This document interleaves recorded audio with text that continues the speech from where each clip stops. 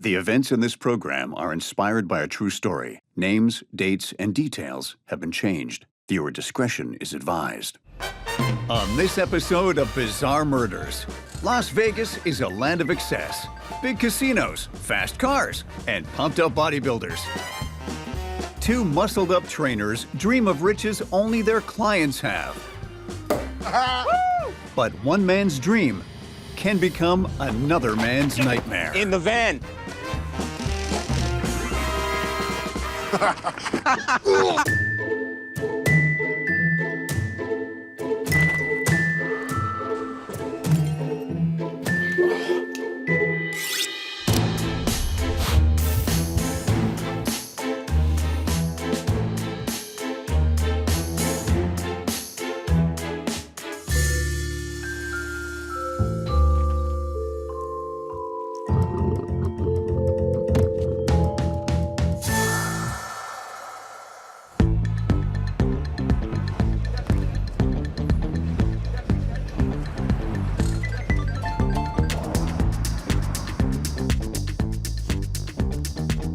Keep going. You got it. Champions train, losers complain. Keep going. Big Guns Gym is where you go for jacked-up trainers and tight spandex shorts. Good work. Good work, man. Good work. That's how we do it here. Biff is Big Gun's #1 trainer. He gets you ripped in no time at all. That was the first set. We got 2 more to go. Butch is Big Gun's #2 trainer and Biff's best bud. Quit, Biff. I'm gonna lose my concentration. Come on, man. I know you're gonna laugh. I know it. I hate it when you do that, Biff. Oh, I'm just all love. I'm just playing with you, brother.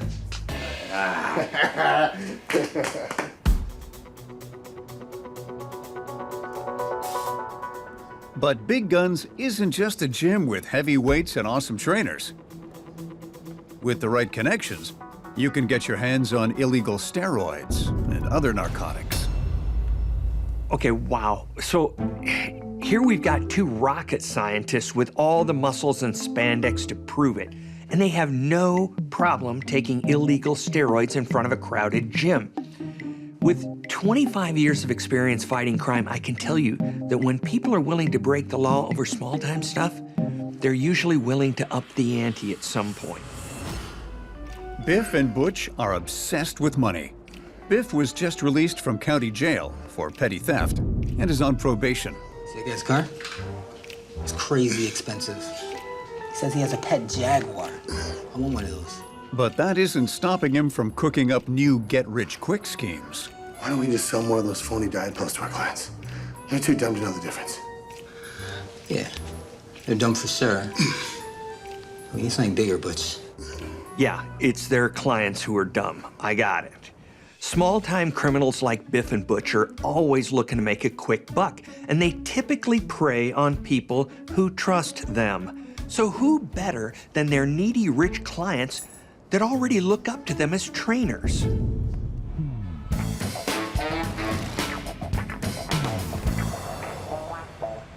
Biff takes on a new client, Jasper, who's made a ton of money developing gambling websites. Keep going, Jasper. Champions train, losers complain. With these new abs, the ladies are gonna be all over me. That's my man, big money. Oh, big money is right. You have no idea how much. How much are we talking? More than you can imagine. Jasper lets Biff in on a little secret. He's made a lot of his money selling illegal spyware that he hawks on the black market.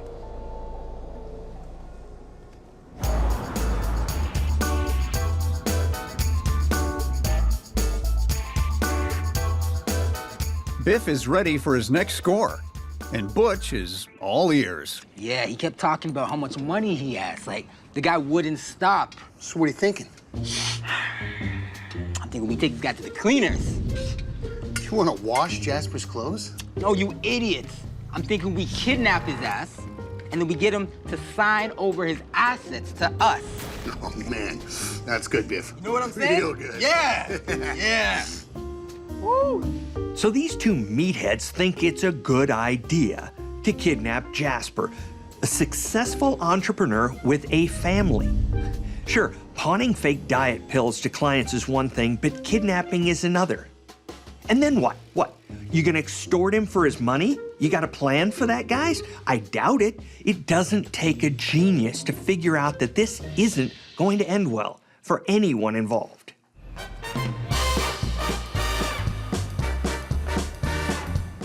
Biff and Butch recruit their friend Lou from the gym to be the muscle in the operation. Got Caesar. Got everything we need. It's gonna be a piece of cake. Oh yeah, you don't talk. Not yes for yes, and no for no. Yes, that's my man. You got this, guys? Yes, boss. Yeah! Woo!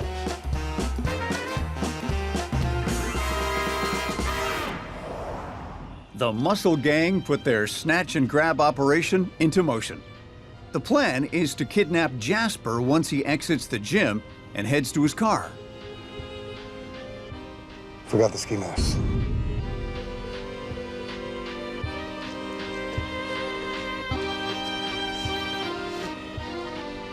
You good, Lou?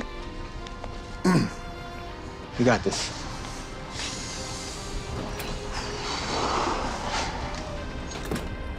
There he is. Get him, Lou. Get in the van. No! Get in the van. Yo, I just tased him. Oh! I'm sorry. Being zapped with 120,000 volts from a taser hurts real bad. Poor Jasper. This is amateur hour with these goons. They are obviously totally out of their element. Butch, we gotta go. I'm trying, but my hands keep shaking because you tased me. I'm sorry I tased you, but we gotta go now. How do they plan to actually get Jasper to release his assets? My guess is that it involves something a lot more ugly and illegal than phony diet pills. Remember, boys, actions have consequences.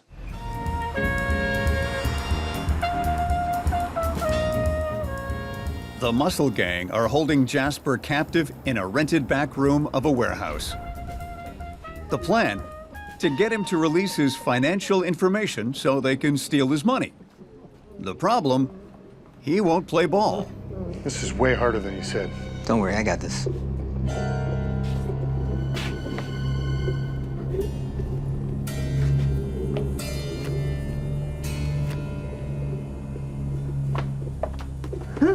You ready to start coughing up the digits to your banking information? No. Okay. We're gonna play a little game called Break Every Single Bone in Your Body. No. Starting with your nose.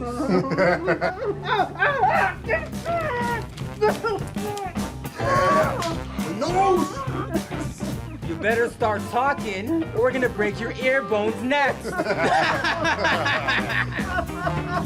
Yes! We can do this all day. You better start talking. Biff is used to motivating people as a personal trainer, but now he's playing at torture, which is something entirely more demented. If you make someone suffer long enough, they'll tell you that Santa Claus is real. Extracting information is a very specialized skill that requires patience, psychology, and intelligent reasoning. Those are all things that these boneheads don't have.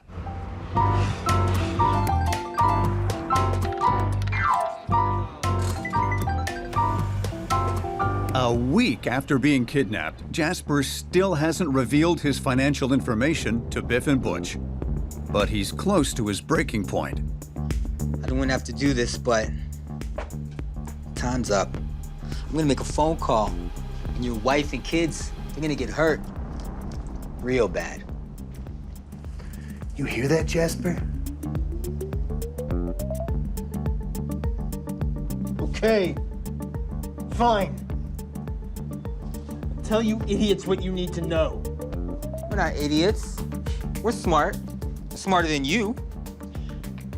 Number 637 2-6. With his family under threat, Jasper finally gives Biff and Butch all the banking information they need to access his accounts. See, I told you we're smart, idiot.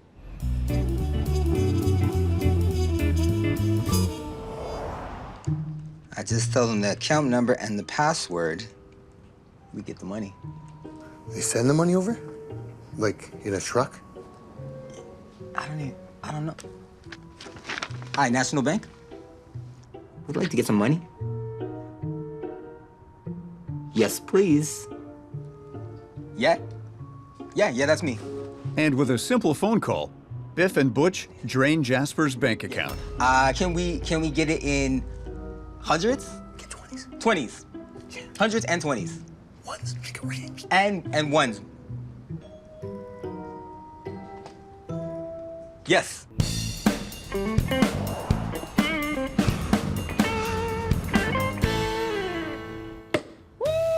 Whoa. Let's do this. Cheers, bro. Yeah. With pockets full of Jasper's money, Biff and Butch party like it's 1999. Woo! Woo! Make that rain. Get out, Biff. Making it rain. Woo! Oh, brother.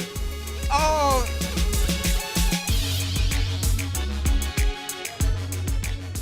While hemorrhaging money all over the place, these morons keep Jasper held captive the whole time. They figure they might need him for more information if the funds don't continue coming in. But all good things must come to an end. I know you're still there. Just wish you'd say something. The gang has kept Jasper alive for 2 weeks, and he's running out of time. He doesn't know what we look like. Yeah, but he knows our voices. He can tell the cops for sure. We got no choice, bro. Biff and Butch inject Jasper's system with enough anabolic steroids to take down an elephant. Nighty-night. Jasper signed over all his assets and is no longer of any use to the big guns gang. The reality is that Jasper is actually a massive liability for them, and if they let him live to tell the tale, he might help the police track them down. Remember what I said about actions and consequences?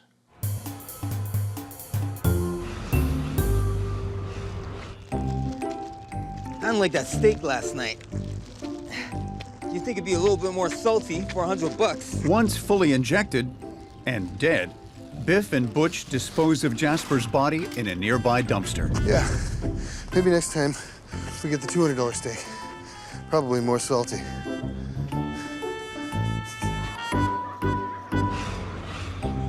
But what Biff and Butch don't count on is Jasper's miraculous resurrection.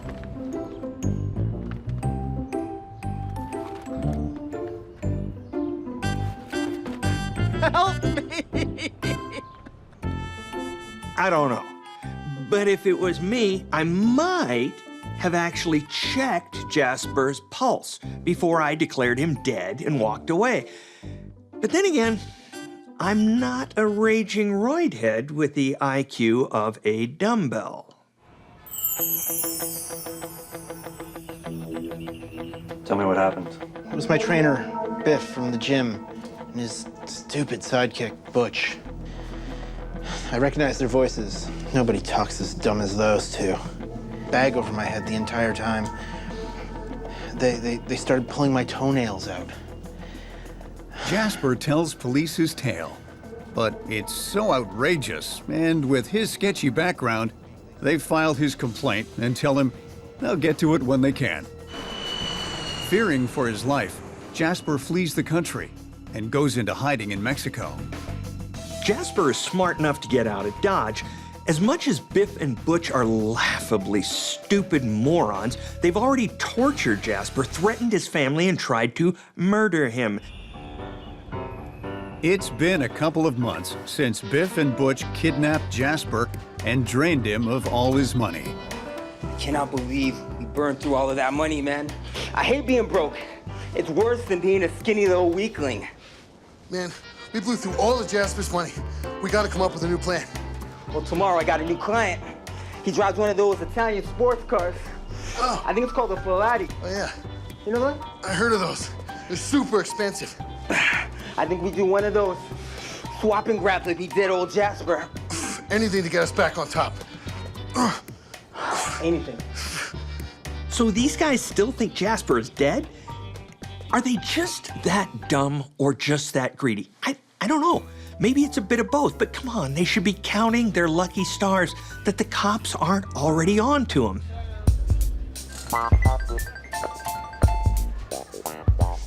Biff's new client, Oliver, was born with a silver spoon in his mouth.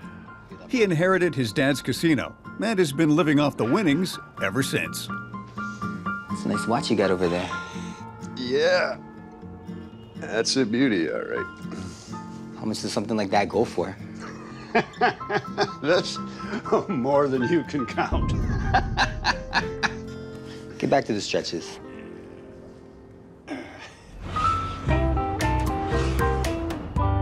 Biff and Butch convince Oliver to come over for a business dinner. They claim to have a line on cheap slot machines for his casinos and want to make a deal. That's the plan. I like you guys as friends. As trainers, there's nobody better. Damn straight. You know it. But I'm not ready to do business with you. I'm sorry. I'm sorry to hear that, Oliver. We're about to do business with you.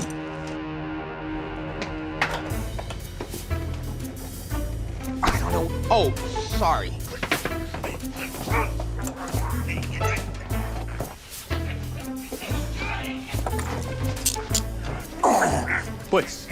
Let's let him go, bitch. Butch, he's had enough.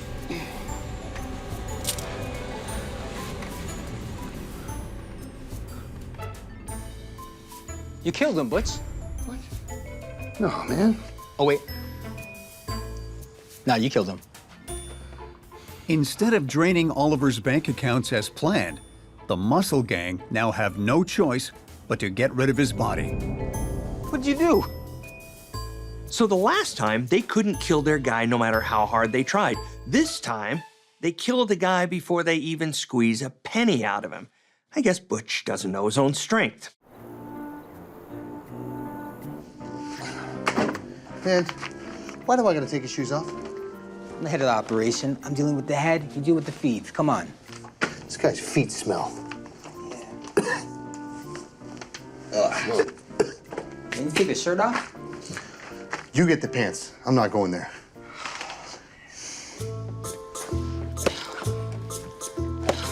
Why are you using a hammer? I don't know. Grab the axe, would you?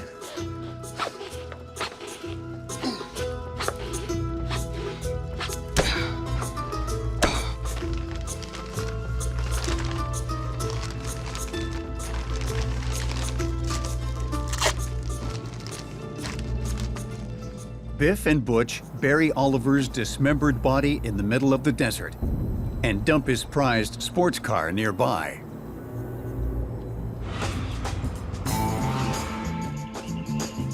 Oliver's housekeeper informs the police that Oliver has been missing for a week, but he left his passport and dog Jackpot at home. He never really leaves his dog Jackpot alone. With no evidence of foul play or a crime having been committed, there's nothing the cops can do. When Oliver's sports car is found abandoned and him nowhere in sight, police officially open a missing persons case into his disappearance. Detective Kern contacts Oliver's neighbor, who claims to have met two big muscle men at Oliver's house the last time he was seen alive. Biff and Butch. Big Guns Jim? Got it. Hey, Biff.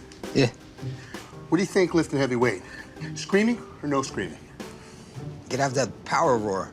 I think it helps, man. Yeah, of course, just like Venom. Biff and Butch's plan is to lay low for a bit and scan the news for anything about Oliver. Once the coast is clear, they'll return to their normal lives. It sucks working out here. Yeah, I know. Still nothing about Oliver, though. Stupid cops have no idea. I told you, man. No brain. Yeah? You're always one step ahead, Biff. I know.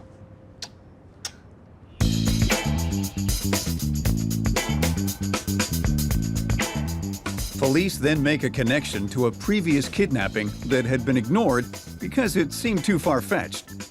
In that case, the person being kidnapped claimed it was by two dumb bodybuilders with the names Biff and Butch. Hello? This is one of those light bulb moments you live for as an investigator. Connecting the dots is what it's all about. So Biff and Butch are now the prime suspects in this case. Maybe the police won't treat Jasper like some whack job and take his story a little more seriously now. Due to the similarities between Oliver's disappearance, who they believe to be at the hands of two bodybuilders, and Jasper's story of being kidnapped by two muscle men, Detective Kern contacts Jasper. You're kidding me. He was your trainer at Big Gun's gym? Yeah, I recognized his voice. His buddy Butch's too. You're sure about that? Positive. No one's as dumb as those two. Unreal. Police identify the same pattern: kidnapping a wealthy man that was Biff's client at Big Gun's gym with the goal of extorting money from him. Based on Jasper's written statement, the police obtain a warrant to search Biff and Butch's apartment. It's a blank piece of paper. Turn it around.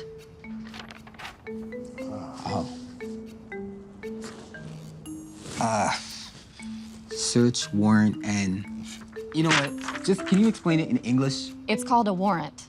Okay. It means I can actually look through your apartment. Well, who gave it to you? A judge. So that means it's legal. Yes, it's legal. So we got no choice. That's what I've been trying to tell you for the last 10 minutes. Okay. Is that new?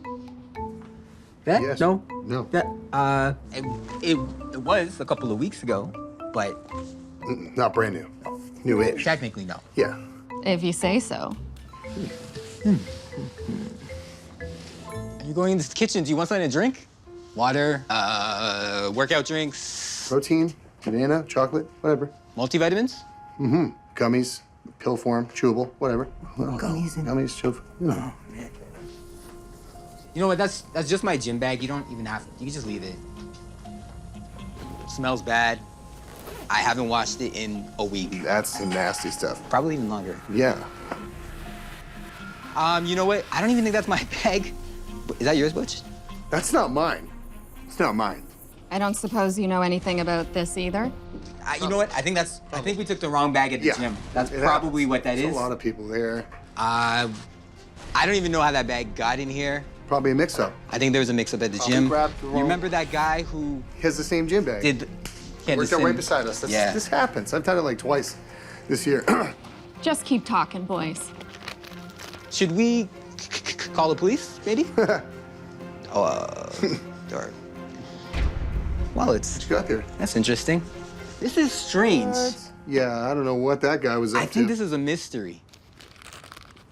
We should call a lawyer. We can do that legally, do right? that. We can call a lawyer.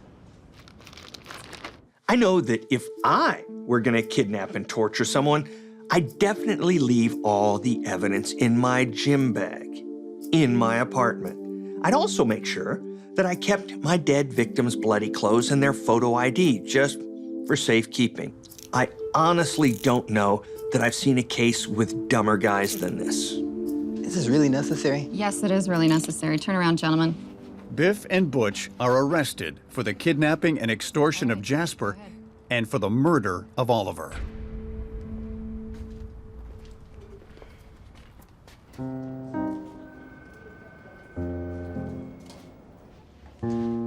So Oliver was your client at Big Gun's gym? No, he wasn't. He was Butch's. So you're saying Oliver was actually Butch's client? You know what? He wasn't either of our clients. Is that your official statement? Biff can't handle the pressure and agrees to give information in exchange for a lighter sentence. You'll find Oliver's body about 20 feet from the Fulati. He buried it really deep. How deep? Deep. Biff tells Detective Kern where to find Oliver's body thinking they won't be able to identify it because he got rid of the fingerprints and teeth. But the authorities are able to ID Oliver's body when they match the serial number on his ab implants with his medical records from the cosmetic surgery. I've seen a body identified dozens of different ways. Everything from DNA to dental records to x-rays of skeletal damage caused by psoriasis. But IDing a body through surgical ab implants to make your six-pack look more ripped? Now that's a good one. Both Biff and Butch are found guilty of murder. Butch is sentenced to life without parole, and Biff gets 45 years. Greed is one of the 7 deadly sins. These goons wanted to get their hands on some cash by any means necessary. If the police had just listened to Jasper when he first told them about his kidnapping, then Oliver would still be alive. I will say, this case definitely makes me feel a little bit better about letting my gym membership slide.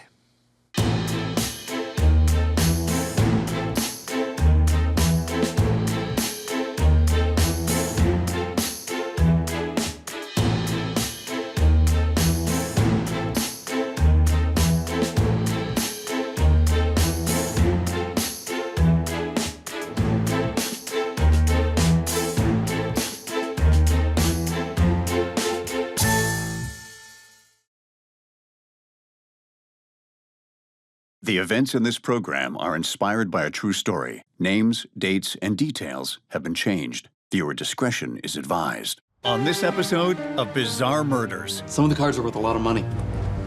Like how much? When 3 young men suddenly leave town, No way. a friend is convinced something is terribly wrong. Gone. Disappeared. But there's no evidence of foul play and no reason for detectives to investigate.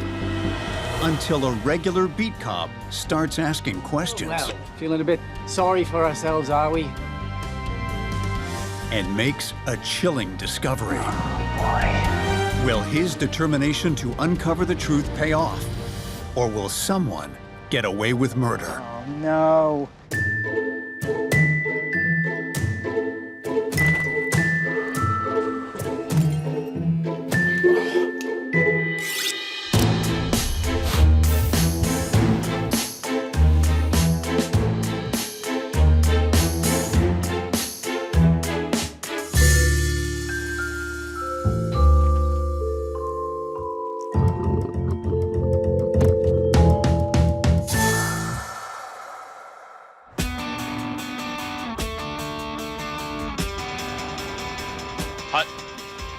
Go on, bro.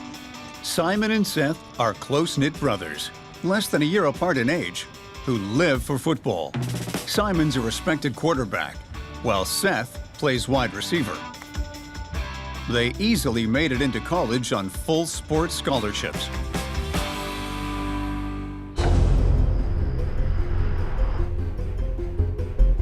The brothers went to the same high school as Aiden, but they came from different social crowds.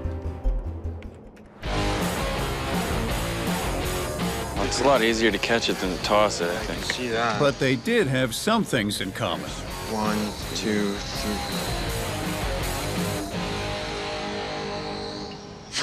Nice. I'd say that's a touchdown. Namely, smoking grass. You smell? Nice. And fantasy card games. You tell anyone about this, and your ass is grass. That's funny, grass. And any of your subhuman compadres mess with me, your pot supply suddenly gets stuck at the border. Harsh talk, dude. Yeah, that's my game, folks. Don't take it so harsh, gentlemen. Consolation prize. Here are your math assignments. Nice. Cheers to that, baby. Sweet. One more, folks? I know what you're thinking. Why would these guys be hanging out together? We all know high school is a pressure cooker full of competing cliques. Come to think of it, it's a lot like law enforcement. But that same environment can produce some surprising friendships. And when you've got something in common, like gaming, brains and brawn can get along just fine.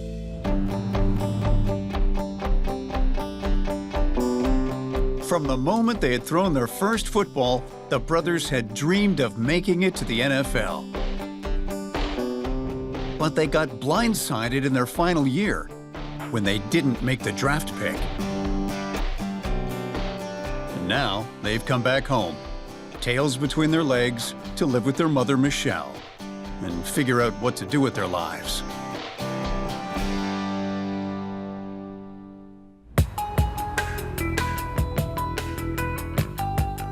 Unlike his jock buddies, Aiden never went to college. He didn't have to. After high school, he got a high-paying job programming an online version of Demon Wrath, his favorite game. It's a far cry from his years as a lonely geek teenager. He's got money, a career, and the respect of the programming community. The only trace of his high school days is a lingering anxiety. But instead of pot, he now relies on designer medication to keep himself level. Can't believe we haven't seen this dude since high school, bro. Wonder if he's still into that awesome fantasy card game. Probably, bro. You know, I hear he's got a stack of money now. Apparently he's some big-time computer guy.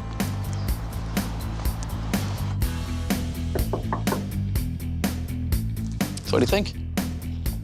This is a really nice place. Thank you. Doing well for yourself, man. Oh, there's something you folks have to see. You remember this? Whoa, dude. Blast from the past. See, bro, I knew it. The cool card game. So you still collect these Demon Wrath cards? Oh, yeah, I've got hundreds now. Some of them worth a lot of money. Like how much? Thousands, my friend. So, ready to slay some demons? Totally. All right. Do you have anything to smoke, though? Are you serious? Nah, I gave that up a while ago.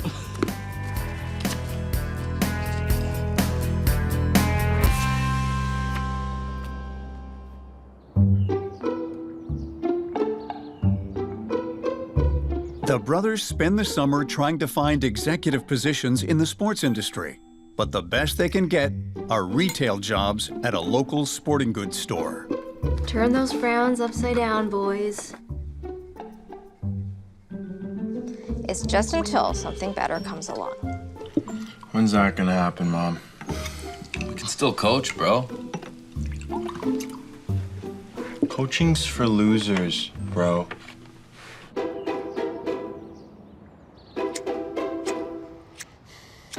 You know, this sucks, bro.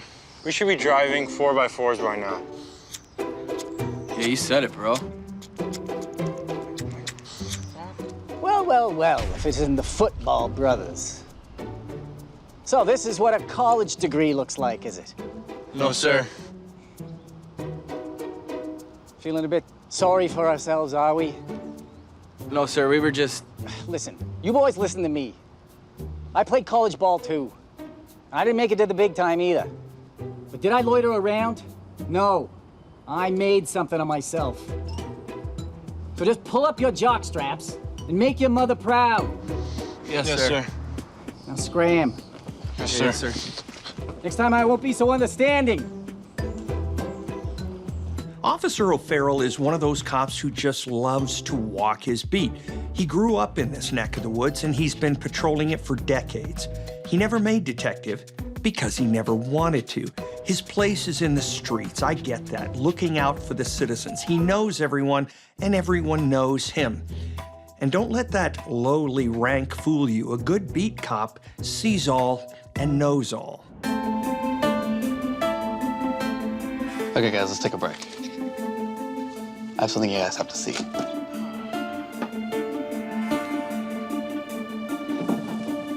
You know what this is?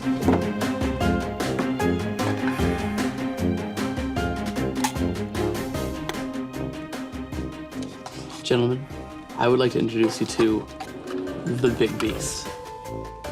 It is the most valuable Demon Wrath card in existence. There are only 5 in the world. Oh, it looks awesome, dude. How much is it worth? $25,000. It's a brave new world, gentlemen. The geek shall inherit the earth. Oh, wait, we already have.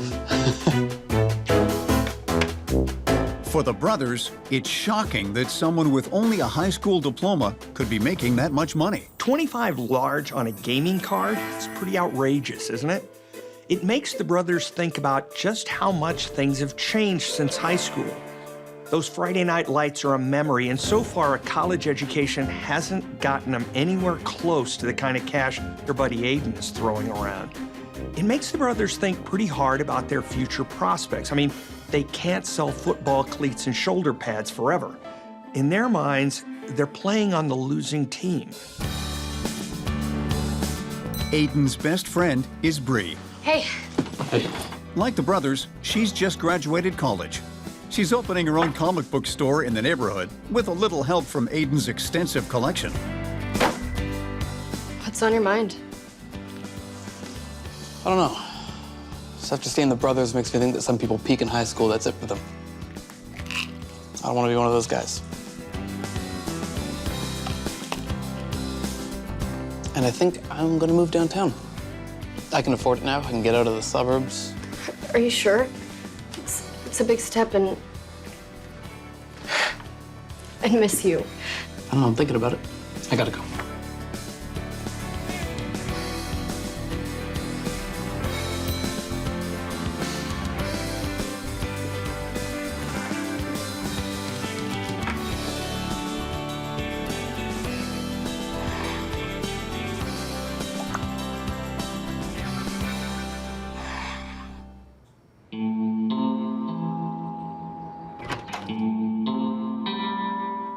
When Bree shows up with Aiden's medication the following day, he isn't home. But the door is open, and it looks like he left in a hurry. What the hell? No way.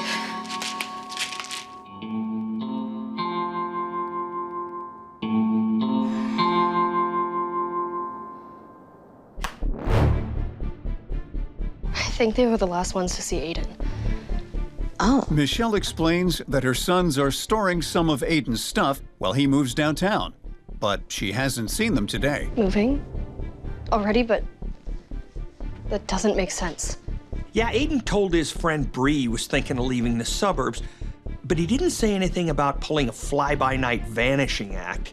And she knows Aiden can't go for very long without his meds. Something is definitely wrong with this picture. Bree knows it, and she's gonna do something about it. When Bree discovers Aiden has abruptly left town with his jock friends, Simon and Seth, she tries to file a missing person report. Officer O'Farrell, I need to talk to you about Aiden. Aiden, how's your whiz kid friend? He's gone. Disappeared. Bree explains about Aiden missing their date. She says he relies on his anxiety medication and he would never just leave town without telling her. It does seem a little odd. I'm sure everything's fine. Those football brothers are probably a bad influence on him. I'll look into it. Now, even if it's unexpected, Aiden taking off is not enough to launch a missing persons investigation. It's strange, but it doesn't look like any crime has been committed. And O'Farrell, he isn't a detective anyway, but he knows Aiden, just like he knows everyone else in the neighborhood, and it seems out of character. He can't technically investigate, but if you've been in law enforcement long enough, you know there are ways to, let's just say, make inquiries without it being exactly official.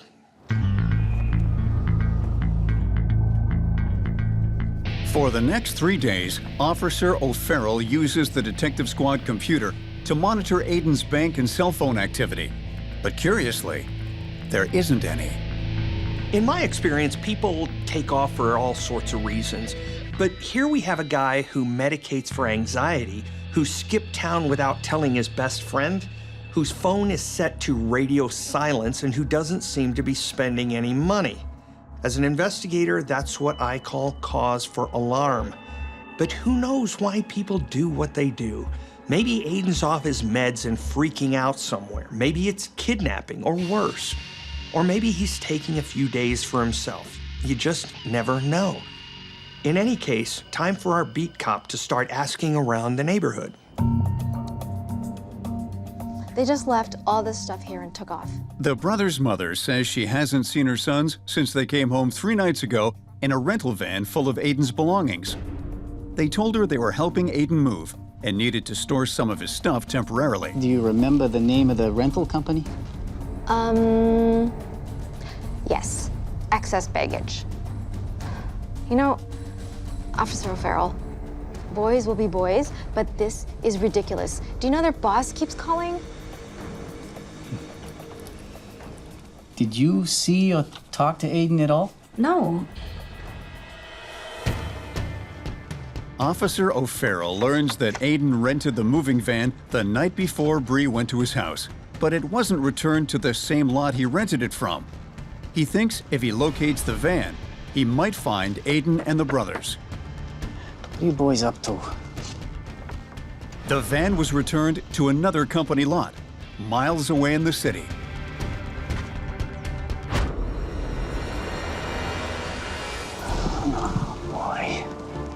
Blood is the last thing Officer O'Farrell was expecting to find. He notifies the detective squad of the blood evidence, and it's sent to the lab for testing. Whenever I'm looking for someone who's gone AWOL, I know the chances are they'll turn up safe and sound eventually because statistically that's what usually happens. But there's nothing like signs of violence to smack down that assumption. For Officer O'Farrell, that van's not just a clue to where the boys might be, it's a possible crime scene.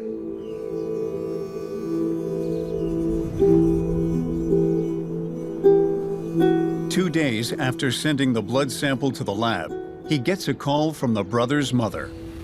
Well, they're here, safe and sound, and in a lot of trouble. Do you know they got fired from their jobs for not showing up this week? So, lads, where you been? The brothers tell Officer O'Farrell that when Aiden decided to ditch the suburbs for the city, he'd asked them to store his precious collections of comics and game cards. Then they drove him to Chicago and dropped him off at an L station downtown. That was the last they'd seen of him. That was 5 days ago. Did you walk back from here? Well, Aiden paid us a lot of money to move his stuff. So we decided to party a bit.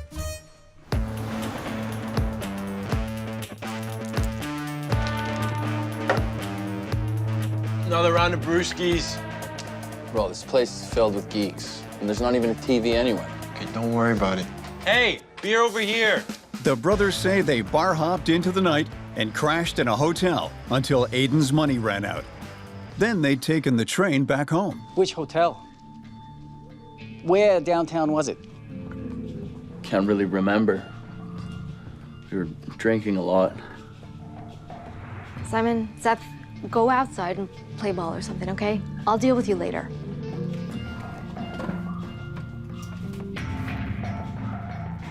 Officer O'Farrell.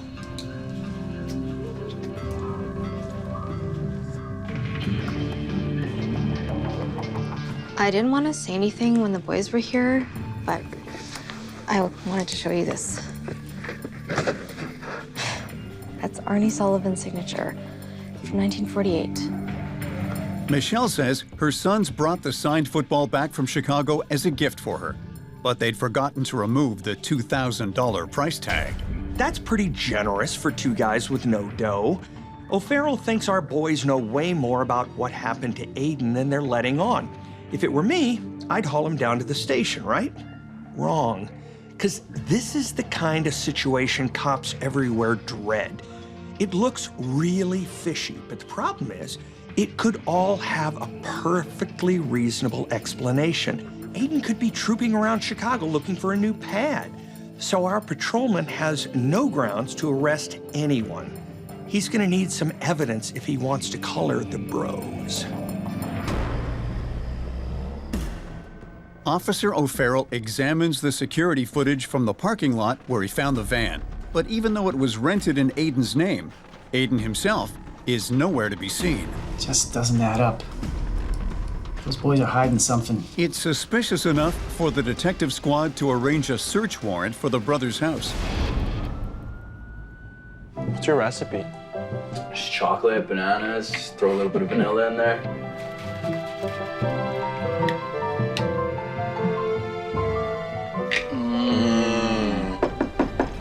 Open up, boys. Come on now.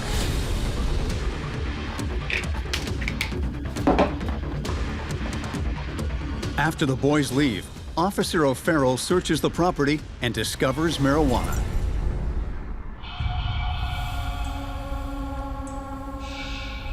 Which gives him an idea.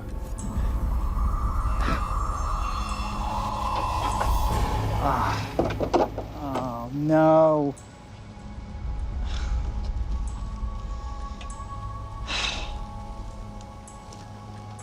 O'Farrell here. Possible 187. Okay, so there's nothing conclusive tying the brothers to Aiden's death. But he didn't get into that dumpster by himself, and they were probably the last people to see him alive. Not to mention, they took off when the cops arrived to search their house. And my guess is that Dumb and Dumber put Aiden in the dumpster because it was the only place they could think of. But it's all circumstantial. O'Farrell needs hard proof the brothers did this, or better yet, a confession, if he can find them.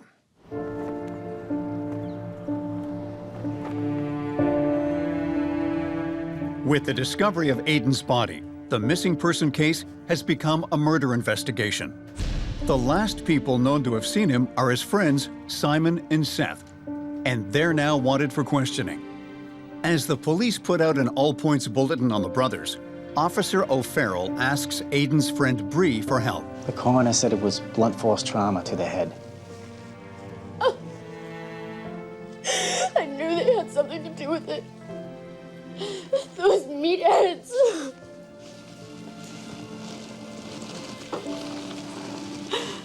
What are these? I found some in the van as well. Some kind of game? A fantasy game.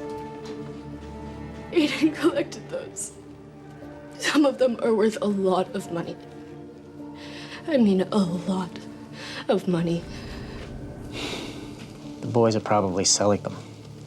Any idea where? Look, in our scene, we do some on-the-side business sometimes. It's not always legit.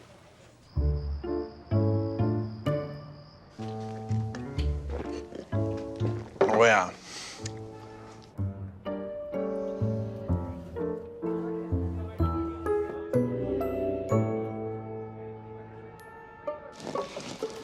There's a lot, too. Hello, boys. End zone, bro.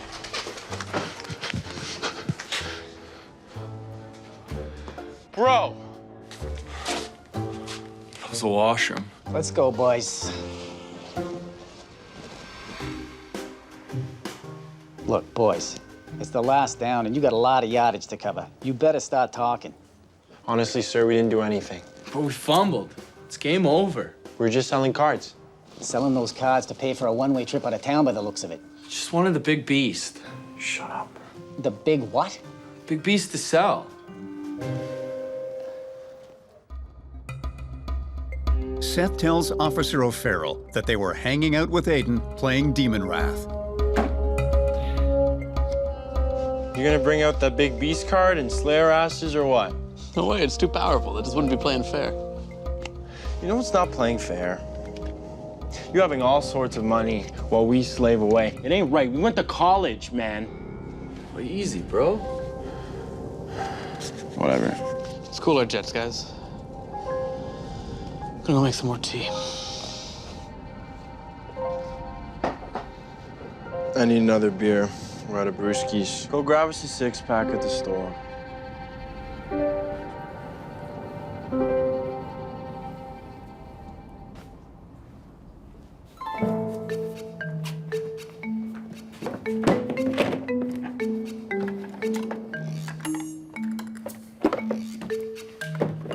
Hey.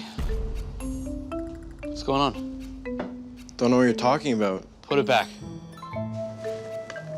You mean this? Put the beast back. Make me. Oh, you must really love the beast, huh? No, give it back! Now, normally, Aiden's a laid-back guy, but he's also a collector, and when it comes to their stuff, collectors are a special kind of protective. That big beast card is Aiden's prized possession, and he ain't gonna let it go without a fight. Too bad you suck at fighting. Give it back, you mouth breather! Give it to me! Please! That's it. I'm gonna call the cops.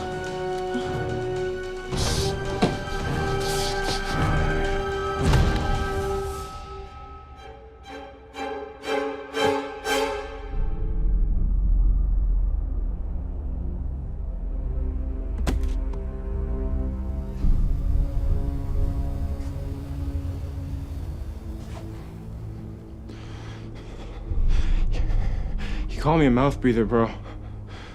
I've seen 100 homicide situations like this one. Simon didn't plan to kill his buddy. He just wanted that card. But there was more to it than what the card was actually worth. It also symbolized everything he thought was unfair about his life. No money, no success, no future. I mean, why should some geek like Aiden have it all, right? Add some booze to that envy and frustration, and you've got a recipe for rage. And when Aiden actually fought back, well, it pushed Simon over the edge.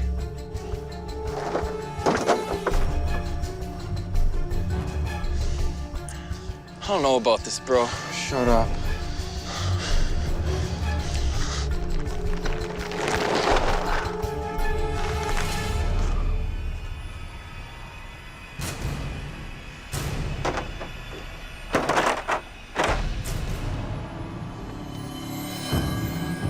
Seth tells Officer O'Farrell that they knew Aiden was thinking about leaving the suburbs.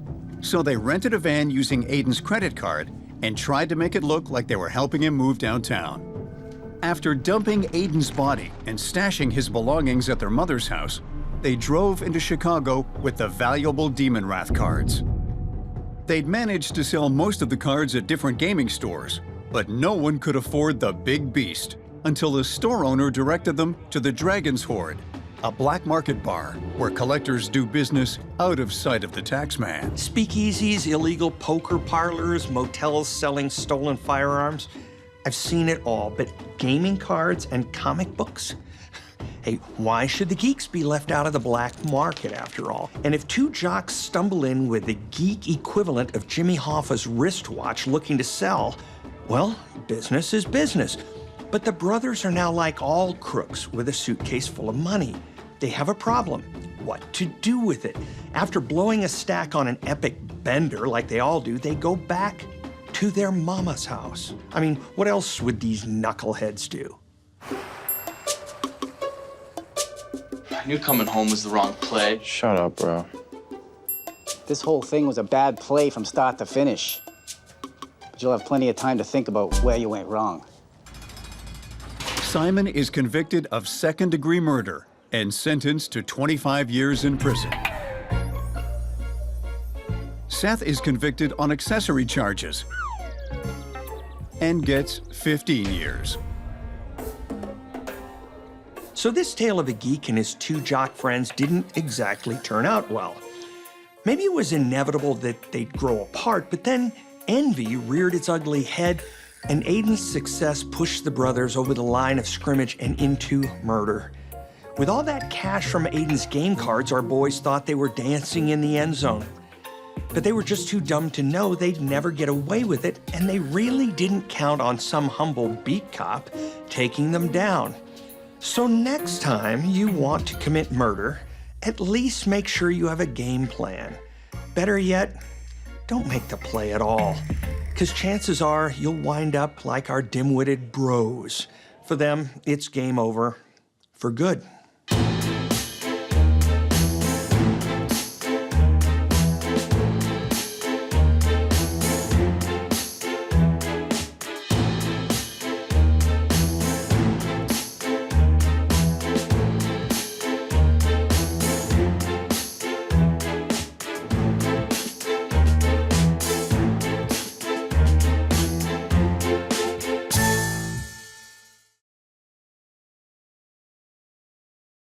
The events in this program are inspired by a true story. Names, dates, and details have been changed. Viewer discretion is advised. On this episode of Bizarre Murders, when a crusty spinster is murdered in her home, detectives have little to go on. Until someone starts to take on the victim's personality. You minding my business? And points the cops. Do you believe in the afterlife? Directly at the killer. I know who killed me.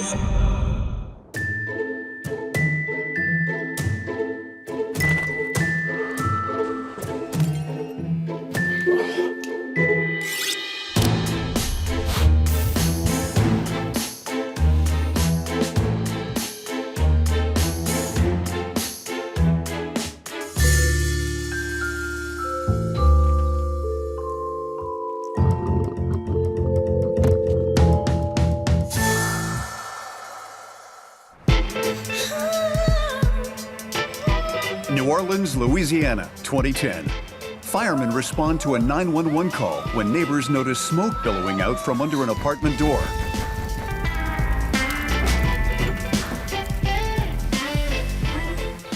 They quickly find the source of the fire, a burning couch. They also make a horrific discovery. The body is identified as 56-year-old Felicia, a nurse at the local retirement home.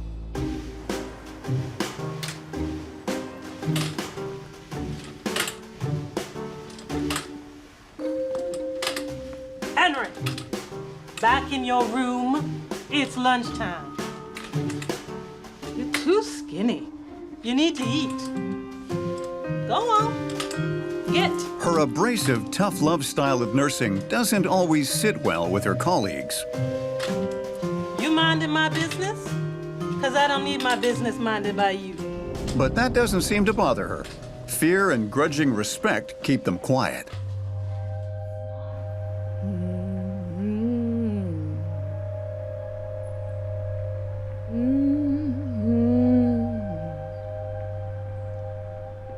Felicia prefers her own company to that of anyone else's and spends most of her breaks by herself.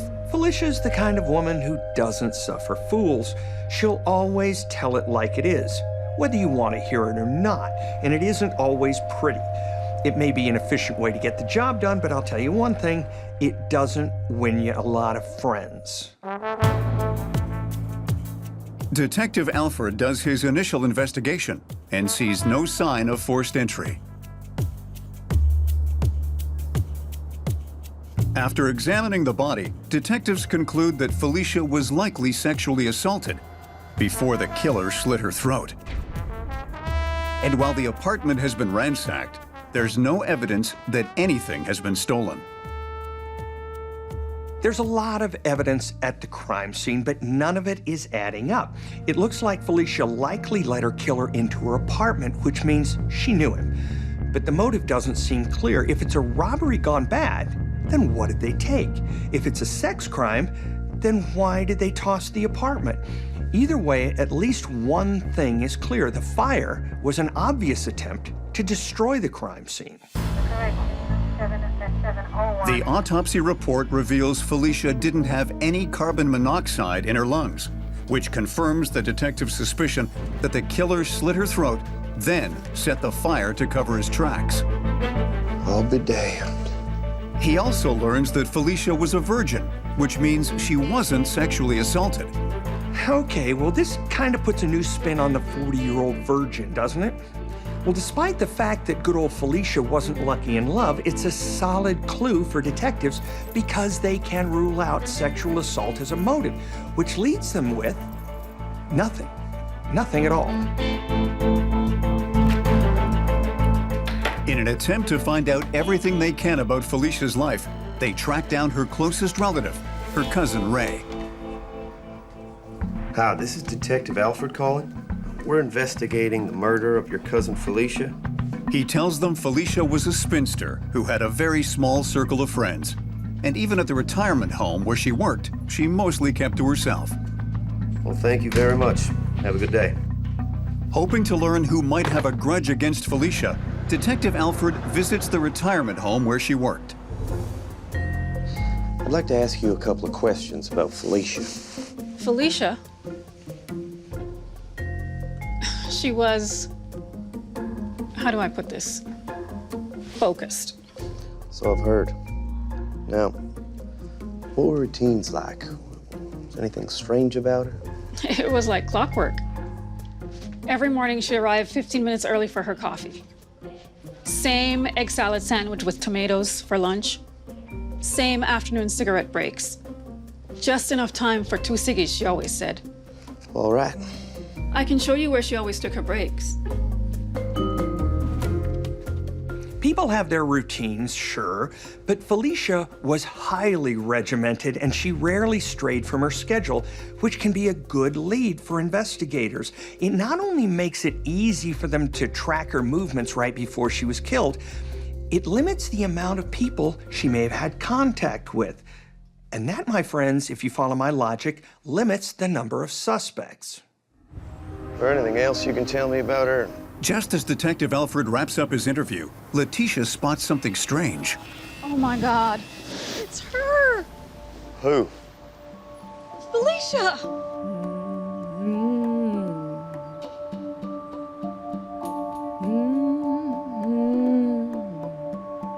It's exactly 2:15. That's when she would always go on break. And that's her damn song. Her what? The song she always hums. Detective Alfred approaches a woman who looks strangely similar to his murder victim. Excuse me? You minding my business? Because I don't need my business minded by you. Not only is she spouting Felicia's catchphrase, she sounds exactly like her. I'm generally not a big believer in people rising from the dead or any of that mystical stuff.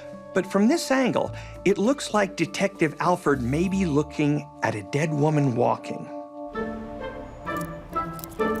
Cheyenne is a nurse who works at the same retirement home as Felicia. And that's where the similarities end. Hey, sugar, how y'all today? Good, thanks. You? If God's in your heart, it's always a good day. Sweetie, I made some pralines for y'all. You better grab some before the next shift comes on. While Felicia is crabby and crusty, Cheyenne is a ray of sunshine. Yum. These are better than the last ones y'all made. I put some extra butter and sugar in there and a little bit of nutmeg and some of my mama's vanilla. She's been happily married for 20 years, enjoys singing in the church choir on Sundays, and doesn't drink anything stronger than sweet tea. And while Cheyenne knows who Felicia is, they work opposite shifts, and their paths rarely cross. Hey, hon, new scrubs? You minding my business? But after Felicia's death, Cheyenne's sunny disposition starts to fade, and her husband notices some strange changes in her appearance. I just thought you'd want something to drink, like perhaps some tea. What you think this is? I was just asking. I ain't got time for this foolishness.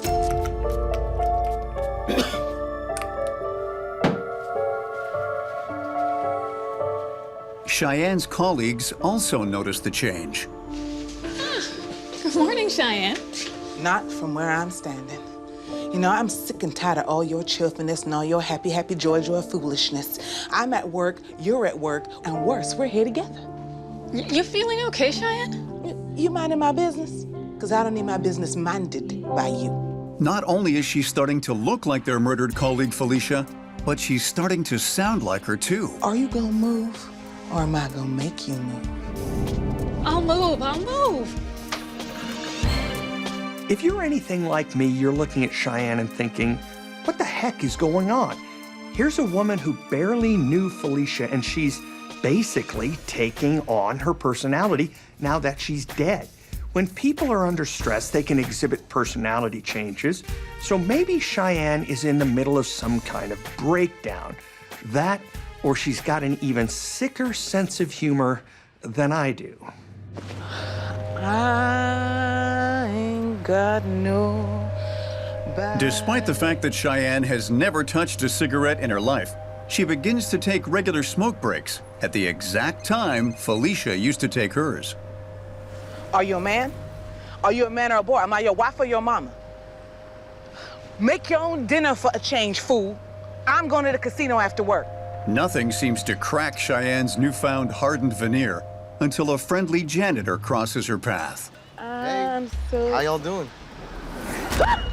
Get away from me. Get away from me. So Cheyenne has gone from someone who's sweet as pralines and adored by all to a full-blown badass who isn't afraid of anyone. But she's suddenly terrified of a janitor who offers a friendly hello?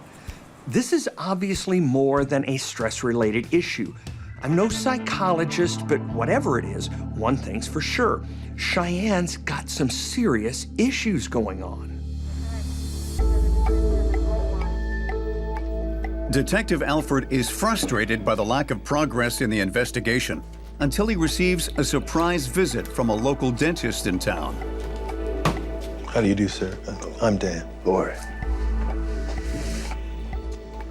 I wanted to talk to you about the murder of my wife's co-worker, Felicia.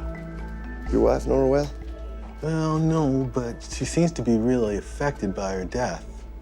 I think she might have some information. Oh, really? But before I go any further, can I ask you something?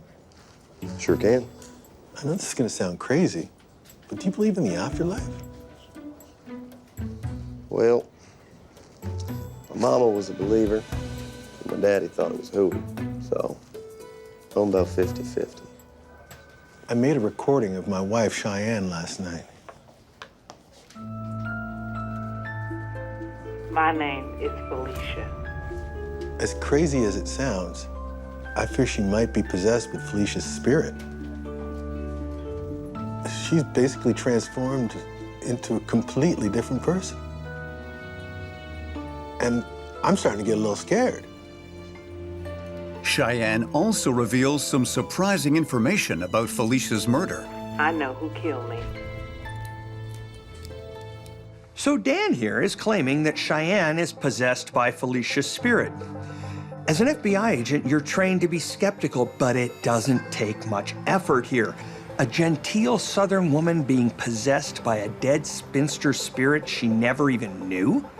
Okay, tell me another one. 2 weeks after Felicia is murdered in cold blood, a frightened and anxious Cheyenne has taken a leave of absence from work, claiming she's sick. Get away from me. Stop it. Stop, what are you doing?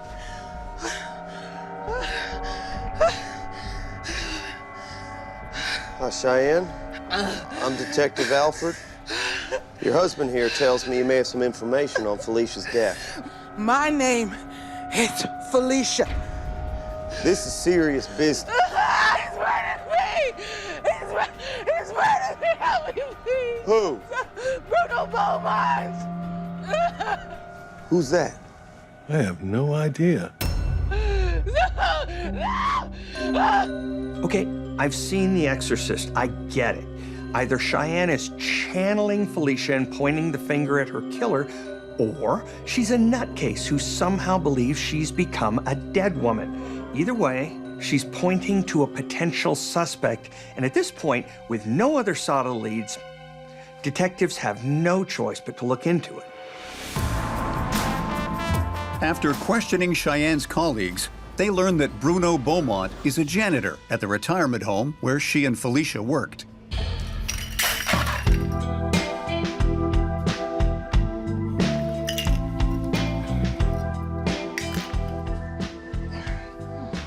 Here you go, Tish. Thanks, Bruno. You're the best. He's known by all his co-workers as a gentle soul who's always ready to lend a helping hand. So it's at the dog track. Oh, amazing. You got to go. You have to go. So I had one dog. Bruno is one of the rare people Felicia tolerated. It was a real long shot. Starting bet was $1,000. And my Greyhound won. I just got me $3,000 that day. Oh, I haven't been to the races in ages. What? Makes me want to go. You should go. It was too much fun. But as far as anyone knew, they didn't associate outside of work. Hand, please.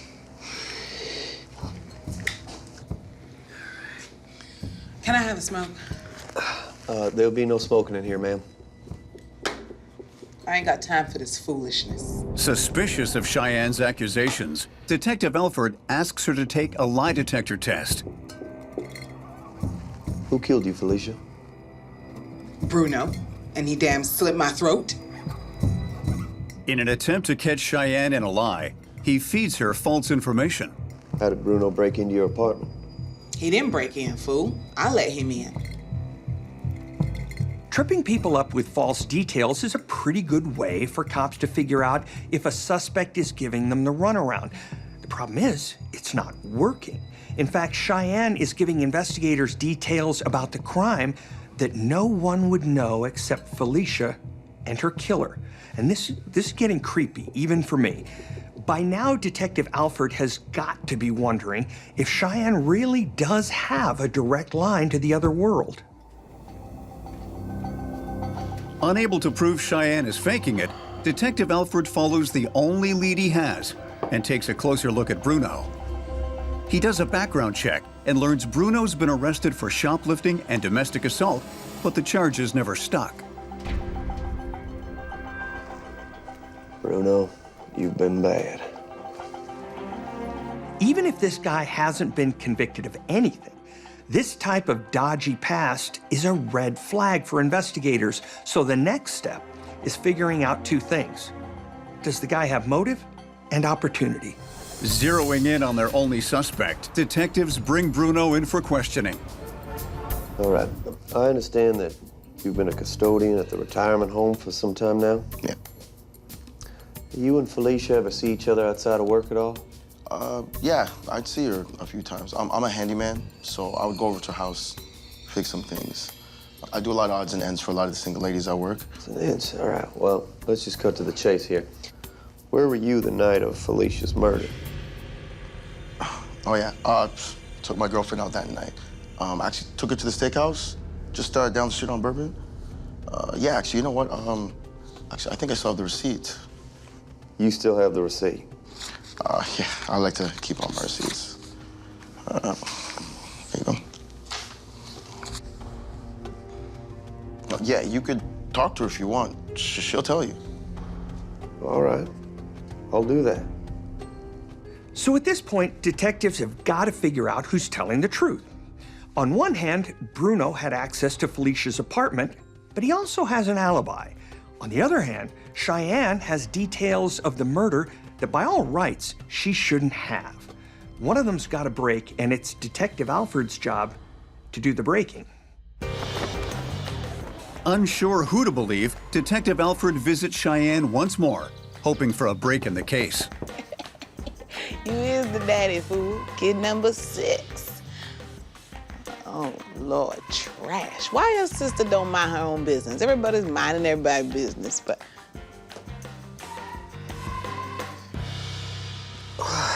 Well, Cheyenne. Why the hell you keep calling me Cheyenne? My name is Felicia. All right. Is there anything more you can tell me about that night, Felicia? Well, he stole my watch. That was my watch. That was my mama's watch, her mama before that. And he took it.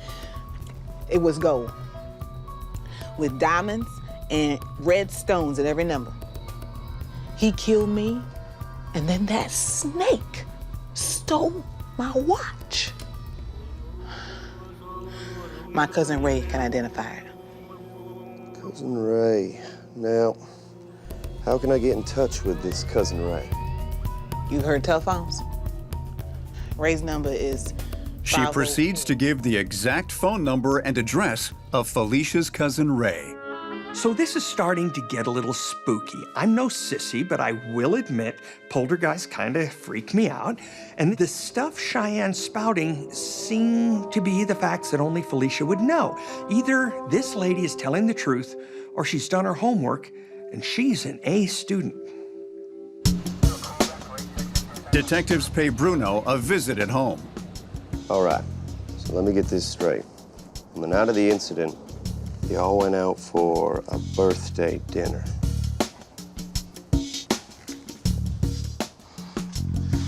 See, I told you. His girlfriend reconfirms their dinner date on the night Felicia was killed. But before Detective Alford leaves, he notices something that turns the case on its head. Where'd you get that? Let me see that. Yeah, I kind of got that for her when we when we went out, just to kind of commemorate the occasion. You know, she likes her jewelry. You know, great night out for dinner. Yeah. That's Felicia's watch. Where'd y'all get it? I bought it at a pawn shop. Got a receipt for that? I threw it away. I thought you always kept them. I thought you were the receipt guy. Okay, so let's recap. Stick with me on this one. Over here, we've got a guy with priors who may have just given his girlfriend a dead woman's watch. And over here, we have a semi-lucid psychic who's spouting details about a murder she had nothing to do with. This is probably where the saying, between a rock and a hard place, was born. Looking to uncover the truth about the violent death of Felicia, Detective Alfred asks her cousin Ray to identify Felicia's watch. Ray sends Detective Alfred an email that seals the deal. Nice try, Bruno. Nice try. Detective Alfred has caught Bruno in a bold-faced lie. So here's where cops go in for the kill. I love this part. This never gets old. Police up the ante and call Bruno down to the station. Thanks for coming down again. Really do appreciate it. Now, before we begin, is there anything you'd like to get off your chest? One last chance? No. How about we get some fingerprints then? I ain't got nothing to do with this, man. Well, then you all got nothing to worry about now, do you?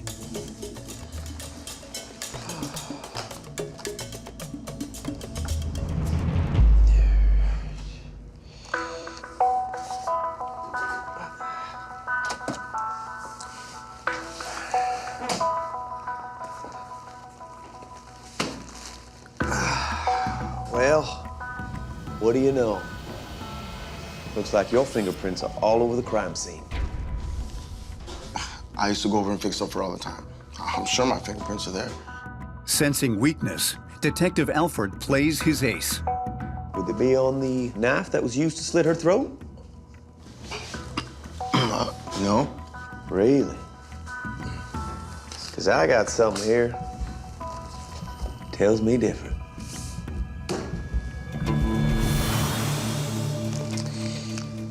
Does this sound familiar, Bruno? Why would Bruno want to kill you? Because he had a gambling debt, and I refused to lend him money. Who's that?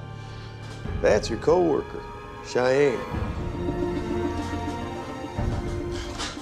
How would she know that? Is there something you want to tell me? All she had to do was give me the money. That's all she had to do. It looks like hearing Felicia's voice talking from the grave shocked Bruno into giving himself up. I'd never believe it myself if I didn't see it for myself. In fact, I still don't believe it. Oh, yeah. I'll pay up. No problem, man. No problem. Having gone into debt betting all his money on dog racing, Bruno's finally out of cash. And his bookie comes calling. What, he wanted tonight? Oh, I don't know, man. No. Don't hurt her. Don't hurt her.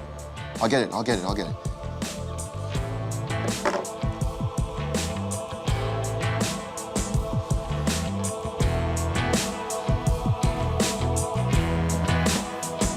Bruno admits that the night of the murder, he shows up unexpectedly at Felicia's house.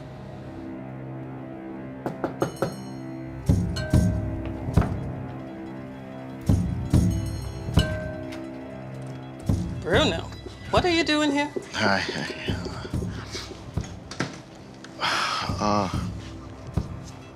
I need a favor. Okay. Bruno tells Felicia he's in a bind. He owes his bookie a wad of cash, and he has to pay up. These people are bad people. I need anything that you can give me. I ain't got no money for you. I've seen rolls of cash tucked in every drawer of your house. That's for my retirement. I can't lend you any money. We've been friends since. I need money. You can't give me anything? You can shout out on me all you want. You're not getting any money from me. When Bruno's pleading doesn't work, he threatens Felicia. You need to go.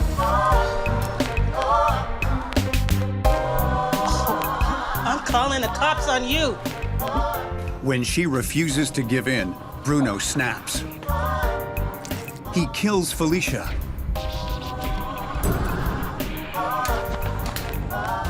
Then robs her. And attempts to cover up the crime. Money is the most common motive for murder, and stupid criminals in desperate situations usually have zero impulse control, which means they wind up making mistakes and getting caught. Bruno didn't go there to kill Felicia, but when she refused to help him, he lost it. So instead of having to deal with his bookie, Bruno's got to deal with a bunch of cops that can put him away for good. These losers will never learn. Bruno is found guilty of murder and sentenced to life in prison. As soon as he's behind bars, the spirit of Felicia stops haunting Cheyenne and starts haunting Bruno. No! No! No! No! No! Even if you don't believe in all this hocus-pocus stuff, the clues given by this so-called possessed woman led cops to the killer. So in my mind, we're left with two explanations. She either outsmarted the cops and solved the murder herself, but was too scared to point the finger at her colleague, or she really was possessed by the spirit of the victim who used her as a medium to speak from beyond the grave. Look, you don't have to tell me it's cray-cray like my kids say. Either way you look at it, justice was served. It might just make me a believer.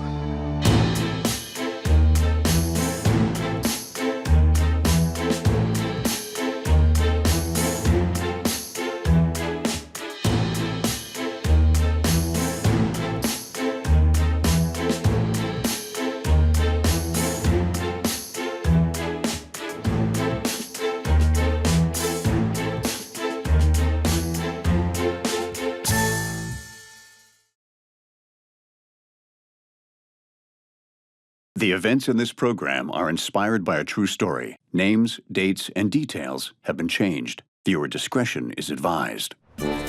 On this episode of Bizarre Murders, in a sleepy German town, a love triangle turns nasty. No! Stefan!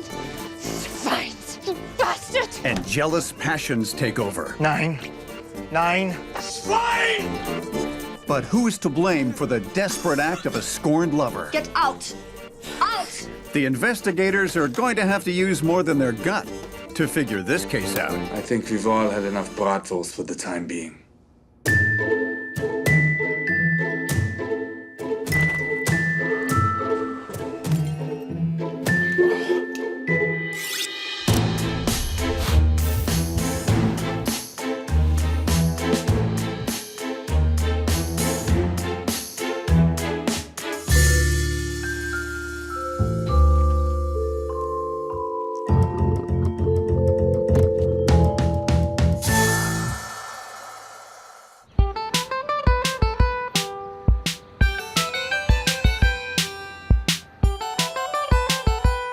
Luke and Ingrid got married straight out of high school.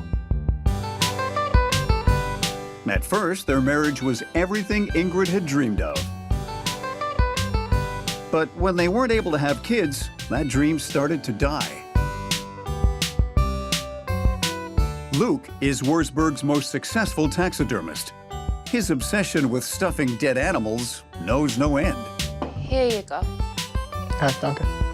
Ingrid becomes increasingly restless and resentful of being Luke's caretaker.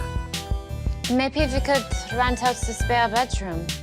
You know, to make some extra money. Yeah.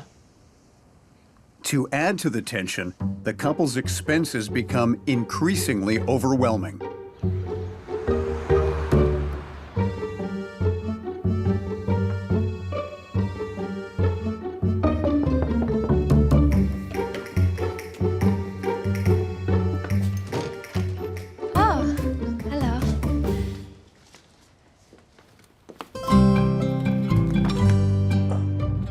I'm Stefan. It's a pleasure to meet you. I'm Luke. Ingrid. Pleasure to meet you, Ingrid.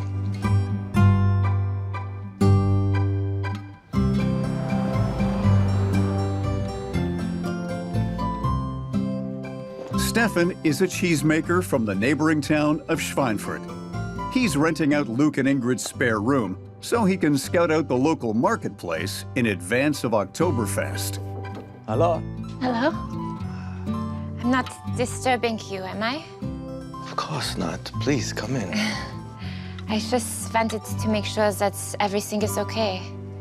Leticia, yeah.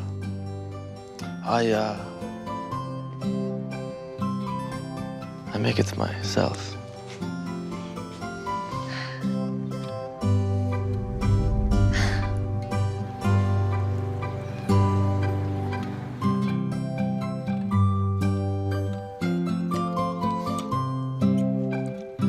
Luke's fixation with his dead animals keeps him at his shop 24/7, leaving Ingrid alone in the apartment with Stefan.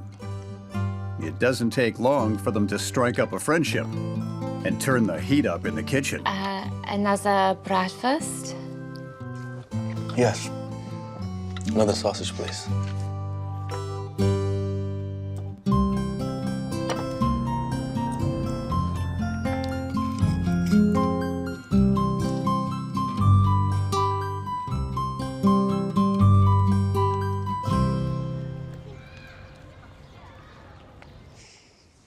I want you, Stefan. I want to put mustard all over you and eat you up. Stefan is 10 years younger than Ingrid and makes her feel young and sexy all over again. Luke? Kiss me, Stefan. In all my years at the FBI, I never saw any cases where a bored housewife looking for excitement led to any problems. Never at all. I'm kidding, of course. There was actually one case at the FBI where it led to a quadruple homicide involving the eating of a human corpse. Let's hope it doesn't come to that. I mean, I hate those cases. With Luke burning the midnight oil every night, Ingrid and Stefan's affair kicks into high gear, turning the apartment into a bona fide sex den. Do you like stick them? I love it.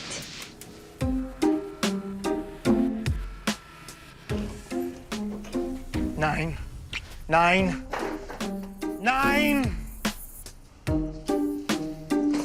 Swine!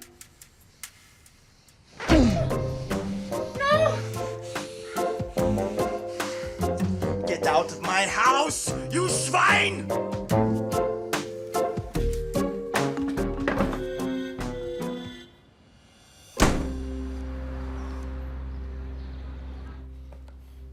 Stefan moves out the next day, and Luke and Ingrid try to put the pieces of their marriage back together.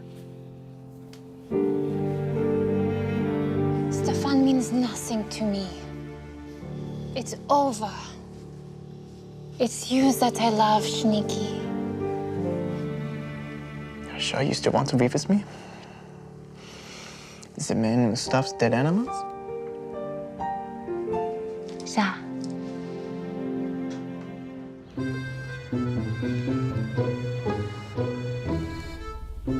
With a new apartment in town, Stefan settles into life in Würzburg, and the two lovers continue their illicit affair. This time, far away from Luke's prying eyes. I get it. Being bad gives you a rush. Is that how it goes? The problem is that you've got to keep that rush going. And in my experience, that usually leads to escalating the situation and creating even more danger. It's never a good idea. I'm so sorry.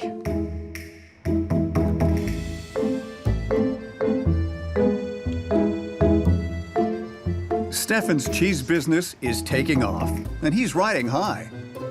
Life gets even better when he meets Hannah, the most young and attractive bratwurst maker the world has ever seen. Guten Tag. Hello. Bratwurst. Cheers. Anna. Stefan. Stefan and Hannah hit it off from the get-go, and within no time at all, start a whirlwind romance.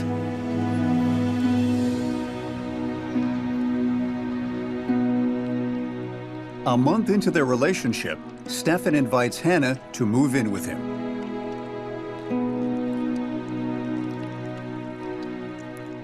My little schnitzel. Little?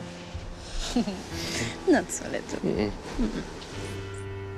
But Stefan hasn't yet told his new lover about Ingrid. That is, until he's forced to. Whatever happened to having just one girlfriend and being pretty damn happy with that? Stefan's got a real Mick Jagger thing going on with all these irons in the fire. I get it. The ladies like him and all, but something tells me this ain't gonna end well. Achtung, Stefan, Achtung. You Hurensohn! Stefan! Schweins!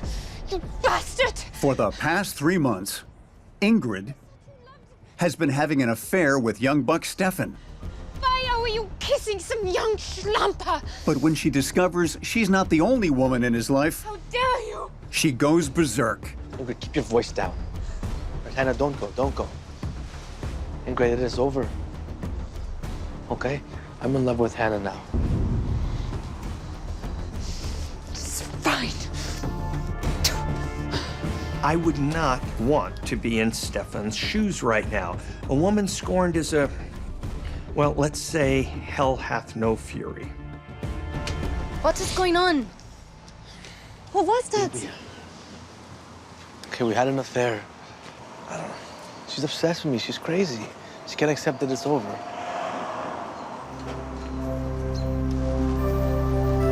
Forgive me, please. I can't live without you. I promise things are over with Ingrid. You swear?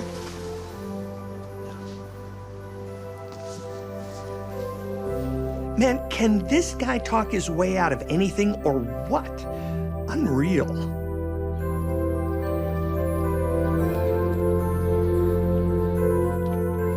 So how's the magazine, sweetie? It is enjoying the dishes. It is my pleasure, my love. Stefan works tirelessly to earn back Hannah's trust. And before long, their relationship is back on track.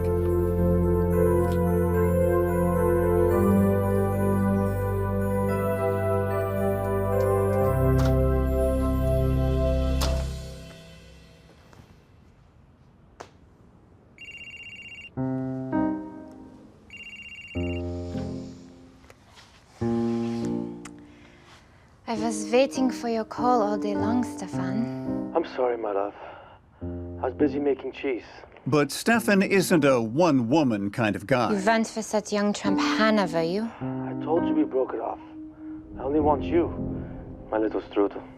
And keeps his affair with Ingrid I want you too. well and alive. Can I come over? No. I'll come to you and kiss you all over. I cannot wait, my sexy sausage. This Stefan is a real piece of work, a total dog. He's trying to have his cake and eat it too, but it looks like this cake might bite back, and it won't be a sweet and delicious kind of bite either. You're following my cake metaphor, right?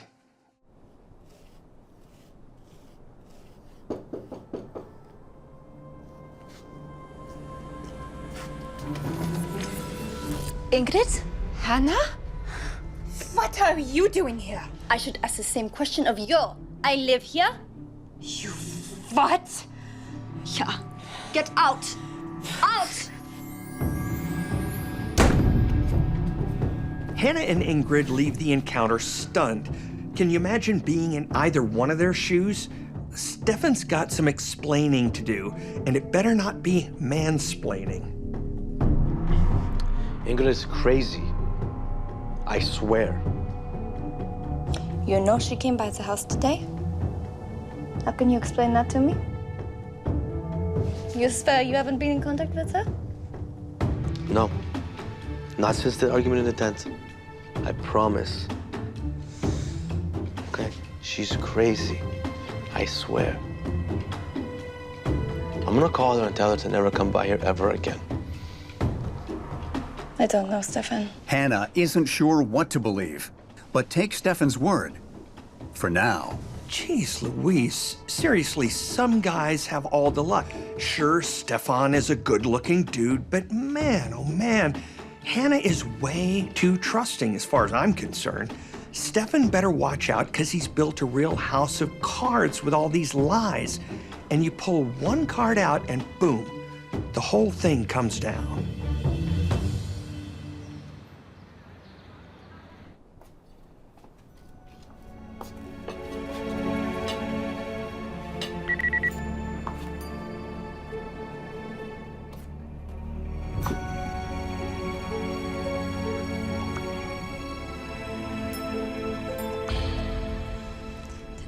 Fine, I hate him. Enraged, Hannah decides to take matters into her own hands. Hello? Stefan, you dead. Ingrid, you lying bitch. Stay away from my man.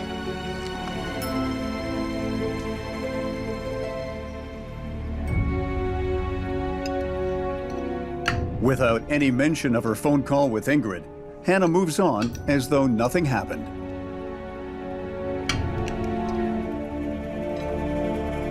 How did a batch of Limburger turn out? Stinkier than the last batch. How was the breakfast? Delicious as always, my love. A little spicy, too.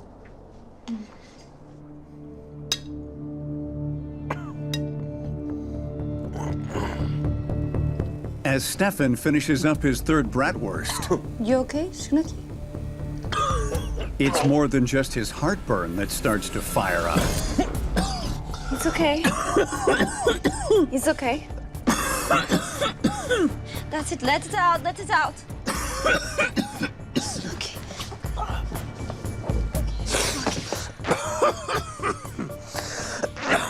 It's okay. Breathe. Hello? Police? My boyfriend has become violently ill. I can't feel my legs and my arms. Help me. Help me. And I can't see. I can't see. Hans! Hans!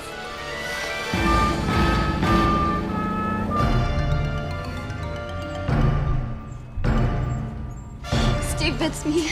Steve, it's me. Stefan? At the hospital, the medical team tries desperately to bring Stefan back to life. No. But it's all in vain. Stefan!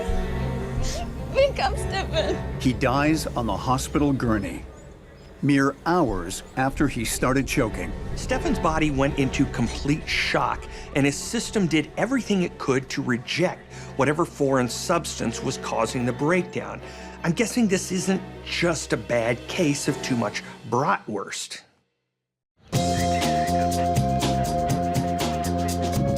Due to the strange nature of his death, an autopsy is performed on Stefan's body, and the toxicology report reveals the presence of a substance called oleander, found in the bratwurst. Is that so? Oleander.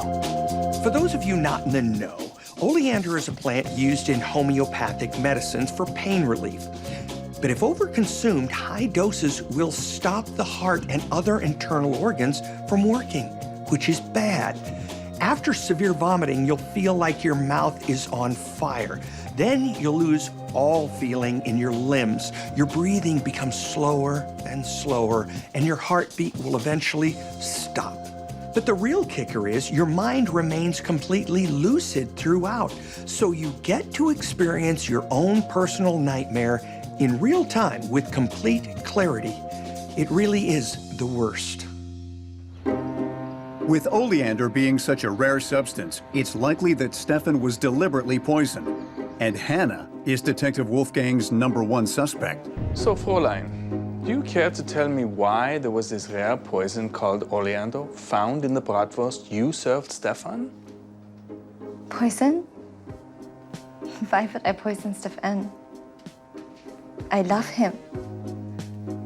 We were going to spend the rest of our lives together. I'm curious to know, how did the poison get into the sausage? I don't know. You should ask that crazy lady Ingrid. Ingrid? She was a taxidermist's wife. They were having an affair. She was obsessed with him. Und where does this Ingrid live? I don't know. But I can give you her phone number. This was Stefan's phone. You can see the text message. Du sagst es nicht. So you've got the new girlfriend who's learned that her boyfriend was cheating on her with his ex. The boyfriend ends up dead at the hands of a sausage served to him by his new girlfriend, who claims she would never hurt him.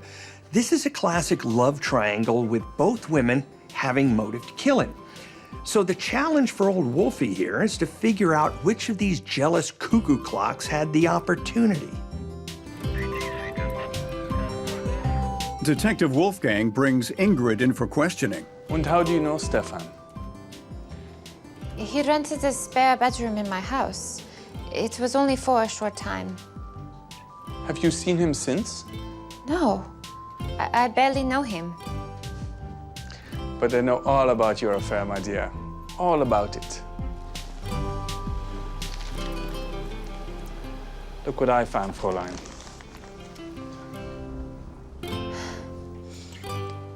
Yes, okay, we were lovers, but I would never hurt him.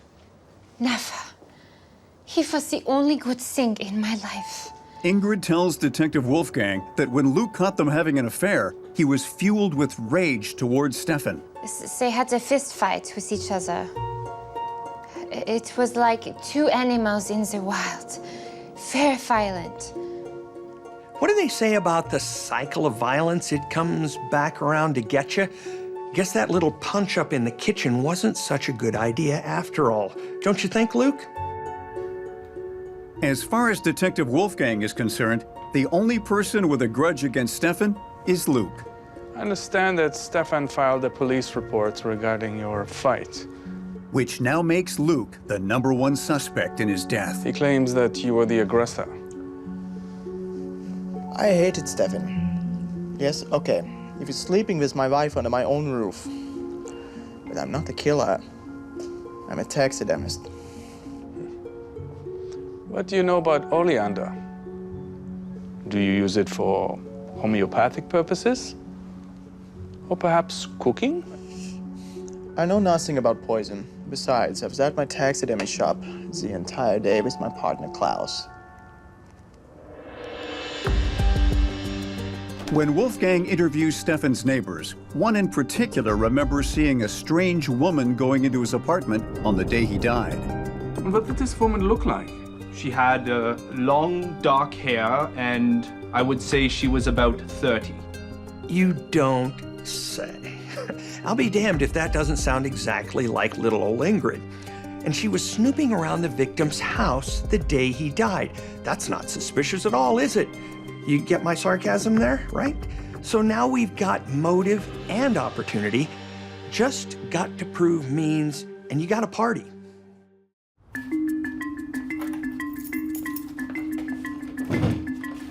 Oh. Detective Wolfgang is able to obtain a search warrant. Standard search warrant. Based on the neighbor's information. Going somewhere? 9. May I see your purse? I'm only asking to be polite.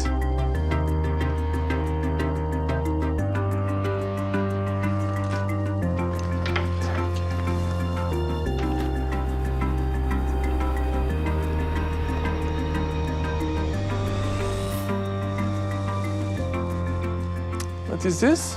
It is herbs that my doctor gave me for the pain in my neck. Do you mind? I don't think so, Fräulein. You'll have to use a more traditional pain medication for the time being.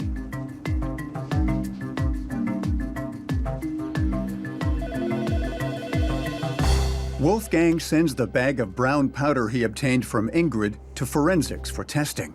Oleander, are you sure? 99.9%. Dankeschön.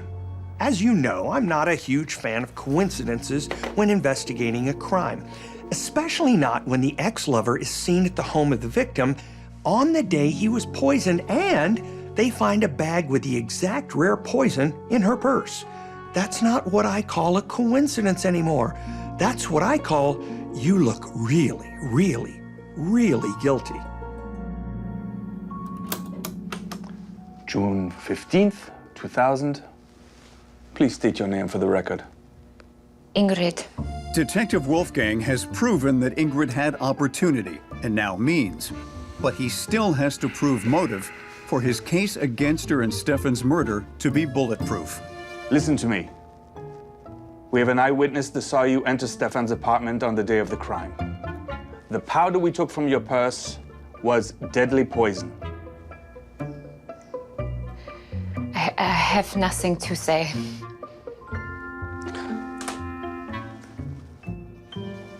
I have tickets to the opera tonight.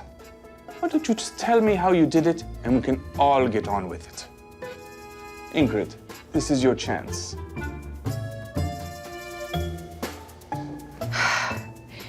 Okay, Mr. Detective. I will tell you.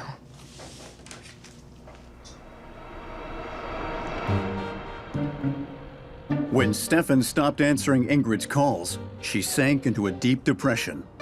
She couldn't imagine her life without Stefan and refused to accept that anyone else could have him if she couldn't. Guten Tag. What brings you in today? I need something for the pain in my neck. Something for the pain. Let me just check. She went to a homeopathic doctor on the pretense of needing a pain reliever. Oh yes, oleander. Excellent for the pain, but is known to be deadly in high doses. Oh. Be very careful with it. Then she let herself into Stefan's apartment and put her plan into motion. Ingrid switched Stefan's bratwurst for the one she made at home with a special ingredient. Enough oleander to kill him. Oleander is bitter, so if you were to mix it in with something bland like a piece of bread, you'd know it right away. But some spicy bratwurst, now we're talking. Ingrid, I'm placing you under the arrest for the murder of Stefan.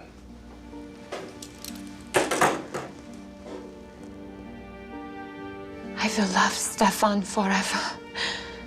He is my spicy bratwurst. I think we've all had enough bratwurst for the time being. Ingrid is charged with first-degree murder and sentenced to life in prison. You could say that Stefan had it coming with all the womanizing, but that doesn't mean he deserved to be poisoned to death. In the end, Ingrid was a lonely, bored housewife who let her jealous passion overcome her, and Stefan was the one who paid the price.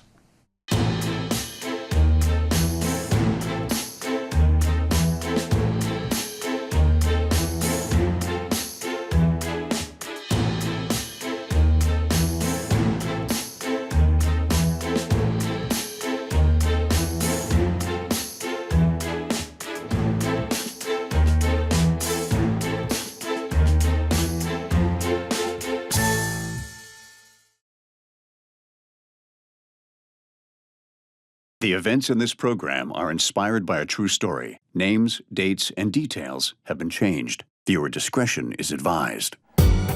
On this episode of Bizarre Murders, life in Liberty, Texas is as quiet as it gets. I'd like my favorite, a piece of cherry pie, if you would. Come right up. Until a series of murders begins with human and mannequin victims. What the heck? Can police catch the killer before he strikes again? Or will the bodies pile up faster than a sneeze through a screen door? Damn, this town's going to hell in a handcart.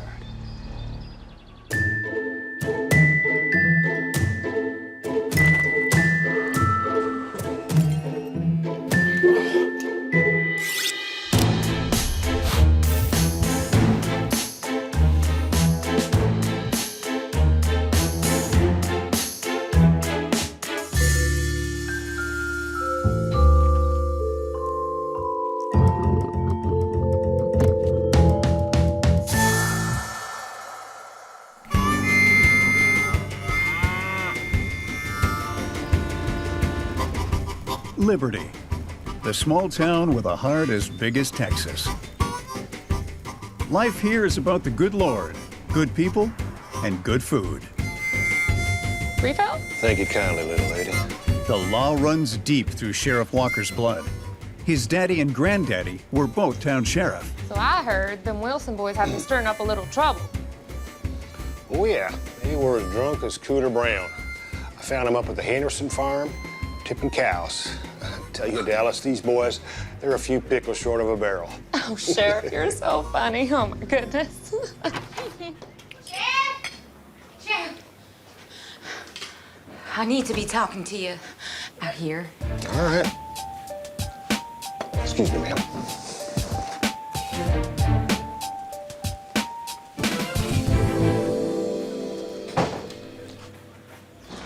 So I'm crossing the road, right? And I look across the street, and I see something right there. You see?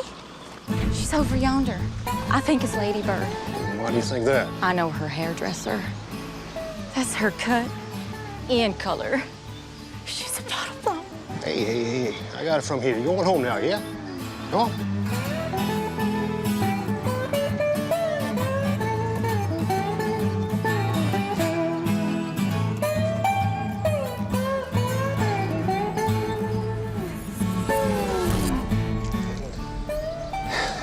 Look that nuttier than a squirrel's turd.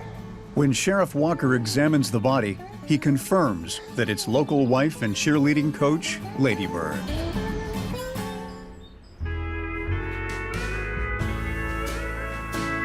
Happy Texas Independence Day, y'all!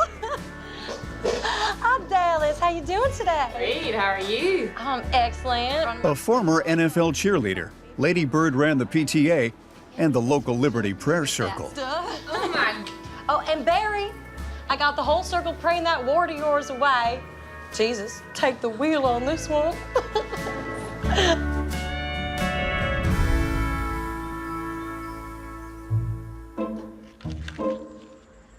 The bruising on Lady Bird's forehead indicates she was bludgeoned to death. The body is still warm, suggesting that Lady Bird was killed within the last couple of hours. Sheriff Walker checks for physical evidence at the scene, discovering fingerprints on Lady Bird's ankle. Gotta say, if I were going to bludgeon someone, I'd wear gloves. The fact that this killer didn't tells me this happened in the heat of the moment without much planning. Just more proof that we're looking for someone with major anger issues who could snap at any moment. You know, they say there's a monster in the heart of every man. In my case, it's the Cookie Monster. Oh, ain't this just an ugly old thing? Who could have done that to my lady? Sheriff Walker brings Lady Bird's husband, Buck, down to the station to answer a few questions. Buck, I'm gonna have to ask you where you was this morning. God, I can't believe you'd think that I did this to my wife. It just makes me madder than a wet hen. Whenever a woman's a victim of foul play, we're gonna look straight at her husband or boyfriend. Why? Because in most cases, they did it. So guys, if we don't like being the automatic prime suspects, we, as a group, need to stop killing the women in our lives. If you can just tell me where you was, I'd much appreciate it. I could get you out of here and back to grieving Lady. I started work at the ranch at 6 in the morning, and I was there till you called. Can anybody prove it? Everyone. I was in the field in full view of the entire place. Sheriff Walker calls Buck's employer, confirming that he was, in fact, working in the field that whole morning. He was here till you called him away, Sheriff. Oh, yeah, Well, nice talking with you, bud. Same here. Yeah, well, we gotta get out duck hunting sometime soon. Been a dogs yet. Love to, Sheriff. See ya.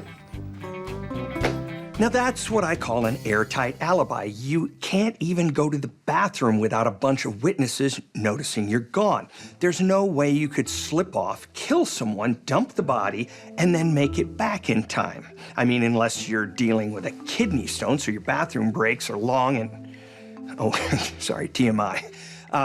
Sorry, getting old is hard. Anyway, I think Buck's eliminated as a suspect. Sheriff Walker hangs his hopes on finding a match for the fingerprints found on Lady Bird's body. Walker. Before the results can come in, though, Sheriff Walker gets a shocking report. Another body has been found. Well, ain't that just a big pile of horse manure? This town has gone from never having a murder to having 2 in a matter of days. That tells me law enforcement has a serious problem on their hands. Or everyone here is living in a small town horror movie. Don't turn off the lights. When Sheriff Walker starts to examine the crime scene, he realizes this latest victim isn't human. It's a mannequin. What the heck?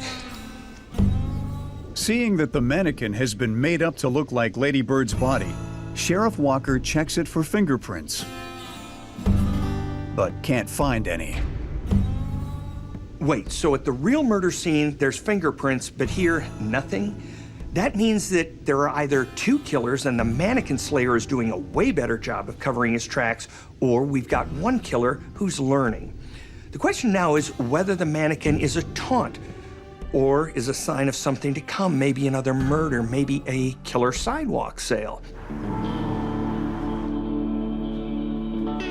I was the one who found her, you know. News travels fast in Liberty, and soon everyone knows all the details of Lady Bird's murder and the mannequins. It was awful. My best friend. Don't go fixing to lie to us, Miss Clementine. We all know you couldn't stand Lady Bird. She won more jelly competitions than you can shake a stick at. And would you win? First place loser? That's all. Sorry about that. I just hate how she's turning this tragedy into the Clementine show. I understand, Dallas. But between you and me, I don't like it either. But I don't think pointing fingers and laying blame is going to help us solve this thing. Any leads on who killed Lady Bird and that big doll yet? No, ma'am. Don't you worry your pretty little head about it. I think with all the evidence that I've collected so far, we should have this thing solved pretty soon. Meanwhile, I'd like my favorite, a piece of cherry pie, if you would. Coming right up.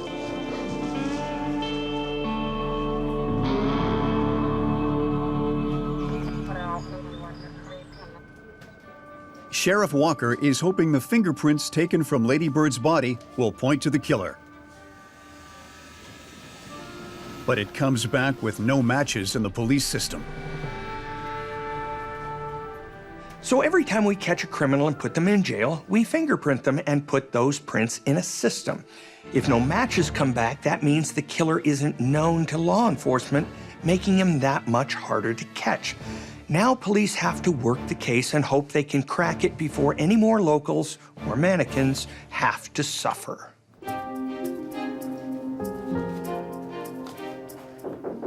Come in. Hey, Wade, thanks for coming down. No problem, Sheriff. In a desperate need for information, Sheriff Walker turns to the man who sees and hears everything. Liberty's mailman, Wade.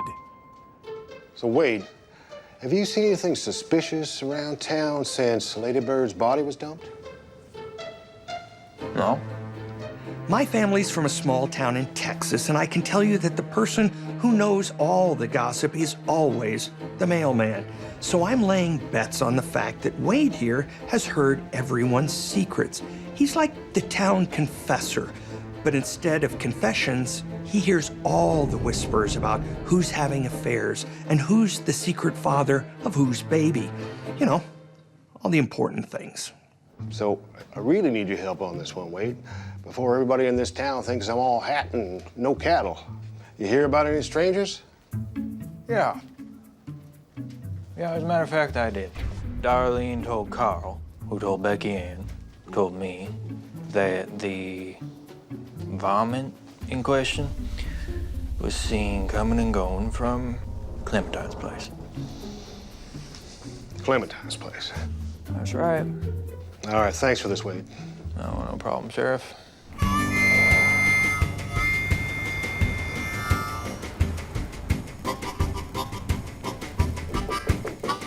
Come in.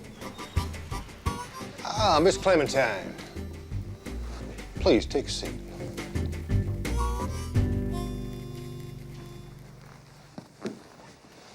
Good to see you. Now, look, I don't want to get up in your business, Clementine, but I've heard some stories that vomit staying in your place. You better be talking about a possum, Sheriff. Because I know you ain't referring to someone staying with me as no varmint. Well, I gotta confess, I am. Just to set the record straight, my cousin came down from New York City, and he left 2 days before Lady Bird was killed. So he ain't no varmint, just a Yankee. All right. When you're living in a small town and you know everyone in it, I get wanting the murderer to be a stranger. But in most cases, victims are murdered by people they know. So it's time to stop looking outward and to start thinking about who in town could be a real corn-fed killer.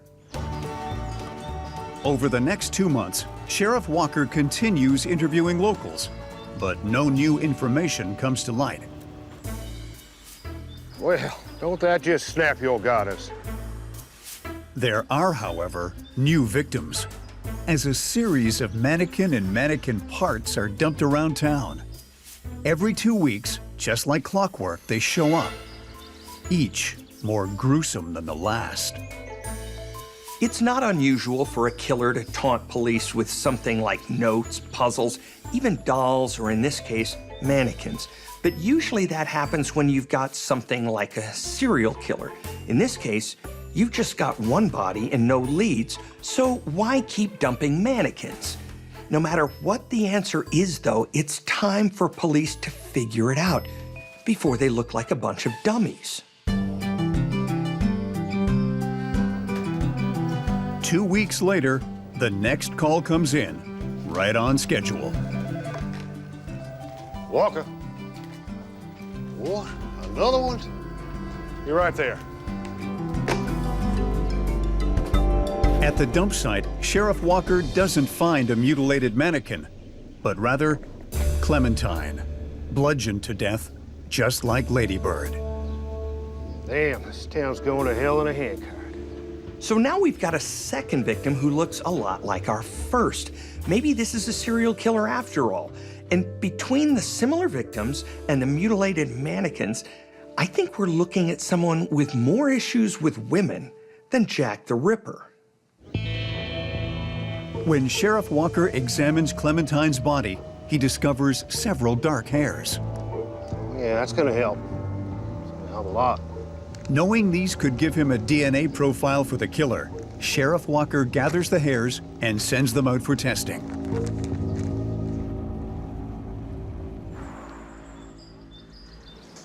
Yeah, I don't think my Nana would like to join a Grannies and Guns group, but I'll ask. With another dead body and no suspects in sight, locals start focusing on protecting themselves. Some people get guns, while others go for more unconventional methods. Dallas, your hair. Yeah, Clementine and Lady Bird were both blondes, so I figured better safe than sorry. All right.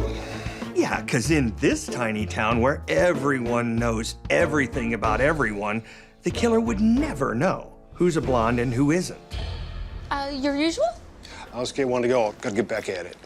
With panic sweeping the town, Sheriff Walker knows Liberty will be torn apart if he doesn't solve this case soon. He theorizes that whoever's been dumping the mannequins is most likely Lady Bird and Clementine's killer. If he can trace where the mannequins come from, then he thinks he might just catch the killer red-handed. I don't know what's going wrong with this town. It's a reasonable idea. The killings are the product of a sick mind. The mannequin mutilations are also the product of a sick mind. In a small town, how likely is it that you'd have two sick minds pop up at the exact same time? Remember, it's Liberty, Texas, not Hollywood.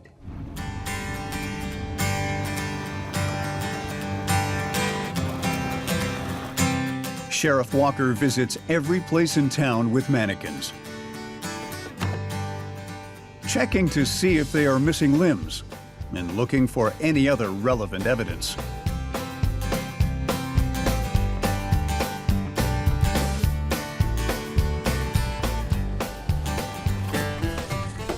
Look at that. Okay, that looks a lot like the paint on the mannequin limbs. I wonder why. Maybe, just maybe, because that is that paint. You know, I don't want to be the old man here, but in my day, we'd paint the town red, not the mannequins. You want to talk to me about this, Winter? Never seen it before. Boy, you're more slippery than an eel right now. Sheriff Walker hauls Winter, Liberty's sole goth, down to the station for questioning. All right, Winter. You want to tell me about that paint now? No, I do not. A loner, Winter can't wait to graduate high school and leave town to follow his dream of becoming a funeral makeup artist. Listen, boy, you'd be getting uppity with me if I were you.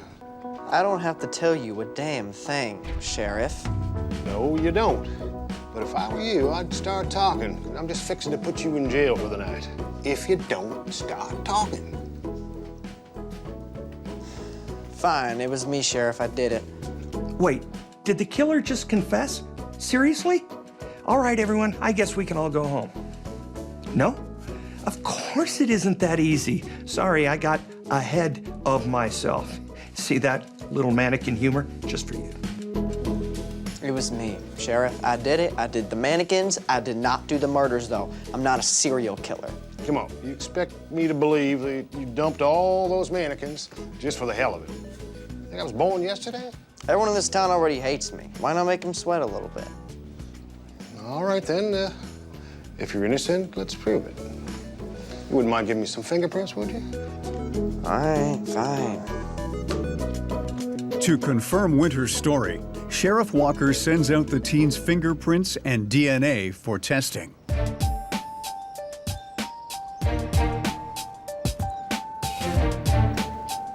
When Winter's fingerprint and DNA results come in, they support his story. He isn't the Liberty Lady killer, just a kid with bad judgment and a dark sense of humor. With the mannequin connection eliminated, this case just got a whole lot harder. All of a sudden, everything police think they know about the killer has to be re-examined. But cases like this are where you separate the Sherlock Holmeses from the Inspector Clouseaus.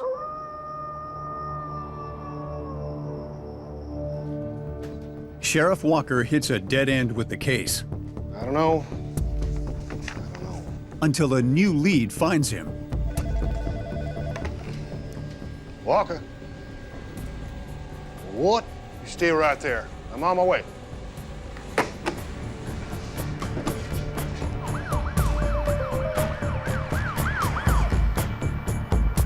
He was right there.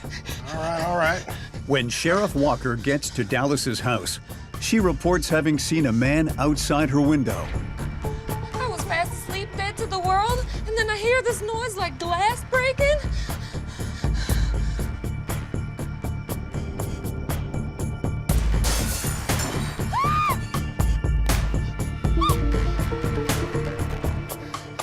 Walker. Sheriff, I need you. A man's trying to break into my house. When Sheriff Walker examines the broken window, he notices something unusual. It looks like someone has been staking out Dallas's house and dropped a box from the town's only pizzeria. Well, damn. It's a pineapple. There's only one person in town with such an adventurous palate. Lady Bird's husband, Buck. Wait, after all this time, could the killer be the first person Sheriff Walker interviewed in the case? That's not possible. Buck was already cleared in his wife's murder.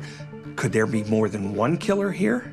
What is wrong with this town? No, seriously, if I was living there, I'd be packing up and vamoosing.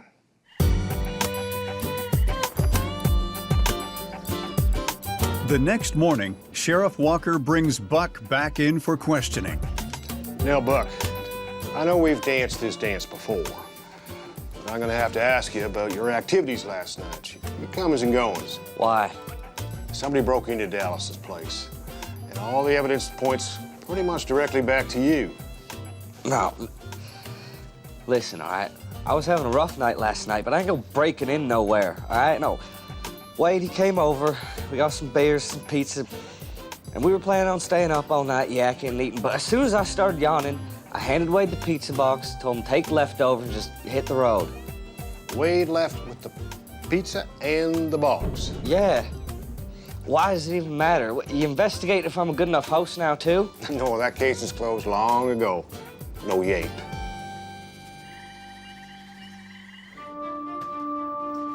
With Buck ruled out as the intruder at Dallas's house, Sheriff Walker brings Wade back in for questioning. So, Wade, you're saying you were with Buck all night? Yeah. It's interesting. He says you left kind of early because he got tired and wanted to get to bed. Yeah, but that was the end of my night. So, you didn't break into Dallas's house on your way home? I can't think of why I'd want to do that. I can, if you're a bad guy. Are you a bad guy, Wade? No, sir. No, sir, I ain't. But Sheriff Walker isn't convinced. He wonders if Wade could be the Liberty Lady killer. Well, if you're gonna hang your hat on being a good guy, you wouldn't mind giving me some DNA and your fingerprints.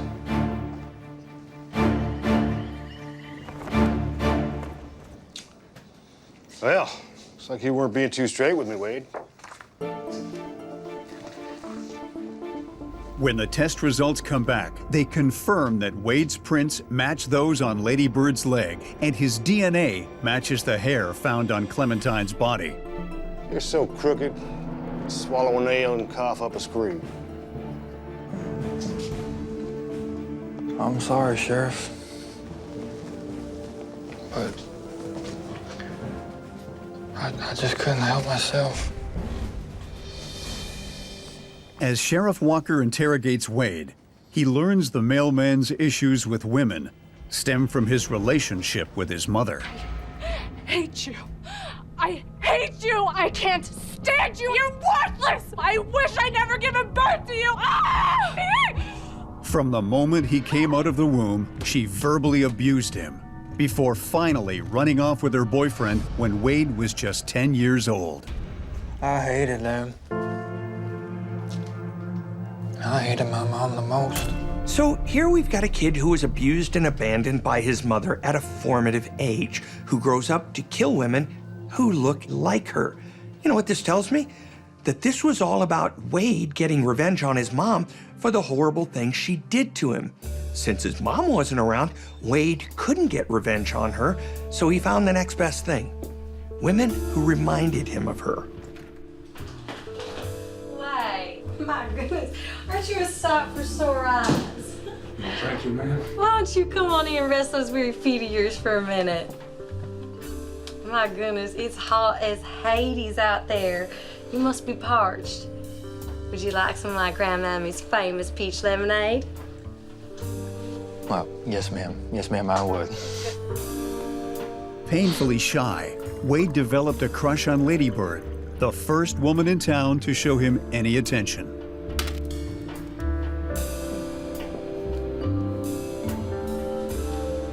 All right, there you are, darling. That should cool you right down. Wade, what are you doing? But when Wade steps over the line, Lady Bird explodes.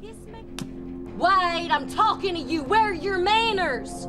What, did your mother raise you to be like this, Wade? I don't think so. You think you could just come into my house, kiss a woman, take what you want? I hate you. I can't stand you. You're worthless. I wish I'd never given birth to you. Ah! I don't think so.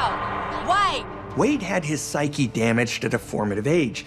Now in his eyes, he's just been rejected again, and by a woman who's a dead ringer for his mom. Suddenly all those feelings he had growing up are flooding back, wanting to make those feelings stop and make his mom and all the women like her pay. He just snaps. No wonder your mother left you. Why would anybody stay with you, Wade? Shut up!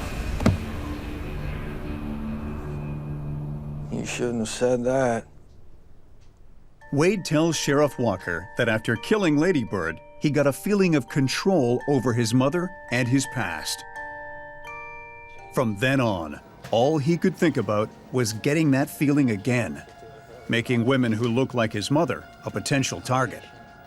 But the thing with serial killers, which Wade was well on his way to becoming, is that as they crave that rush of the kill more and more, they get sloppy.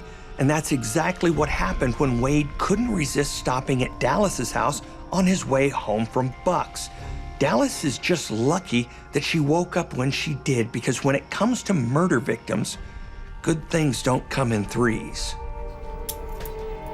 Wade is charged with 2 counts of murder and 1 of breaking and entering. At trial, he's convicted and sentenced to life in prison without the possibility of parole.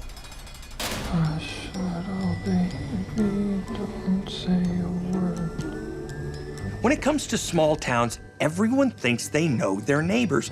But even if someone looks like Mr. Rogers,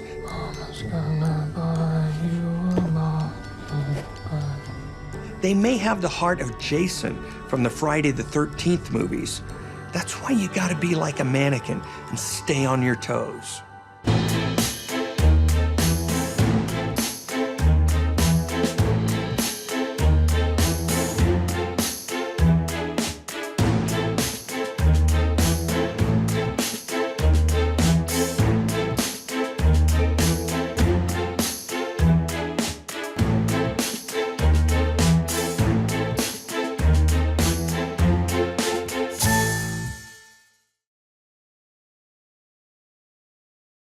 The events in this program are inspired by a true story. Names, dates, and details have been changed. Viewer discretion is advised.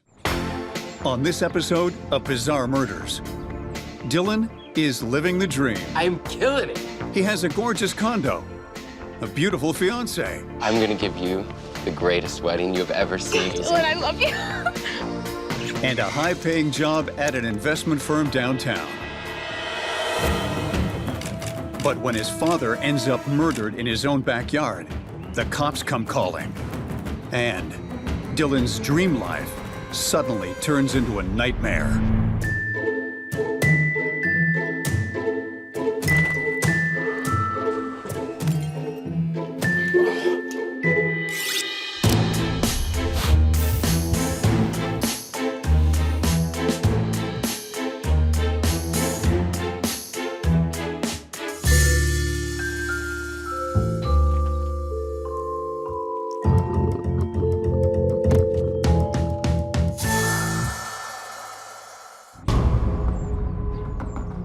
In an upper-middle-class suburb just outside of Boston, detectives respond to a 911 call.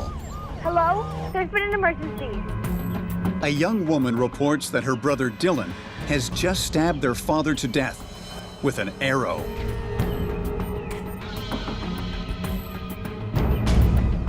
Detective O'Reilly arrives to find Dylan relaxing in his backyard. Detective O'Reilly here. Possible 1054. Victim, arrow through the chest. Are you Dylan? Yes, sir. Did you do this? This kid looks like he just finished a tennis match, not like he just murdered his father in cold blood. In my 25 years as an FBI agent, I have to say I've rarely seen a bow and arrow used as a murder weapon. So I give this guy props for originality. But the real question is, how does a privileged prep school kid end up stabbing his father to death with an arrow in his own backyard? The answer? One pathetic step at a time. When Dylan's mom dies in childbirth, his father single-handedly raises both he and his twin sister, Madison. Larry builds a successful real estate development business from the ground up. And as a teenager, Dylan lives a charmed life with sports cars and credit cards paid for by his father. Look, Dad, can we get a move on? I got a date tonight. This is important, Dylan. Things are going to change around here. When Dylan and Madison graduate from high school, Larry kicks them out of the nest. Now that you're adults, you're gonna have to make it on your own, just like I did. Build some much-needed character. Look, that's fine, but how am I gonna pay for my car and for my clothes? Get a job. A what? A job, loser. Like to support yourself? Everything was pretty easy for Dylan in high school. He got by on his looks, his charm, and, oh yeah, on his father's cash. Larry's now trying to teach his children the value of a buck. But the problem with pulling a silver spoon out of someone's mouth is, if they don't have the chutzpah to make it on their own, they can choke.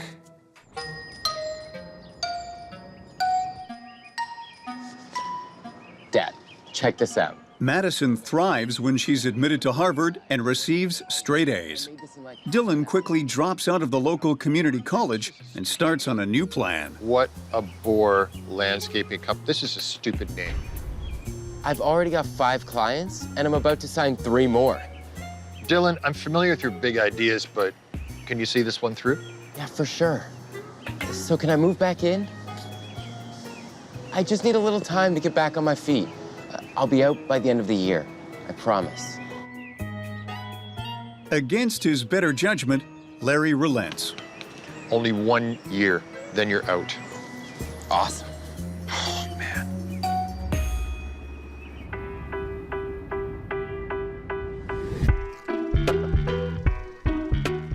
But unbeknownst to his father, instead of starting his own business, he gets a job at a movie theater so he can watch films all day long.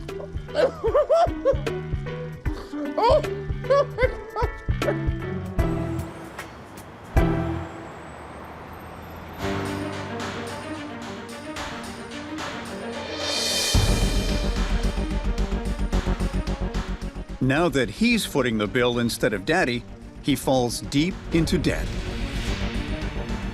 After 2 weeks on the job, Dylan receives a credit card bill for a whopping $5,000. Then, one afternoon, the movie theater plays a matinee of the latest heist movie, and Dylan gets an idea. He decides to rob convenience stores to make some money. Wow, what a brilliant idea. Why didn't I think of that? Oh, wait, because it's illegal and stupid, that's why. This guy is living in an alternate reality if he thinks he's going to be able to pull off a robbery like they do in the movies.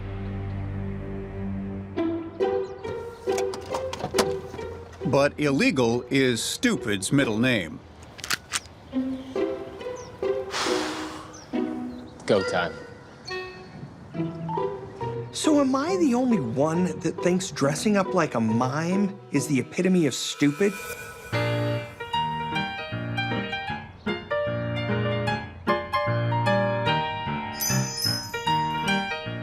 If you're trying to avoid being caught, painting your face and dressing from head to toe in black and white isn't gonna draw any attention, right?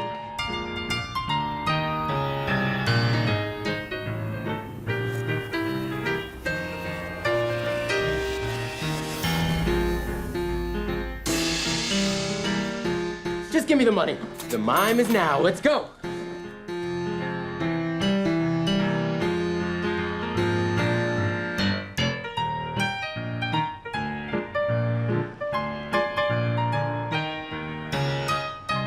I'd like to know what's going on inside this guy's head. On second thought,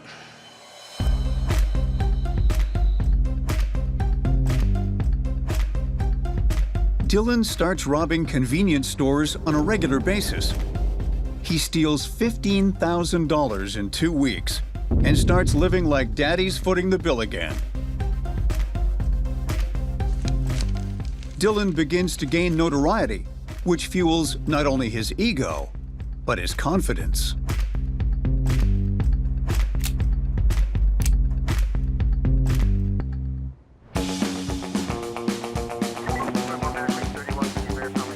And despite heavy surveillance of corner stores, Dylan remains one step ahead of the cops. Where are you, you miserable mime?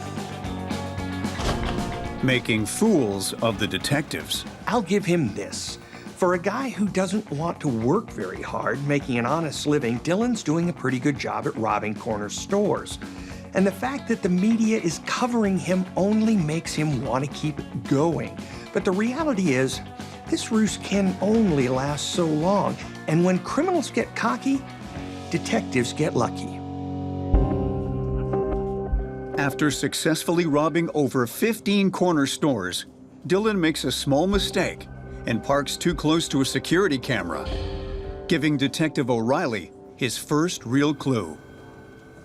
He runs the plates and tracks the vehicle to Dylan. There you are, you moronic mime.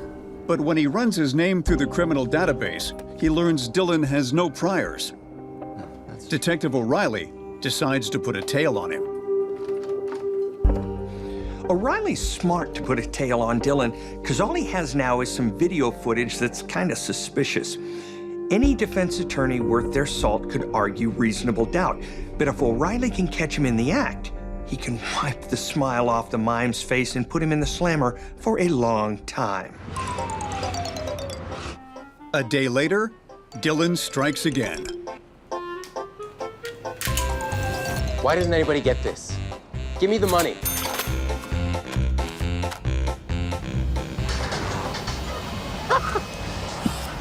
Mime's up, buddy.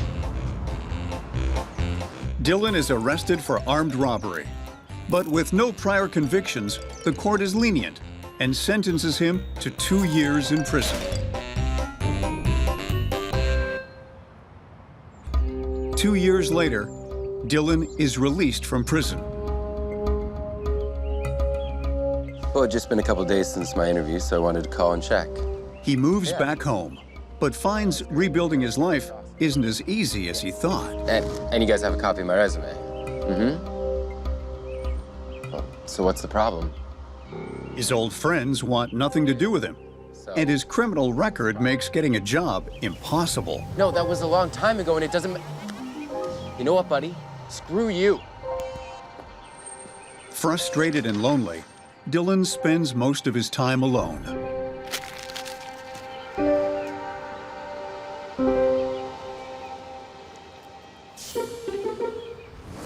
Until one day, he comes up with an idea. Look, Dad, I have a plan. Pulling up his bootstraps and determined to make his father proud, Dylan decides to enroll in an online course to become a trader. They're gonna give me my certification. It's all legit. I need the course fee. No way. Come on, Dad. I know I've let you down in the past, but I'm willing to put the work in. It's against my better judgment.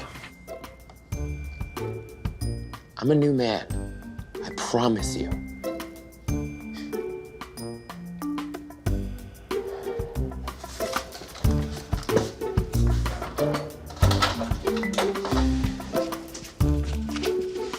Don't you dare screw this up again.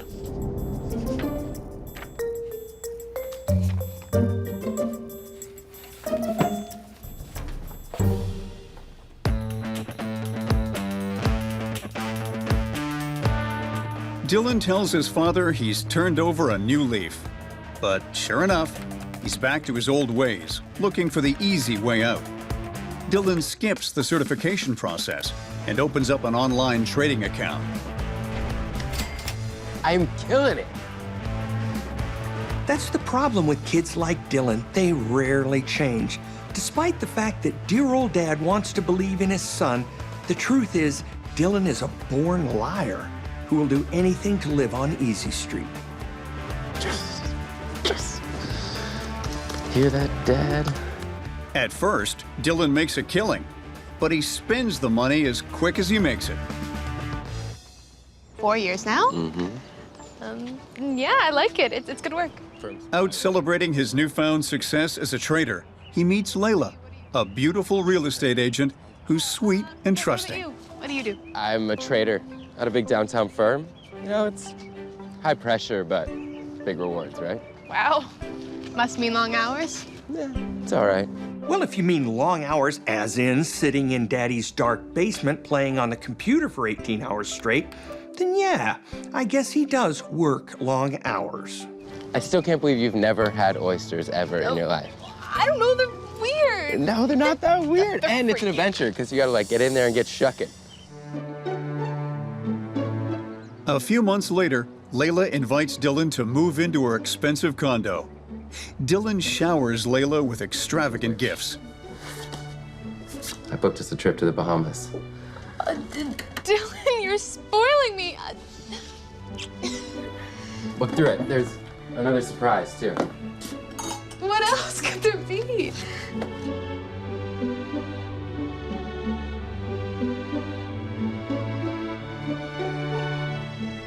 Dylan, wasting no time, pops the question. Will you make me the happiest man in the whole world? Yes, yes, yes. I'm gonna give you the greatest wedding you've ever seen. It's gonna be amazing. Dylan, I love you. It seems that Dylan has put his criminal past behind him and is looking towards the future. I have to go call your sister. Go.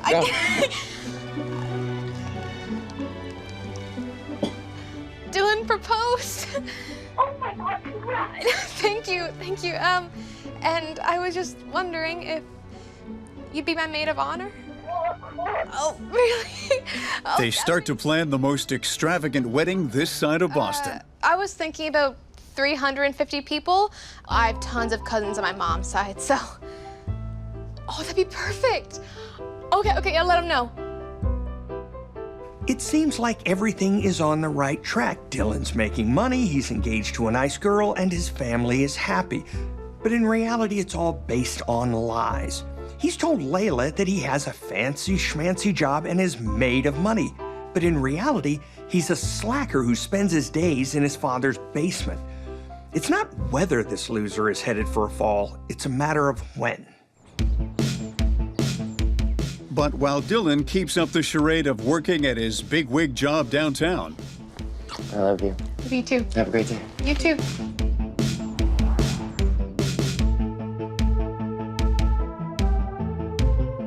he spends his days in his father's basement, losing hundreds of thousands of dollars trading online.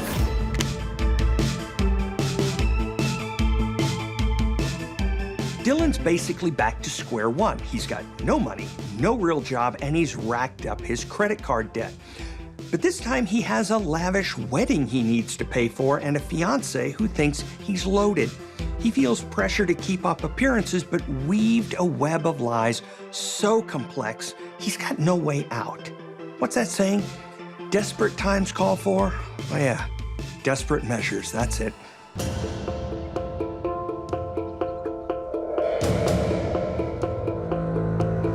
Despite the fact that Dylan promised Layla her dream wedding, he has no money to pay for it. Hello? Yeah, that's me. All right. I'll pay the full balance tomorrow.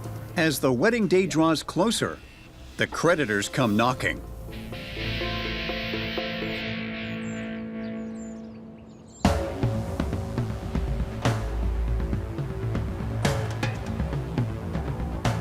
Dylan, having run out of options, goes back to Daddy, hoping he'll bail him out once again. Dad, can we talk? Look, I'm sorry, but I need help. I've just got a lot of debts, and with the wedding coming up, it's... But you're doing so well now, I don't understand. I didn't want to tell you this, but I never did my certification. I've just been trading online. You've got to be kidding me. What did you do with the money I gave you? I invested it. And? I'm $250,000 in the hole. What? Look, Dad, I'm sorry. I wanted to tell you, but things have been going so good. I wanted to tell Layla, but I can't go get a new job because she doesn't know about anything, about my past, about anything. That's it. That's the last straw. I'm done with you. I just need a little bit of money, and then I can win it all back. Win? I mean earn. I just need a little help. Instead of money, Larry gives Dylan an ultimatum. I've got an idea. I'll cover your debt. $250,000, is that right? All you need to do is tell her the truth. Come clean about your past and how you're broke now. And if you don't tell her, I will. You can't do that, Dad. Just watch me. What you see here is a desperate man being cornered. And while Larry doesn't know it yet, he's just put one foot into the ring, and this fight isn't gonna end well for one of them.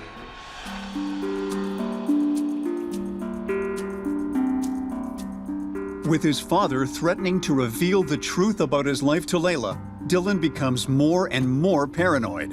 Dylan, come here. I want to show you the wedding favors. I'll be right in. Backed into a corner and unwilling to tell Layla the truth, he comes up with a plan to fix his problems. I've got no other choice. He decides in order to keep the house of cards he's built from crumbling, he must get rid of the one person who can tear it down, his father. Okay, I know what you're thinking. This is a pretty big jump. He's gone from trying to salvage his pathetic little life to deciding to kill his father. But Dylan's always taken the easy way out, and this is no different. He's essentially a narcissist who's pretty much always gotten what he wants, and if something gets in his way, he either lies or gets rid of the problem. And in this case, the problem just happens to be his father.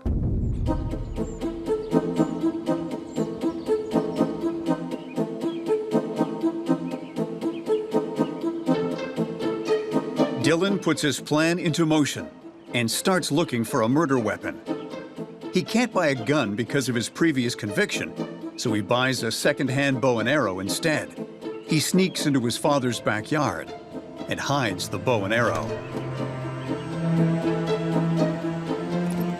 Interesting weapon choice. If you can't get a gun, why not get a bow and arrow? Really? It's true they're deadly, but mark my words, they certainly aren't user-friendly. The next morning, Dylan says goodbye to Layla as she leaves for work. Hey, I just have to send a couple emails, and I'll be right at the door. have a great day. You too.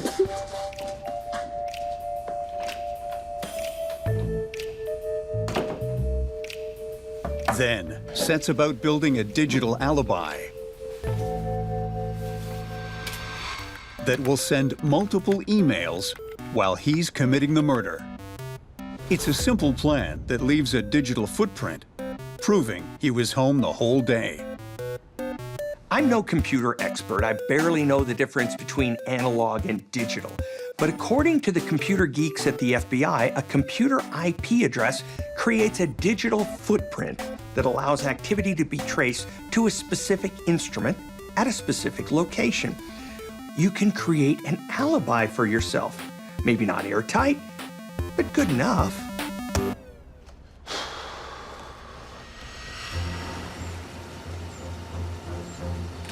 Dylan arrives at his father's home, hoping to convince him to keep his lies and criminal past a secret from his fiancée. I know you told me that I should tell Layla, but look, I need you to promise me that you're not going to tell her.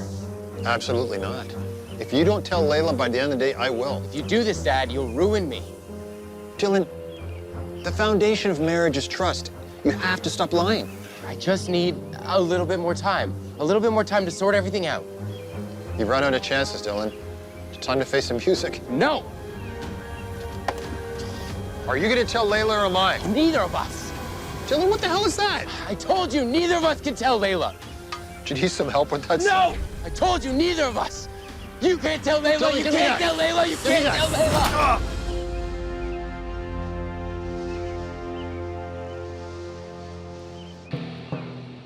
Dylan attempts to hide his father's body when his sister Madison arrives home unexpectedly from college. Dylan, what are you doing? Daddy! Why would you do this? Don't tell anyone! You're insane! Don't! Hello? There's been an emergency. As Madison manages to get away and call 911, Dylan realizes the jig is up. Dylan may have had a chance to pull this thing off if his sister hadn't shown up and blown his cover. Now, he's basically toast. Cops have motive, means, opportunity, oh, and an eyewitness. Almost makes me feel kind of sorry for the guy. Not. Are you Dylan? Yes, sir. Did you do this? Dylan confesses to his father's murder and is sentenced to life in prison. Yo, can I get like a sparkling water in here? Looks like Dylan's house on Easy Street has finally been sold. The thing is, Dylan wanted a life of luxury, but he wasn't willing to work for it. He was always looking for the path of least resistance. So when his father finally forced his hand and made him confront the truth, Dylan simply wasn't able to. In his mind, he had to keep the lie going, and if that meant killing his father and attempting to silence his sister, then so be it. The thing is, if he had used his smarts to make something of himself instead of thinking up scams for a living, he could be running a Fortune 500 company by now instead of wasting away in a jail cell. The truth hurts.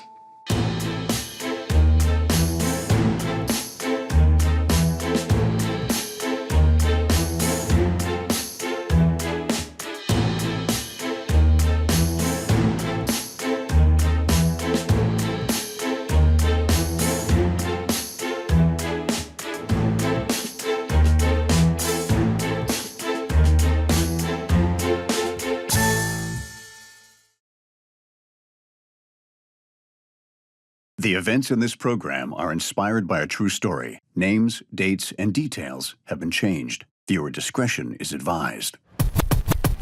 On this episode of Bizarre Murders, basketball star Jordan Yes. is a player on and off the court. Oh. He soon becomes the target of an obsessed cyber stalker who's hell-bent on messing with his life. I can't believe they canceled a reservation and said I did. That's whack. Jordan, you're cheating on me? What the hell? Oh my God.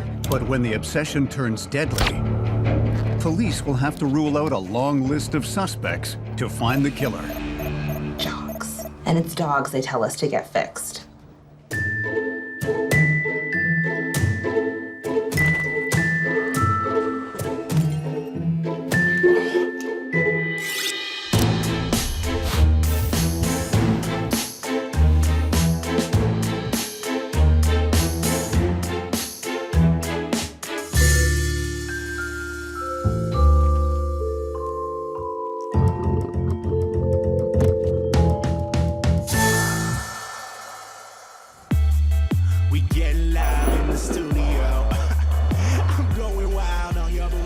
Toronto, Canada. The Six, as it's known in certain circles. Home to some of the most devoted basketball fans in the world. Oh my God, Jordan! Jordan calling! Hey, girl, what's up? I'm sorry, such a huge fan. I'm sorry, I'm losing it. Could you sign it Of for course, me? I could sign it. Jordan Crowley is a rookie shooting guard for the Toronto Woodpeckers. Jenny, huh? Yeah, thank you. He's enjoying all the perks that come with playing in the big leagues. Selfie? Yes. Okay, cool. All right, man. All right, take it easy, girl.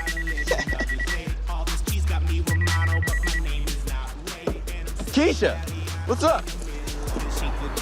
After celebrating a game-high 24 points with Keisha, Jordan heads home to his live-in girlfriend, Sabrina.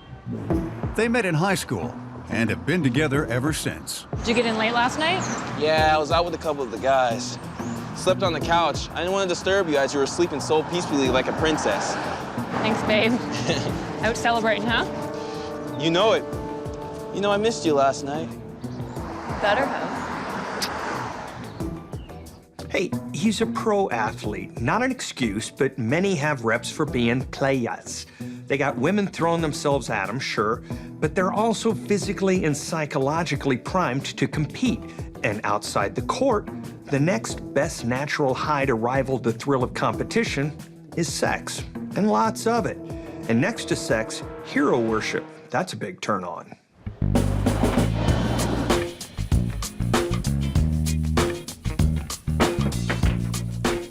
It's hot. Oops.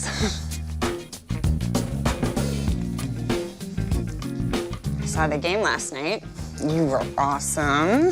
Thanks, Tessa. But despite his penchant for the ladies, Jordan has some special plans for his relationship with Sabrina. Yo. Yeah, make sure the diamond shines real nice. Like the sunshine, when it beams, you'll go blind. Yeah, be sure you have the ring tomorrow. All right, bet. So you're buying an engagement ring? Nah. Promise ring. But I hope you understand why me and you can only just be friends, right? Totally. You're the best.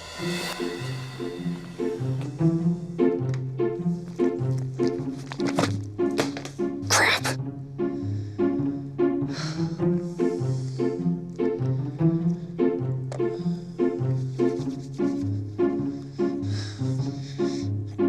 Is the pressure fine?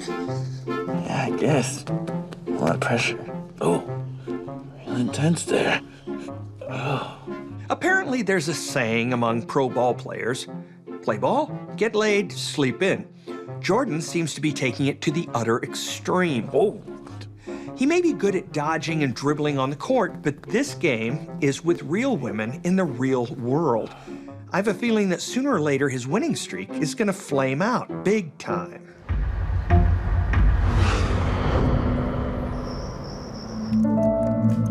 Jordan has no idea that he's caught the eye of a cyber stalker, obsessed with his every move. Soon after giving Sabrina the promise ring, Jordan hits a losing streak. This is ridiculous. I can't believe they canceled a reservation and said I did it. That's whack. Calm down, babe. It's just a stupid mix-up. A mix-up? First it was the flowers, now this. Oh, yeah, and then there was the airline reservations. Feels like I'm being jinxed. This better not affect my game. Don't tell me you're gonna start wearing your underwear inside out for the rest of the season now. Sab, it's the only way that keeps the bad juju away. Let's go. Not happen anymore. Swear. Go.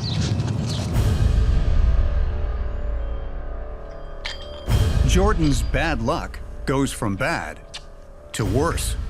Oh, yeah, babe. Jordan, you're cheating on me? What the hell? Whoa, hold up. What are you talking about? Read it. The anonymous letter tells Sabrina to watch her back because one of Jordan's 12 other girlfriends are out to get her. Seriously, 12 different girls? Is that what you're doing on your away games? Who's Alicia? Who's Daisy? Who are they? Baby, that's nonsense. I would never cheat on you. You know, it's one of them tabloids be writing stuff about me just because I'm famous. You should know it's crap. I swear? Baby, listen. I would never cheat on you. You gotta believe me.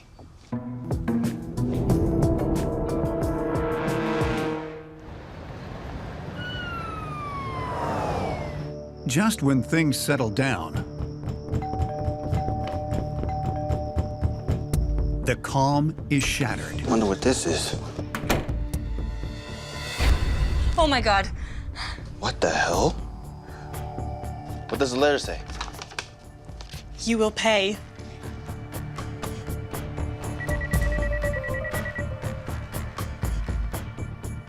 I know what this is. You're messing with the wrong guy. Mysterious cancellations, anonymous letters, dead bunnies.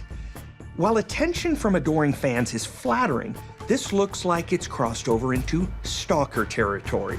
Believe it or not, there's more than one type of stalker. They're motivated for different reasons, but all of them are driven by obsession and aren't exactly mentally stable. If I were Jordan, I'd watch my back, and I don't just mean looking out for the point guard. 2 weeks after Jordan got the bunny, his frantic neighbor calls 911. 911, what's your emergency? I just heard a weird, pop sound coming from my neighbor's house. Screaming, another pop sound, and then nothing. Something's going on. Please hurry.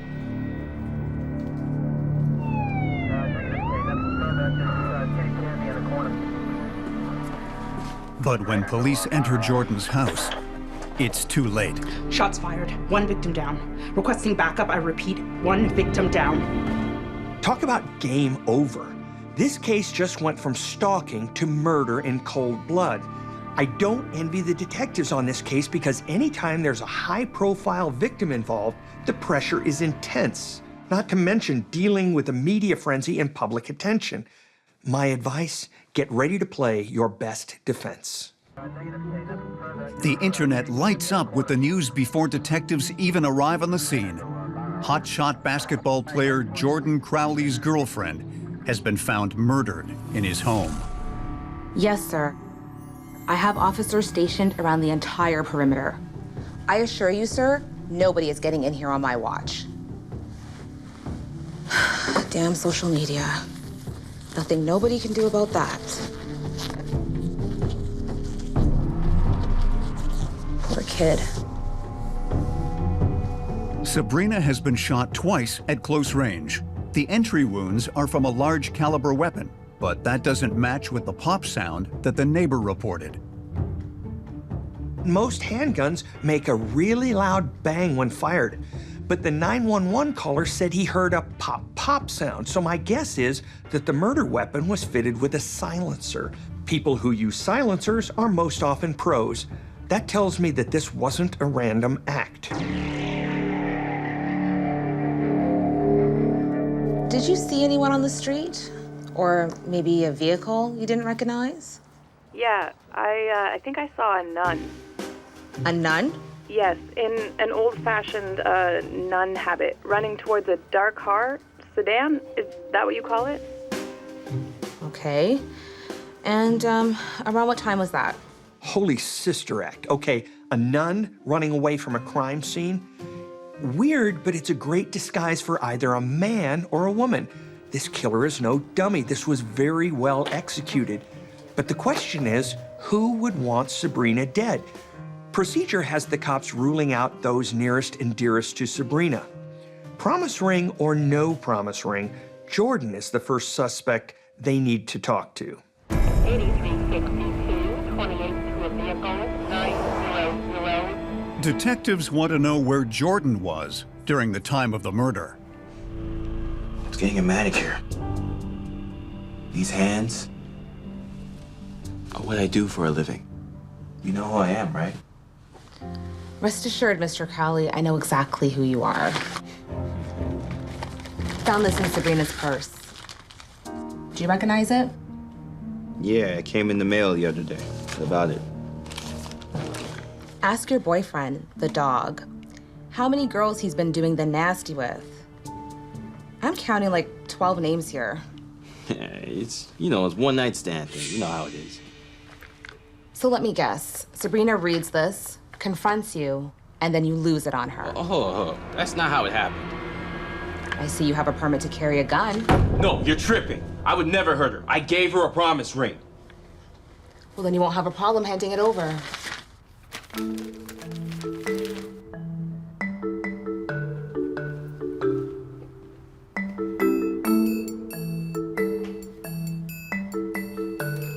Detectives seize the gun as evidence. Ballistics will run tests to determine if it's been fired recently and whether the bullets are a match to those that killed Sabrina.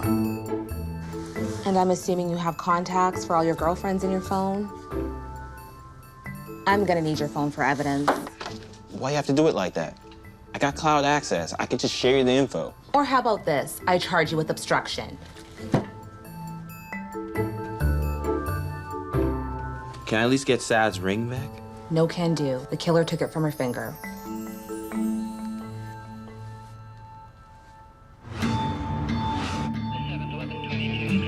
Detectives check Jordan's alibi and find out he was telling the truth. And you're sure it was him? Was he there with anybody else, or? Just like he said, he was getting a manicure at a downtown salon. Okay, thank you. Thank you very much. Bye. Ballistics has determined that the bullets taken from Sabrina's body are from a .357 Magnum. Bullets from Jordan's gun don't match, which clears him as a suspect.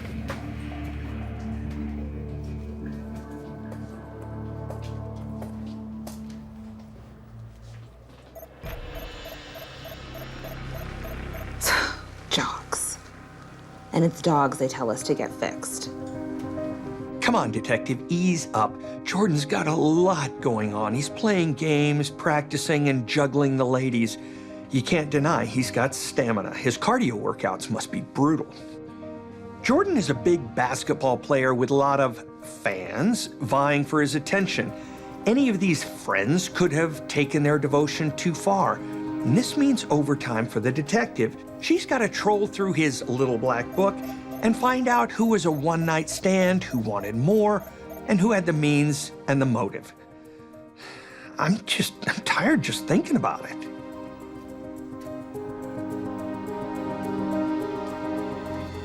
Would you look at that?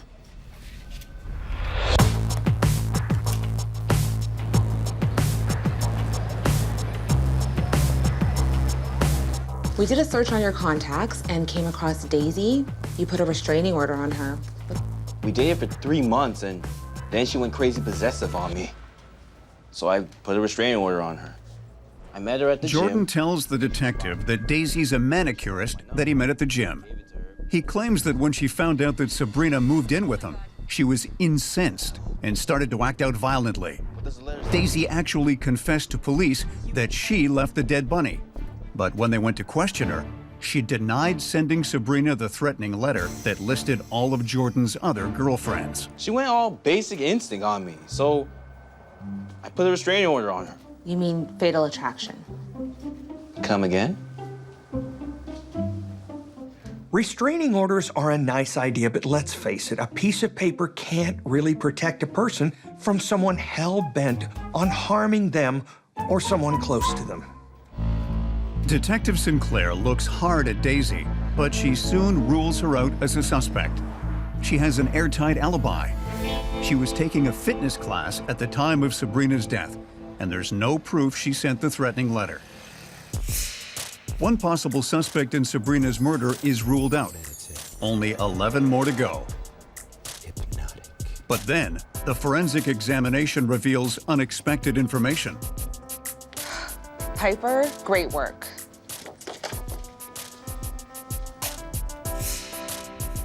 You're being cyber-stalked. Being what? Your phone has been hacked. Somebody has gone through all of your emails, all of your social media accounts, and they're also tracking your every move through GPS. Even my notes? Sure. Guess I ain't getting my phone back. Hey, at least Jordan should be happy to know he isn't jinxed. Someone had invaded his privacy and was using the data with malicious intent. Stalkers are in the harassment and intimidation game. That's likely who's been messing with his online transactions and sent the threatening letter to Sabrina. Scary, huh? What's scarier is this stalker could be anyone. And scariest, they very well could also be a cold-blooded killer.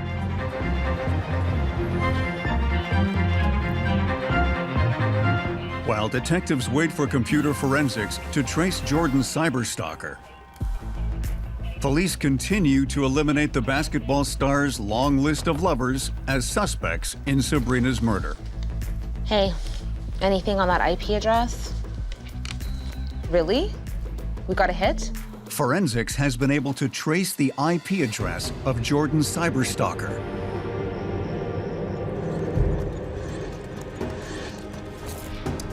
Don't you worry, Jordan. Tessa knows how to love you. She turns out to be number 8 in Jordan's little black book. I got you, baby.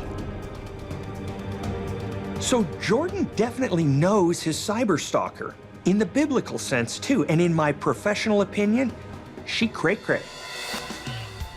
But she's not going to be an easy caller. The police can assume that if she's the stalker, then she could be the letter writer. But even if they can trace the letter back to her, which is tough without fingerprints, they can't just pin Sabrina's murder on her. They need to prove motive, means, and opportunity. And so far, all they have on Tessa is her IP address and that she's one of Jordan's conquests. Police dig into Tessa's background and discover she's an extremely dedicated Toronto Woodpeckers fan. They also discover that she has a history of stalking. A few years earlier, Tessa was charged with harassing a former Woodpecker player. Hey, Gary, hi. I know you're in training, but I made your favorite chicken and waffles just for you. That dude was so scared of his #1 fan that he begged to get traded to another team across the border. And that team didn't even make the playoffs last year. So you know Tessa must have been a nightmare. What's wrong? Gary! Gary, you can tell me anything! Stalking is about obsession, and usually the stalker is psychologically unstable. They're looking to fill a void in their life. So as soon as the object of Tessa's obsession was gone, she went looking for a replacement. Soon after Jordan's drafted to the Woodpeckers, Huge fan of the team, always have been, but you're like my favorite player right now. Tessa sets her sights on the rookie and does whatever she can to get close to him. Real cool. Yeah? And I just have to show you, I got this. Look at that. I really like it. It's real nice.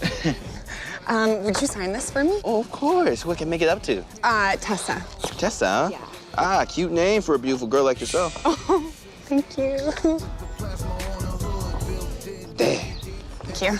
You're welcome. Can I have a hug? Oh, sure. Oh. Here you go. Okay.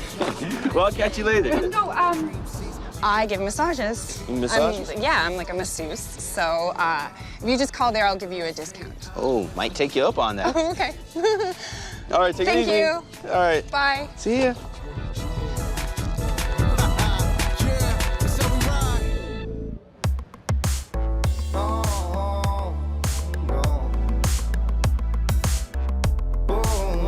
when detectives check into Tessa's hot stone massage business, they discover that it's a front.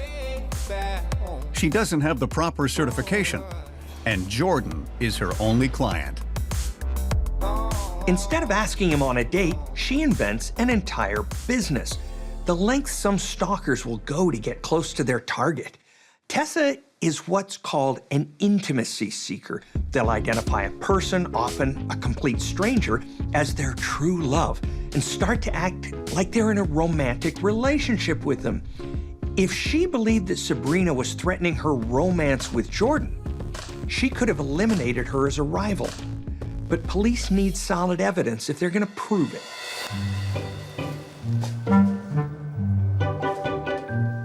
Working undercover, detective sees Tessa's garbage, hoping to find any incriminating evidence. Whew.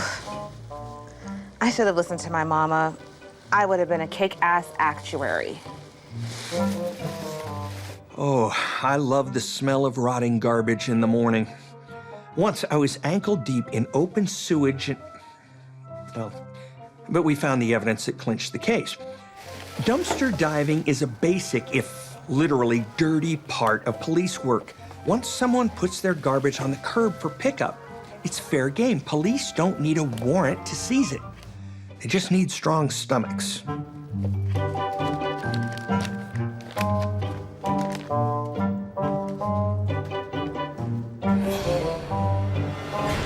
Dang. Okay, first thing, Tessa clearly does not separate her organic garbage from her recycling. And second, she clearly doesn't understand the concept of shredding incriminating evidence. She bought a book on how to make a silencer. Sabrina was likely killed with a gun with a silencer.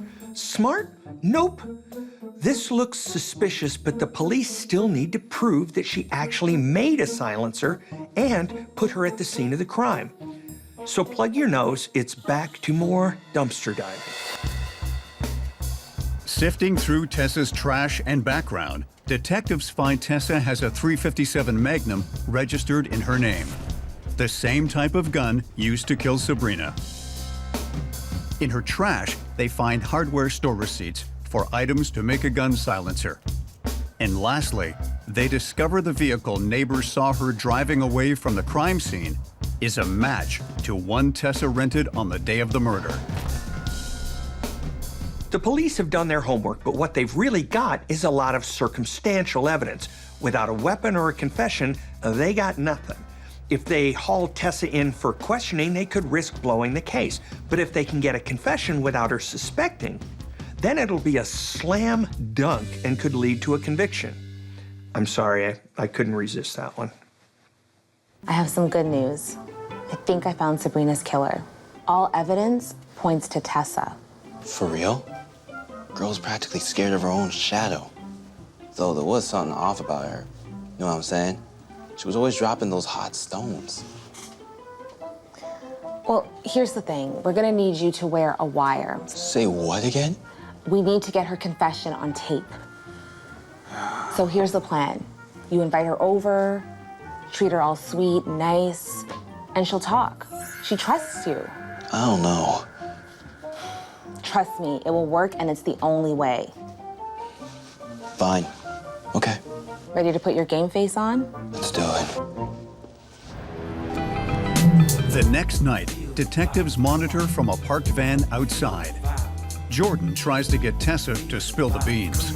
Let's go. Ready for some shots? You bad boy. I'm already drunk.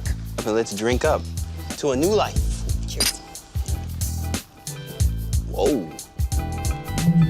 You know, I'm happy I'm a free agent now. you know what I mean? Yeah. I think I know. With Sav gone, I could be with the woman I always wanted to. With you.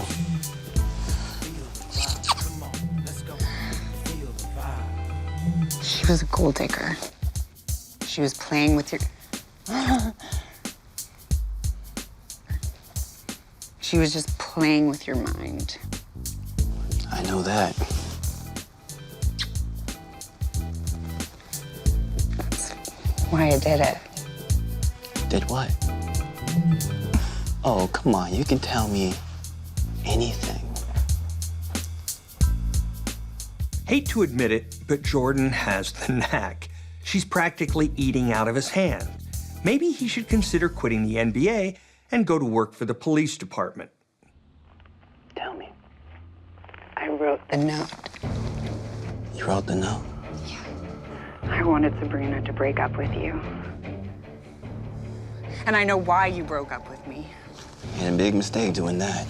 But I understand it was part of the plan so that you and I could be together. But when Sabrina didn't storm out as hoped, and Jordan ended their relationship shortly afterwards, Tessa decided she had no other option than to kill Sabrina. Tessa is a rare case because the majority of stalkers are men and very few actually kill. But it all comes down to control. When Jordan cut her off, Tessa's self-worth hit rock bottom, and she blamed Sabrina. Tessa essentially transferred her love obsession for Jordan to a hate obsession for Sabrina. And the only way to get rid of her hate and anger was to kill the person responsible for it. Make sense? Yeah, I know. But then again, we're talking stalker sense, and it sounds reasonable to them. Disguised in an old-fashioned nun costume she'd once worn on Halloween, she attached the silencer she made to her .357 Magnum.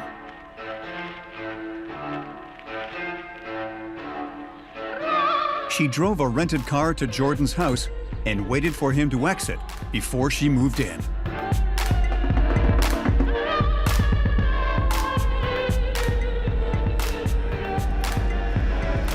Who are you?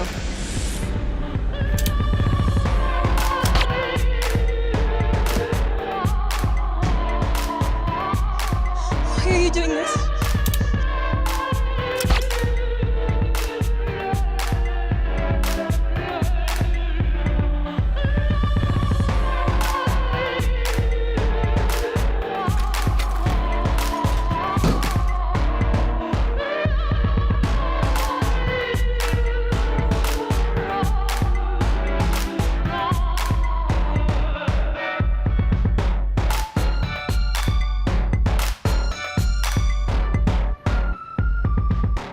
Tessa, you're under arrest for the murder of Sabrina. What? Jordan, what is going on? Let's go, come on.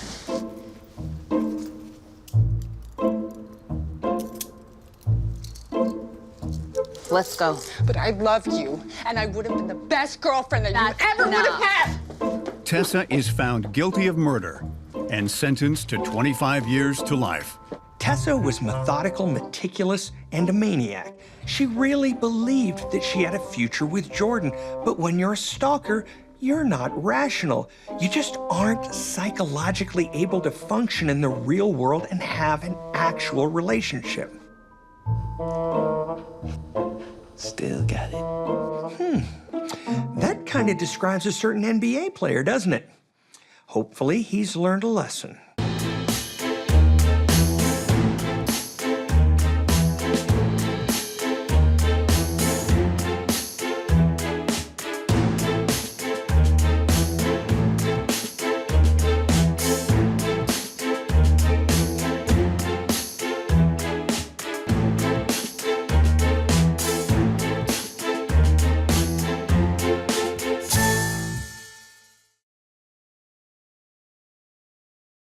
The events in this program are inspired by a true story. Names, dates, and details have been changed. Viewer discretion is advised.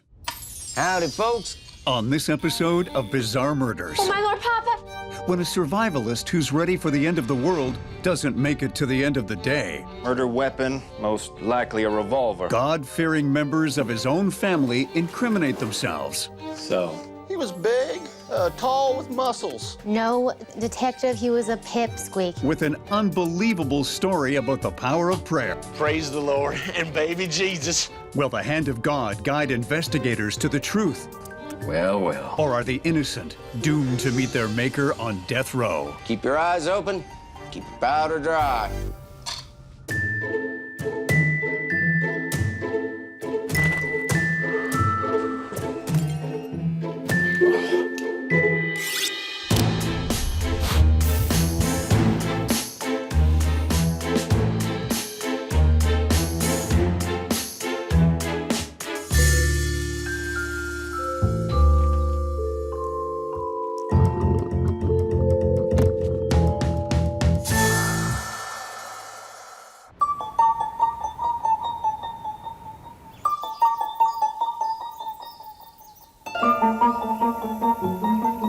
You're listening to Apocalypse Tomorrow Radio, folks.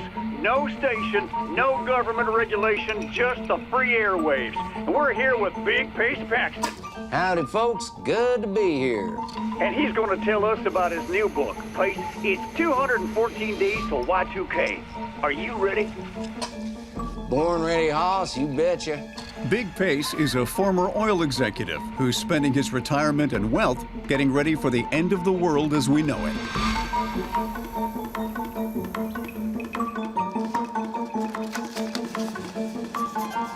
His books on surviving the collapse of society have earned him a reputation as a man who's prepared for anything and everything. Like many survivalists, Pace believes that gold will be the currency of the future once society has collapsed.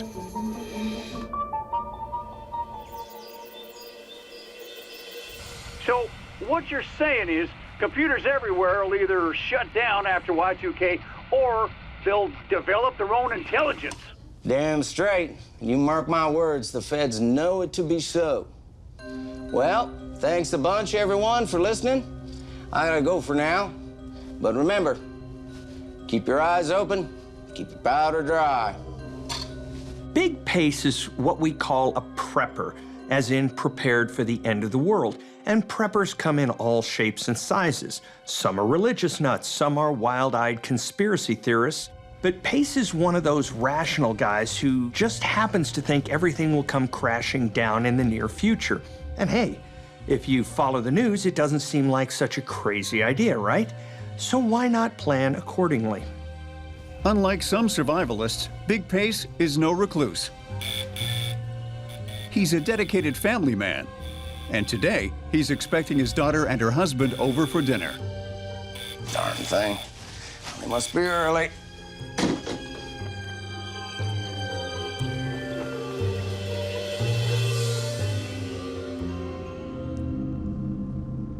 He started it, I swear. You didn't have to take a swing at the man. He's your boss, for heaven's sake.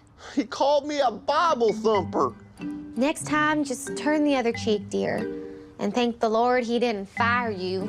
Pace's daughter Janice met her husband Josh at Sunday service 5 years ago. Now, make yourself useful and carry this.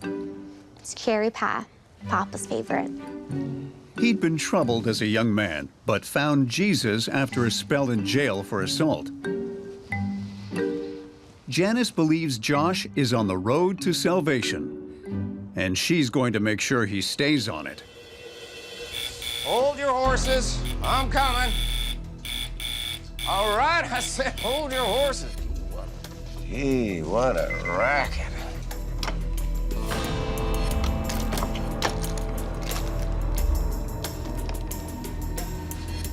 Hey there. Come on in.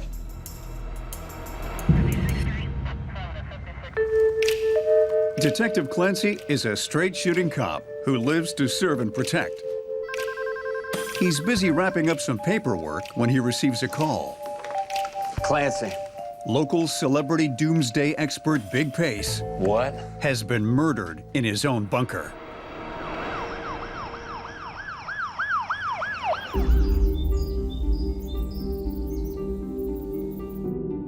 Detective Clancy is aware of Big Pace's reputation and wonders how anyone got close enough to shoot him. One of the chest, at close range. Slug, probably a .38 special. No casing at the scene. Murder weapon, most likely a revolver. Detective Clancy asks Josh and Janice to describe what happened after they arrived at the bunker. Well, Detective, he was making off with all my papa's guns and gold. It was two guys in clown masks. I swear. Detective, it was a young Christian man who's gone astray. So which is it? Clowns or Christians? Janice tells Detective Clancy that the armed intruder was about to kill them, but changed his mind after the power of prayer stayed his hand. So you're telling me you prayed your way out of this? That's right, Detective. Praise his mercy. Now, I've got more than a few out there stories to tell when it comes to cheating death, but even I'd find this one hard to believe. As an investigator, I know that the weirder a story is, the more likely it is to be a crock. What you gotta do is put that story under a microscope and see what it's really made of. Okay, so who knew he had guns and gold on the premises? Well, aside from ourselves, anyone who would have heard him on the radio or read his books. Oh, poor Papa. Josh and Janice have described interrupting a robbery in progress, but when Detective Clancy examines Pace's bunker, he finds no evidence of it being ransacked. And there are no signs of forced entry, highly unusual in a burglary. All right. Let's go downtown. I need to ask you folks a few more questions. Of course, Detective, we'd be happy to. The Lord will guide us always. And we'll catch the man that killed my poor Papa. Indeed we will. Detective Clancy is your classic by-the-book detective, and this crime scene is straight out of Homicide 101. You've got a guy murdered in his own impenetrable fortress. Irony, no? There's no sign of forced entry, a targeted theft of guns and gold. To me, it all says Pace knew his killer or killers. For any investigator, the likeliest scenario is that these two killed Pace and tried to make it look like a robbery. So Clancy does what any good cop would do and places our God-fearing couple at the top of his suspect list.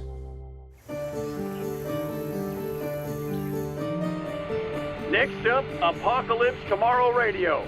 For all you folks who think the feds aren't flying those black helicopters, think again. Big Pace is right. On the other side of town, in a not-so-secure bunker, Bobby, another doomsday enthusiast, has a surprise for his girlfriend, Misty. Bobby, this is one big-ass box right here. Oh, baby, this big-ass box has more gold in it than the pearly gates. Bobby tells his girlfriend, Misty, that he'd heard Big Pace on the radio talking about stockpiling gold and decided to rob him. Praise the Lord and baby Jesus, all that glitters. Oh, my word. This is what they paved the yellow brick road with, I swear. What? The yellow brick road? Yeah. Oh, yeah, baby, except for our yellow brick road's gonna get us to a bunker. And with all this gold, we's gonna have the best bunker you ever done imagined. Plus, plenty left over for end times. Just like Big Pace, Bobby believes that the world will end, but not because of a technical glitch like the Y2K bug Pace was preparing for. For Bobby, it's God's judgment that looms large.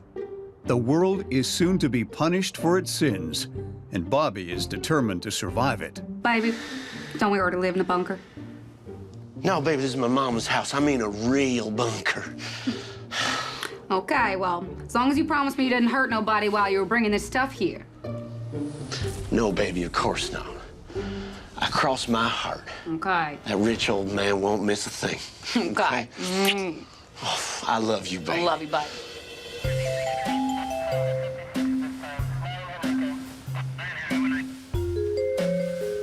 With their conflicting stories, Josh and Janice have made themselves Detective Clancy's #1 suspects. So, what'd the intruder look like? He was big, tall with muscles. No, dear. Detective, he was a pipsqueak. He only looked big because he had a gun. Any distinguishing marks? Had a tattoo of a knife. It was a cross detective. Even though he's on a fallen path, he still keeps the Lord close. Right. The inconsistencies in Josh and Janice's accounts of what happened only strengthen Detective Clancy's suspicions. The standard procedure. Need your consent for a polygraph test. In my experience, there's really no correct way to behave when you're being questioned by the cops, especially after a traumatic event. People do and say weird stuff. And for a lot of cops, anything that seems out of the ordinary can be a sign that you're lying, especially when they already think you're guilty. In law enforcement, we call this tunnel vision, and that tunnel can lead straight to a courtroom. Male suspect. Clearly not truthful. Very nervous. Although polygraph tests are not admissible as evidence in Texas courts, for Detective Clancy, the results confirm a theory. Female suspect. Inconclusive. She's a cool customer, all right. That level-headed Janice was the mastermind behind the staged robbery, while Josh, the submissive husband, was the trigger man. Question is why? What's the motive here? What I always say is, don't overpack your go bag. You're not headed to the beach, folks. Bobby, when you sell that gold, can we finally get a TV? While the detectives focus their attention on Josh and Janice, No. Bobby searches online survivalist chat groups. That's how the government watches you. You know that. He needs to sell some of Big Pace's gold to fund his own bunker, and then he can hoard the rest for the apocalyptic future he's convinced is coming.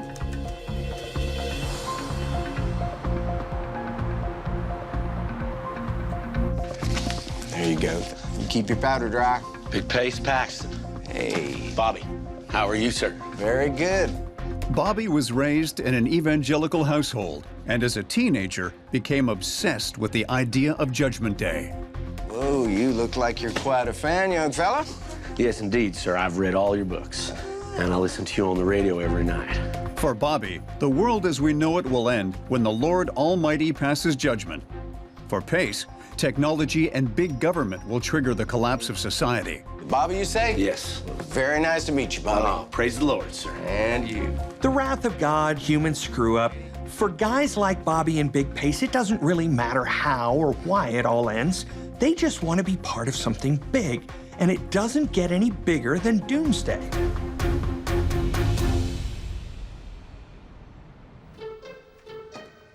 When Detective Clancy runs background checks on Josh and Janice, he discovers that Josh is a convicted felon who spent time inside. Well, he has some priors. Josh might be a church-going man now, but before he found a friend in Jesus, his gospel was the Miranda warning. Not mentioning a rap sheet makes it look like he's hiding something. Janice didn't bring it up either, and she's the one who keeps talking truth and cooperation. It's an alarm bell no investigator's gonna ignore. If Josh and Janice smelled fishy before, they're twice as fishy now.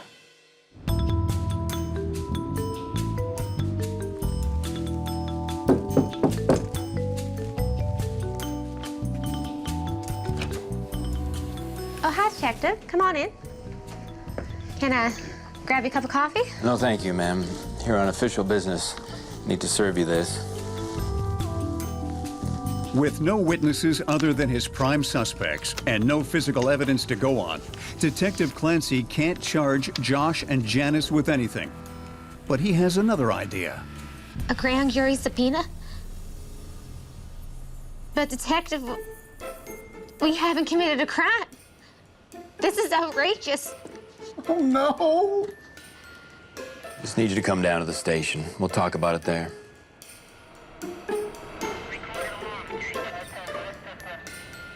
By convening a grand jury, Detective Clancy can bypass the usual charging process and simply present evidence to the jurors. We should have stuck with the story about the clown mask guys. Have faith, dear. The truth will set us free. The truth is what got us in here. The jury is convinced there's enough circumstantial evidence to indict Josh and Janice for premeditated murder. Please help us, O Lord. Please free us and save us like you did before. They're jailed until the trial date comes up. Amen. So how did that happen? Strange as it sounds, in a grand jury situation, the proceedings are secret and defense lawyers and the accused aren't present. So they're a great tool if you're a prosecutor or an investigator, but not so great if you're innocent. And an indictment can sway a trial jury down the road. This is what can happen when the wheels of justice turn too fast. The wrong people can get run down.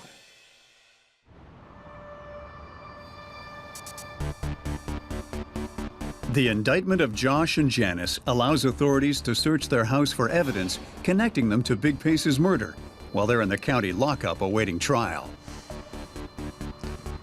Well, well.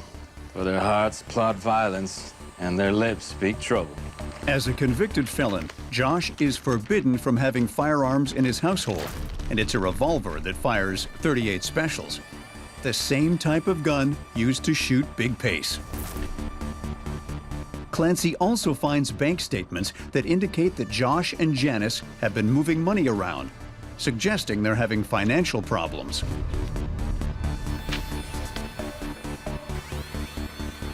The entire state valued at over $3 million. Sole beneficiary, Janice. Well, well. Now, most reformed felons would think twice about possessing a prohibited weapon, because that means a trip back to the slammer. But it is Texas, so maybe it's not too surprising. And who doesn't have to juggle money sometimes? But Big Pace's will? For Detective Clancy, that's the clincher. I mean, nothing screams motive like a multi-million-dollar inheritance, right? Josh and Janice have been in jail for weeks. While Janice's faith keeps her going, Josh has fallen back on old vices. Josh, you put that out. The Lord has abandoned us, honey. We're gonna get the needle for sure. The old anti-crime vaccine. Now you stop that talk. Remember the words of our Lord Savior. Forgive them, for they know not what they do. A lot of good that did him, didn't it? He came back 3 days later. Yep, things look pretty bad for Josh and Janice, and no amount of scripture's gonna change the appearance. What they need is nothing short of a miracle. With Josh and Janice's trial only days away, Clancy is confident the jury will convict. All the evidence points to only one scenario: a staged robbery to deflect the attention away from the fact that they murdered Janice's father, Big Pace, for the inheritance money. Clancy. All right, we'll send her in. Detective, you gotta call it off. Call what off, young lady? The trial. You got the wrong guys.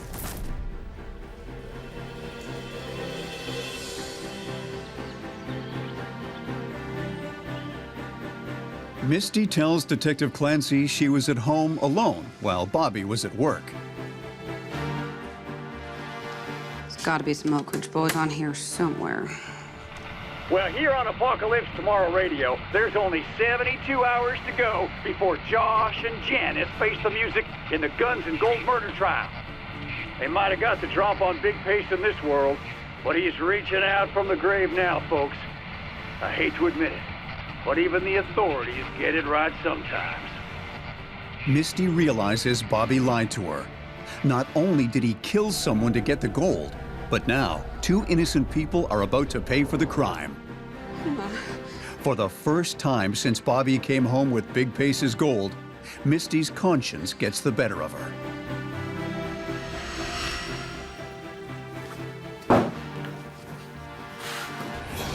I believe this is what y'all looking for. Misty tells Detective Clancy about Bobby stealing the gold, but he lied about not killing Big Pace. Holy Moses. Well, this means that... Misty's revelation has smashed the foundations of Detective Clancy's case against Josh and Janice. Despite all the apparent evidence and their suspicious behavior, Clancy is forced to admit that he has the wrong people in custody.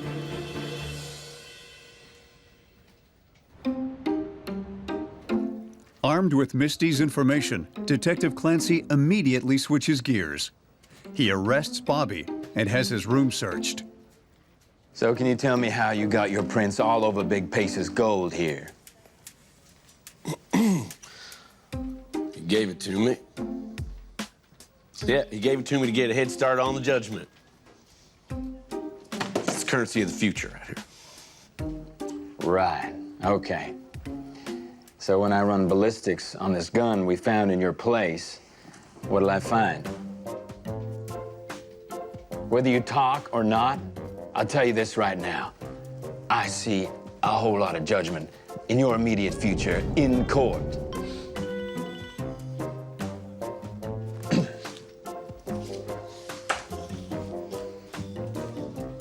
All right, God's honest truth, I did not mean to kill him, sir. I just want some guns, some gold. For after the judgment. It was an accident.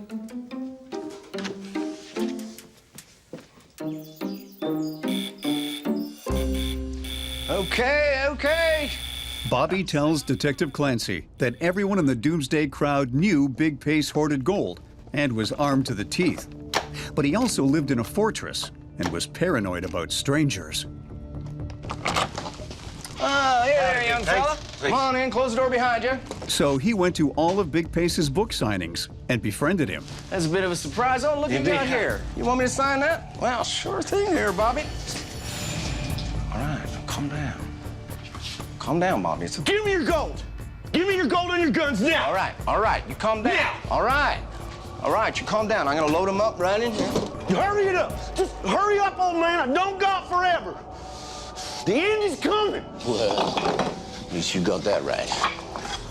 Okay, there you go. Okay, no offense. Here it is. Now, hold on. Okay, how about you and I calm down. Things were going according to plan. Why don't we talk about this? But Bobby had underestimated Big Pace. Ain't nothing to talk about. What are you doing? What are you doing? And Bobby hadn't counted on company. What do I do? I don't know about you, but I'd think twice before robbing a guy who thought he could take on the end of the world itself and come out ahead. Big Pace died defending his castle, and even if Bobby says he didn't plan on killing him, he still showed up with a gun. Maybe if he'd asked nicely, Big Pace would still be alive, prepping for doomsday. Detective Clancy is still puzzled by one thing: why Bobby didn't kill Josh and Janice when they surprised him. They were the only witnesses. You might have gotten away with it. You know what? I was going to kill him. Let me tell you what. I was in a panic. Something fierce. Papa, we're here. All right, we're coming in.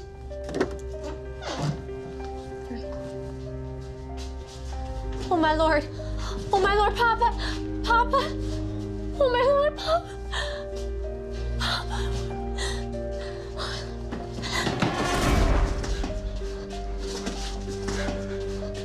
All right, get on your knees. Who are you? What are you doing, my Papa? Get on your goddamn knees. Language, young man. All right, now, I don't want to do this, but I have no choice. No, please, God, no. I'm begging you. Jesus, I've been good. I'm a changed man. Hush! Young man, cast off these bonds of sin. Resist the enticements of Lucifer. If you're really gonna pull that trigger, we need to pray. Well, yeah, well, all right. Pray fast. Lord, how many are my foes? How many rise up against me? Deliver me, Lord. Strike all my enemies on the jaw. From the Lord comes deliverance, and verily all the sinners shall burn in the eternal fire. Amen.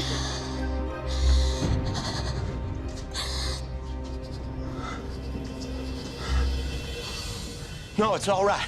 Overcome by the fear of God's wrath, It's gonna be all right. I've heard the word of the Lord. Bobby tells Josh and Janice that he'll spare their lives. But don't you tell a soul about this. Oh, so help me God, I will find you and kill you. No police. You hear me? How are we supposed to explain my poor papa there dead on the floor? All right, you tell them there were two men that did this. Yeah, you hear me? Two men wearing clown masks. Two men wearing clown masks, yeah. Okay? Okay? And if you breathe a word of this, I will find you. Swear to baby Jesus. Close your eyes. Down, heads down. Don't move.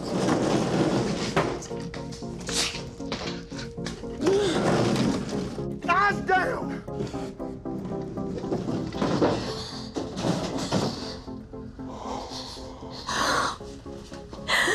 Praise Jesus, the Lord, have mercy.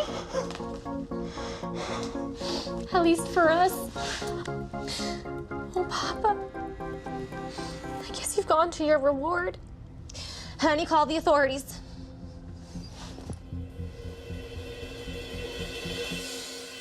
The Lord spoke to me, sir, and he said them's is honest, church-going folk. And I knew, sure as I sit here, if I killed them, well, it'd be an eternity in hell for me. Well, you're in for an eternity of hell of a different kind for killing Big Pace. I'll tell you that for free. Stand up, son. Bobby is convicted of robbery. Face the door. And Big Pace's murder. Hands behind your back.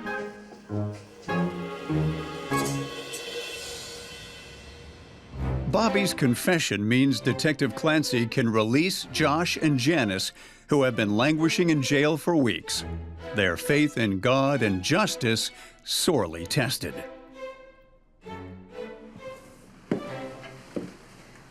Detective, I've been praying on it, and I really think we need a new lawyer.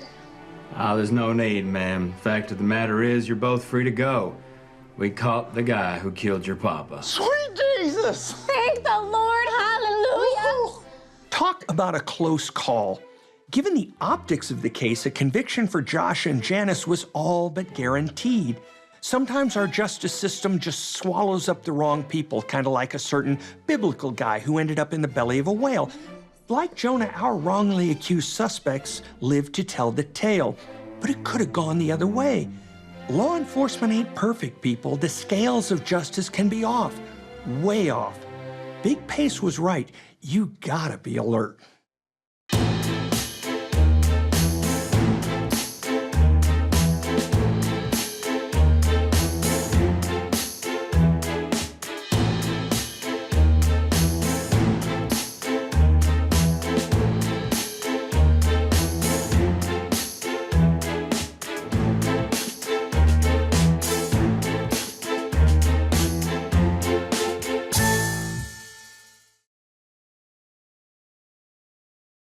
The events in this program are inspired by a true story. Names, dates, and details have been changed. Viewer discretion is advised.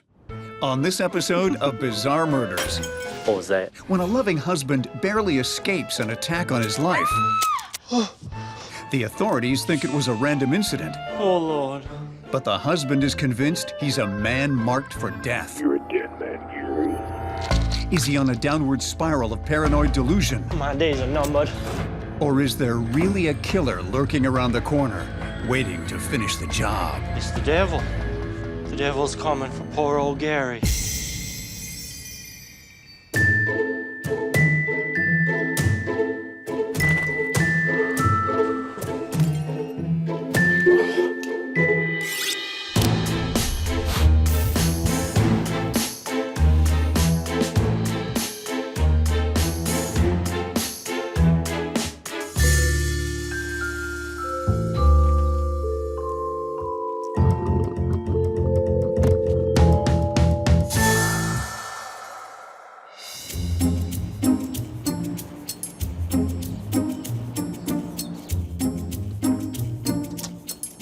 Gary and Leonie are high school sweethearts, looking forward to celebrating their 8th wedding anniversary.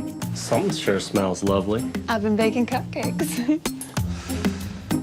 It's a beautiful morning, honey. Did you make us reservations at the bowling alley? Sure did. I got us a surprise for dinner, too. We're all set. That's my gal.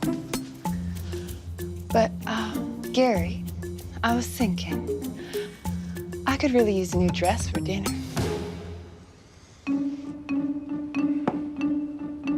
Well, I suppose it is our anniversary. Thank you, sweetie.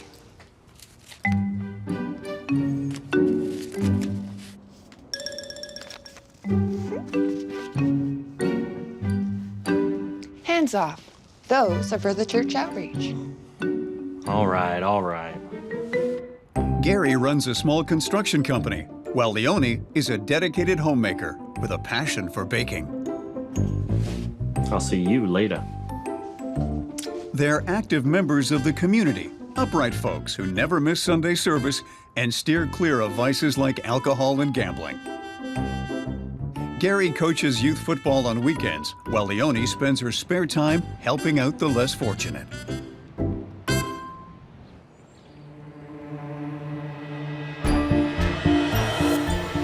Hey! Hey, you! Get back here, you rascal! That does it. This time I'm calling the sheriff. That's the 4th time this month, Bud. There's a pervert on the loose. Now, don't fret, Leonie. We'll catch the panty phantom. The what? Really, Bud? We've had our crack surveillance unit on a suspect for a while now. Just kidding. But I'm pretty sure I know who it is. I just got to get him red-handed.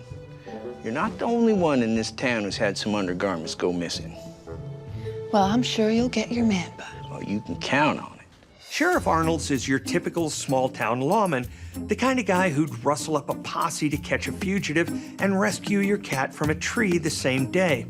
Sure, his department's small, but what he lacks in resources, he makes up for with the personal touch. In his town, he is the law, and everyone knows it. And aside from the odd panty thief, almost everyone respects the law as he lays it down. But no town is 100% free from serious crime, and Arnold's town is no different. Gary and Leonie return from their anniversary night out in high spirits. 3 doubles and a turkey. It doesn't get much better than that. Don't let it get to your head, dear. What was that? Wait here, honey. But their celebration suddenly becomes a nightmare when they find a stranger in their house.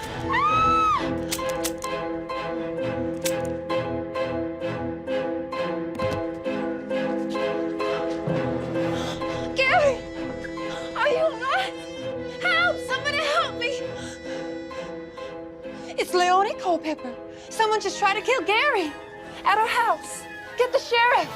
Talk about a close call. I mean, finding some guy armed with a gun in your house usually doesn't end well. And despite what you might see on TV, guns actually don't jam all that often. So Gary's a very lucky man.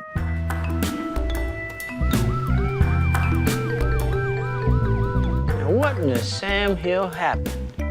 Gary and Leonie tell Sheriff Arnold's they must have interrupted a burglary and that a man in a mask was going to shoot them. He looked like a heathen devil, Bud. But the Lord intervened and jammed up that gun of his. Amen, honey. Jesus had our backs tonight.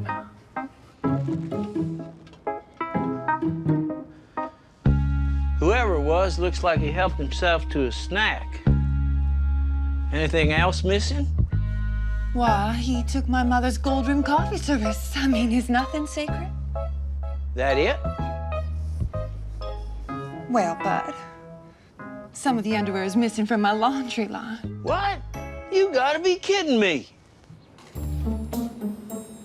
Well, unless panty steal is getting contagious around here, looks like someone just crossed the line into felony territory.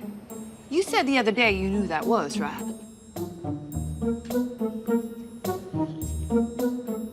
I said I was pretty sure.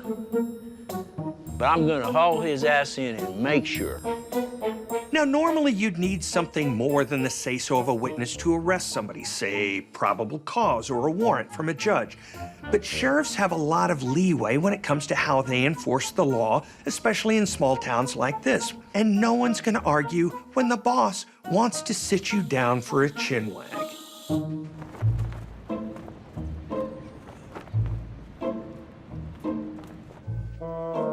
See, Mr. Sheriff, I've tried to stop. I have. You see, I just don't know, Sheriff. You know, I see them panties and I just gotta take them, you know? Gotta take them. It doesn't take long for Sheriff Arnold's suspect to cave. Okay, now. That's a good start.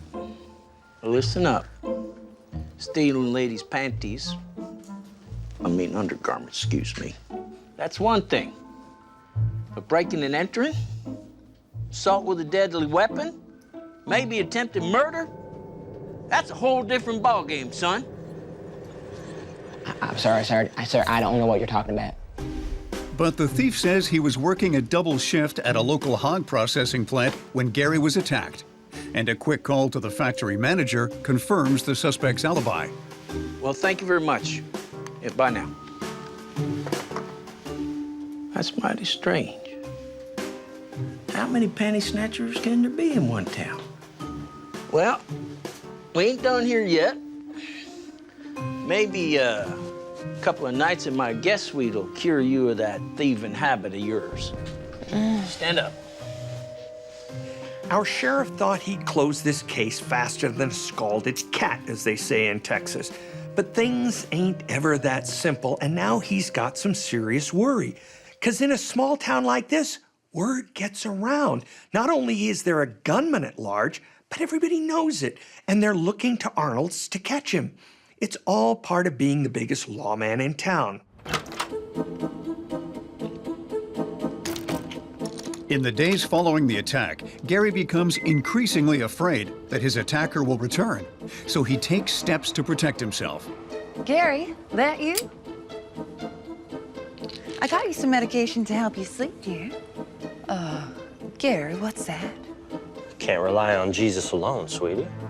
So I got this here peacemaker. Got to look out for my own self. Well, just don't bring it to the dinner table. Makes me nervous. Here, take one of these.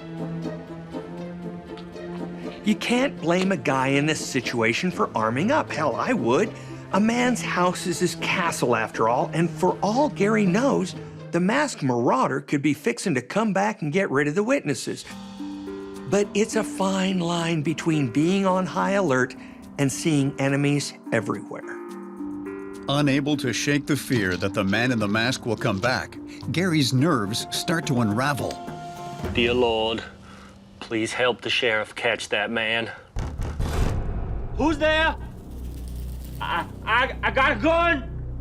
I'll shoot if I have to.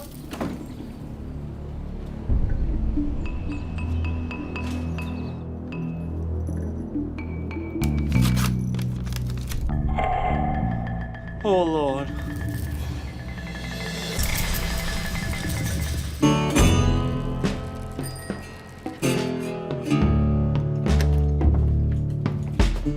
As the days go by with no news from Sheriff Arnold's, Gary's fear starts to get the better of him.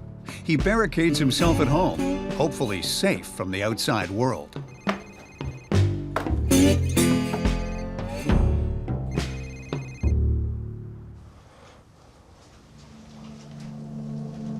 Hello? You're a dead man, Gary. I'm coming for you. Your days are numbered. Your soul is mine. Look outside. Sweet Jesus.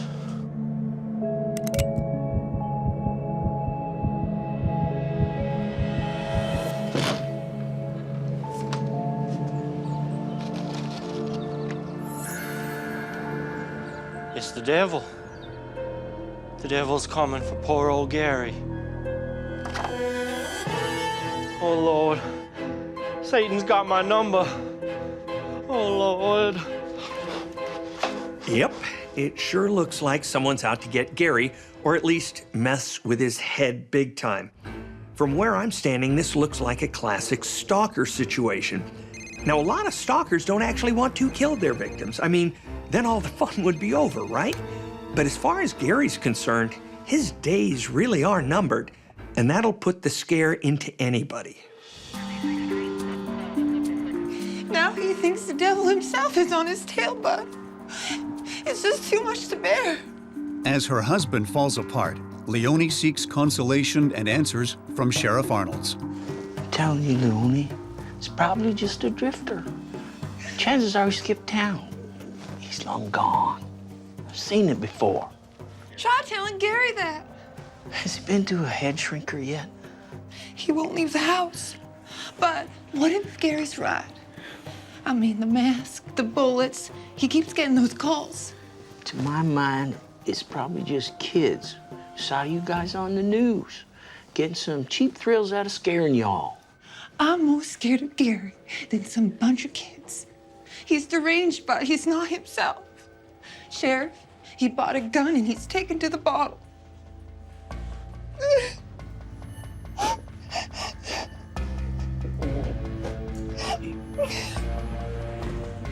Well, nothing wrong with a little nip now and again. But guns and whiskey's not a good combination. You're right about that. So, I'd hide his whiskey and find a shrink that does house calls, or call in the pastor, or both. Even if it is all a bad joke, Arnold's in a tricky predicament because these cases are notoriously hard to investigate. Whoever's tormenting poor Gary is operating at a distance, and with no leads on who attacked him, Arnold's basically investigating a case of prank calls and Nicky Nine Doors. But that assault caused a crack in Gary's mind, and I'd say he's in real danger of breaking down completely. Arnold's might be the law around here, but he's no psychiatrist. There's not a whole hell of a lot he can do.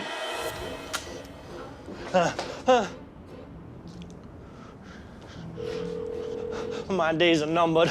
Bud, I don't know what to do. He's getting worse. I'm afraid he'll do something to me.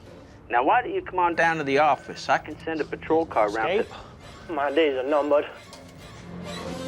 Hey, who are you talking to? Leonie, what's going on? Is it him? No. No, honey. Remember what the pastor told you. Keep the Lord close to your heart. Yes. Give me the gun. Okay. No, I need that. Give it back. Step I need away. it. I need that. Step away. I need that. Step Give me away. that. Ow, you're hurting me. Ah! Criminy!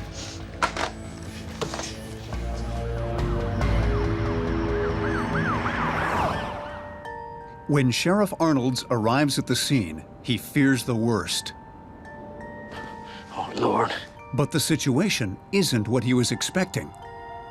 Put the gun down. Put the gun down on the floor. Gary attacked me. Forgive me, Jesus. I didn't mean to do it.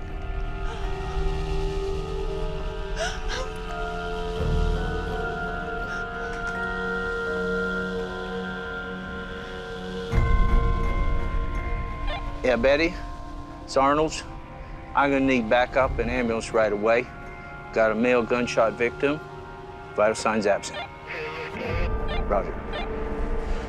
Everything's gonna be just fine, Leonie. Why don't you come on down to the station and we'll talk about what just happened. Jesus might forgive Leonie, but the law still has to make up its mind. You don't just say, it's a shame Gary took 2 in the chest, and go home. You know, a lot of people ask me about the self-defense thing, and if I'm honest, there's no hard and fast rule, because every situation's different. Whatever went down in that kitchen, Leonie's still got a lot of explaining to do. Now, darling, I know you must feel lower than a gopher hole. But why don't you tell me how it all went down?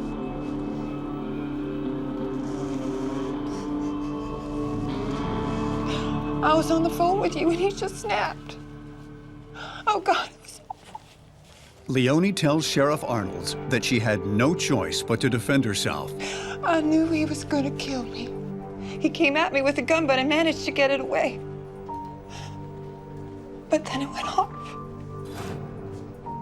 It went off twice. The first one was an accident, but it didn't stop him. He had the strength of 10 men. So I fired a second shot. It's a crying shame. Crying shame. What happens now? Well, we're processing the scene. The coroner's got to weigh in. The prosecutor. But from where I sit, you did what you had to do.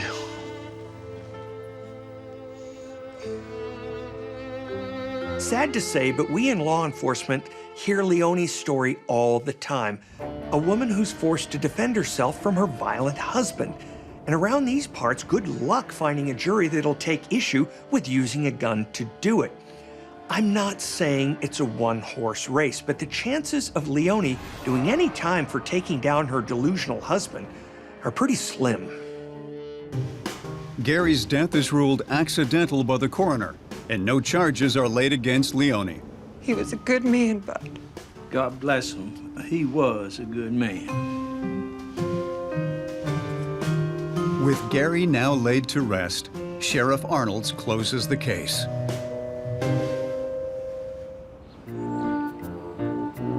And bless this food, O Lord, so that it may nourish our body and soul.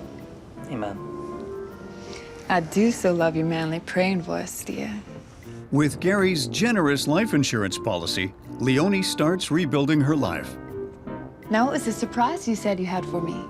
She eventually meets a new man at church, a successful car salesman named Ralph. After a brief courtship, they get married, and Ralph moves into Leonie's house. A sedan! Oh, Ralph, you shouldn't have. You're so good to me.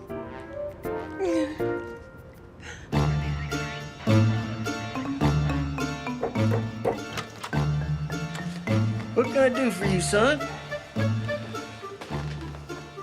Well, Sheriff, I'm here about Leonie Culpepper.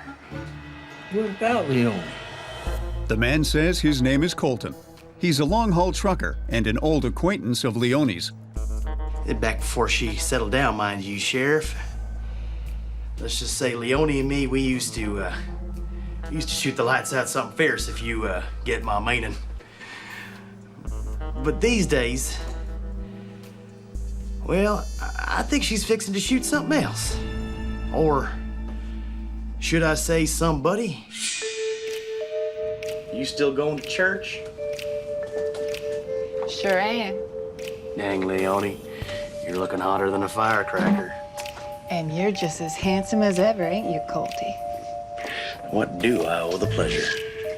Colton claims Leonie contacted him recently about some work she needed done, and he'd driven down from Houston to talk it over. You'll make a lot of money, honey pie. And there may be more than just money in it for you, if you do a good job.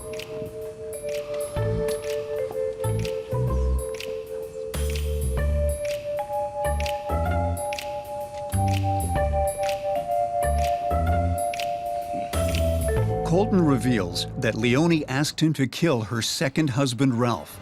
You don't care how exactly. Just that it gets done. Well, hell's bells, son. That's quite a yarn. How do I know you just ain't yanking my chain? Because she paid me $5 large up front, sir. Colton says he had no intentions of killing anyone, but just in case Leonie thought he'd turn her in, he pretended to go along with the plan. I come straight here. She got war paint on, Sheriff. I swear.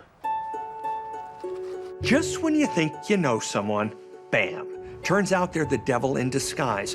A cupcake baking housewife hiring a hitman sounds pretty unlikely. But Arnolds is looking at Leonie in a whole different light now, and he's wondering just how accidental Gary's death really was.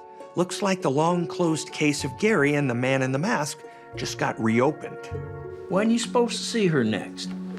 Matter of fact, supposed to see her this afternoon. Well, if all this is true, and I ain't saying that it is, then I got a job for you too, boy. You know what a wire is? To find out if he's telling the truth, Sheriff Arnold's has Colton wear a wire to record his meeting with Leone. You're good and deputized now. I want you to record everything, you hear? Yeah, I hear you. Now, if you're pulling a fast one, I swear, I'll sizzle your bacon. Throwing some untrained hayseed into a murder-for-hire case seems pretty dumb, right? But it actually happens all the time. Not all confidential informants are pros, and that can be a good thing because when you need your suspect to incriminate themselves, you don't want your CI to have any whiff of the law on them. And you'd be amazed what some crooks will say once they trust you.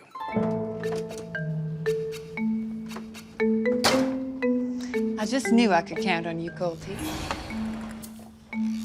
While Ralph is at work, Leone and Colton discuss how to best take him out. Well, shooting him is probably easiest. Just make sure he's dead. The last guy screwed up real bad. Last guy? At first, Colton thinks Leone means she tried to take out Ralph once before, but he quickly realizes she's talking about Gary. Leone tells Colton that being married to Gary was like living in a cage, and the only way out was to get rid of him for good. And she'd found the perfect person for the job, somebody no one would suspect. The plan was simple. Give the vagrant a gun, a disguise, and a key to the house, and tell him to make it look like a break-in. But her man botched the job. When the gun jammed and the would-be killer fled, Leone knew she had a problem on her hands. So now Leone has to stall an attempted murder investigation until she thinks of another way to get Gary out of the picture. You talk about your first world problems. She tries to pin suspicion on the panty phantom, but the guy has an alibi and Gary now has a gun of his own. She can't exactly ask the homeless dude to give it another try. I mean, he's long gone anyhow. So what's a wife who wants her husband dead to do? He screwed up real bad. So I just had to kill stupid old Gary myself. Leone's admission on the wire brings Sheriff Arnold's calling with an arrest warrant. So much for self-defense. But why, Leone? Gary was a good man. He might have been a good man, but he was a cheap son of a bitch. He'd squeeze a dollar bill till Washington hollered. I wanted more, Bud. Like dinner out more than once a year. But Gary just didn't care. His life was pouring concrete and coaching ball. Leone says that depending on Gary for money was suffocating her, but divorce was out of the question. She risked being left with nothing. Gary, however, had a life insurance policy worth $250,000. So you're saying that Gary was worth more dead than he was alive? That's about the all of it, Bud. Get the sheriff! Leone tells Sheriff Arnold's that when the homeless hitman failed to kill Gary, she needed a new plan. And Gary's reaction to the assault gave her an idea. Leone spread the word that Gary was becoming increasingly unstable. I just don't know, Pastor. I got him some sleeping pills, but they just don't work. He's been pacing all night. I've been scared for my safety. Leone realized that if she took advantage of Gary's fear that someone wanted him dead, she could lay out the groundwork for a claim of self-defense before killing him herself. So Leone kept the pressure on until Gary was close to snapping. You're a dead man, Gary. I'm coming for you. Your days are You're numbered and your soul is mine. There's an old Ingrid Bergman movie called Gaslight about a guy who tries to convince his wife that she's going insane in order to cover up a murder he'd committed years before. And that's exactly what Leone does. She gaslights her husband, manipulating his paranoia to make him think there's a killer around every corner. And as an added bonus, if Gary ever figures out it's Leone all along, he'll have no credibility. In any case, it wouldn't be hard for anyone to believe Gary was capable of attacking Leone and that she would defend herself accordingly. Even I have to admit it was a brilliant plan. How does Ralph figure in all this? Well, Leonie tells Sheriff Arnolds that when Gary's insurance money started to run out, she started looking around for another husband with a good insurance policy. besides, Bud, once I got a taste of living by my own rules, I just knew I couldn't go back. At least not for long. Why didn't you just get a job like regular folk? Doing what? Cupcakes make you fat, not rich. So you figured you'd married Ralph and get away with murder a second time, huh? It worked once. Why not? You're a real piece of work, Leonie. You had us all fooled, make no mistake. But you're going to prison for life if you're getting a day. And that's something you can hang your apron on. Now stand up. Leonie's charged with first-degree murder and conspiracy. Sentenced to life without parole, she consoles herself by volunteering in the prison kitchen. You know, pushing someone over the edge ain't easy, even when they're already halfway there. It takes the kind of planning only a psychopath is capable of. Gary might have been bugging out, but he wasn't crazy. He knew in his bones someone was out to get him. He just didn't realize it was his own wife. Leonie fooled a lot of people, but she couldn't get away with it forever, because here's the thing. You just can't gaslight the law. Sooner or later, we'll see behind the mask, and you'll be behind bars.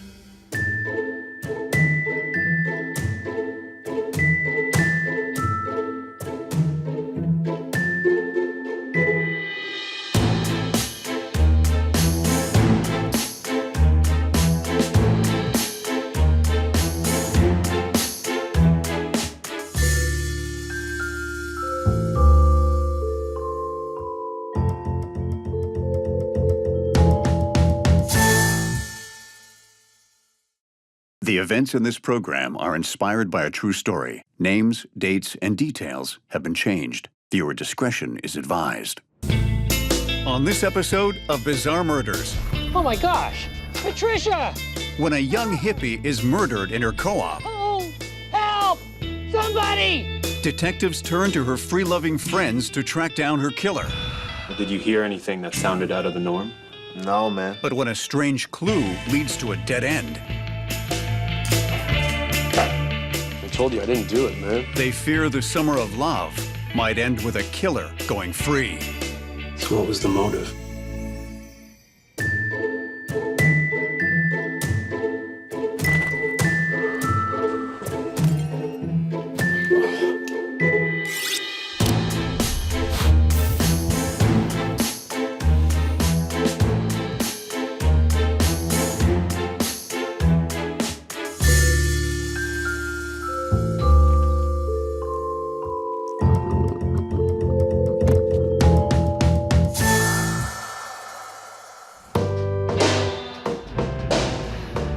Ashbury, San Francisco, 1970. It's open, dude. John is a straight-laced doctor, married to his homemaker wife, Leanne. He has 2 daughters who live in a hippie co-op in the heart of free love. Hello, young man. I'm looking for Patricia and Susan. Who? Patricia and Susan. Patty and Susie. Yeah, they're down the hall to the right, the room on the right. Right. Thank you. He's paying a visit to convince his daughters to leave the hippie commune and come back home to his safe suburban bungalow. Girls? But when he walks into the room, he makes a horrifying discovery. Oh my gosh! No! Patricia! Sweetie! No! Help! Help! Somebody!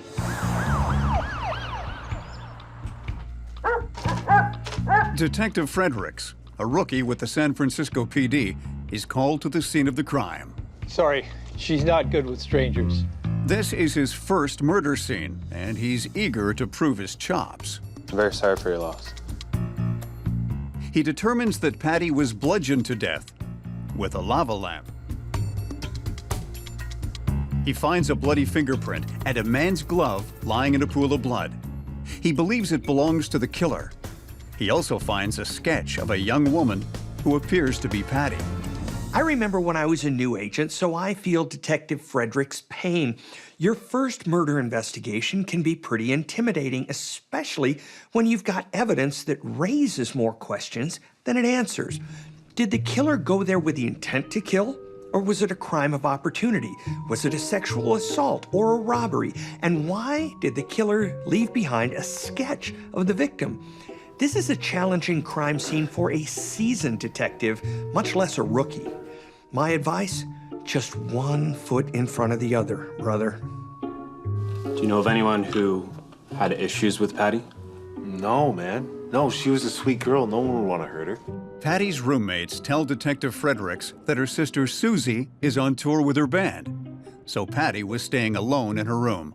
Was there anyone suspicious in the house at all last night? We don't keep a sign-in sheet, man. Society's rules aren't ours. Well, did you hear anything that sounded out of the norm? No, man. Actually, now that I think of it, I heard a scream. And? I didn't think anything of it. I just thought it was one of the girls, you know, like getting it on. So.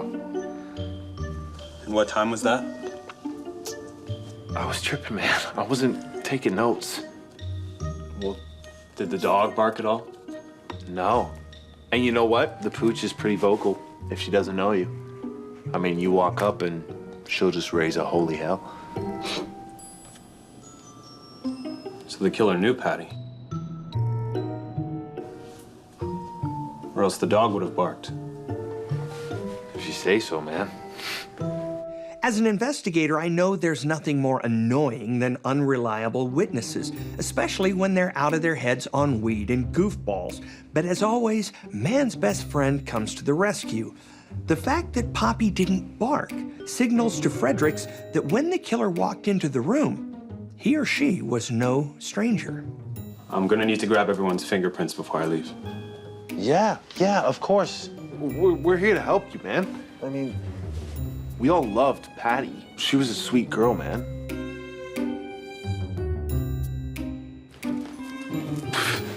Brother, chill out, man. I'm not your brother, dude.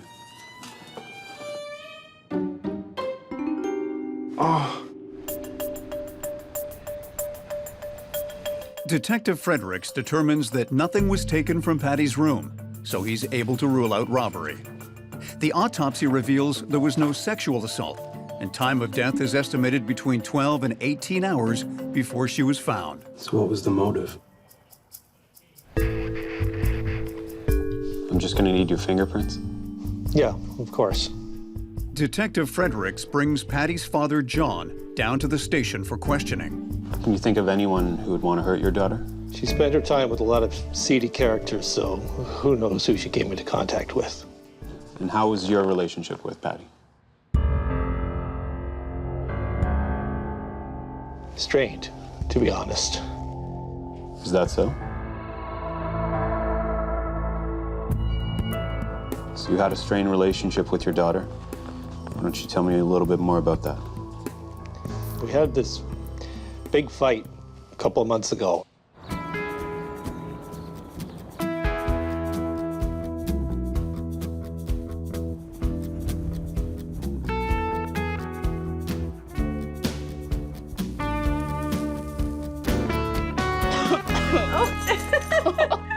John wants his daughters to go to college, find a nice man to marry, and become homemakers. What the hell is going on in here? Dad, you can't just barge in on us like that. It's my house, my rules. When you start paying the bills, you can make the rules. Give me that. You can't take You that. need to stop hanging around with those hippie types. Dad! But it's the summer of love, and Patty and Susie don't want to conform to society's rules. They aren't interested in landing a husband or pumping out babies. You're throwing your lives away with this lifestyle of yours. Patty wants to be a model, and Susie wants to play guitar in a band. You girls should move to Iowa. He threatens to send them to live in the Midwest with their grandmother if they don't shape up. Okay, you know what? Don't even worry because we're already gone. Where are you We're going? going. We're leaving. We're leaving. Clearly, you don't want us here. Here, puppy. Come on. Come on. Let's go. Don't think you can come crawling back here. We won't. You're gonna regret this.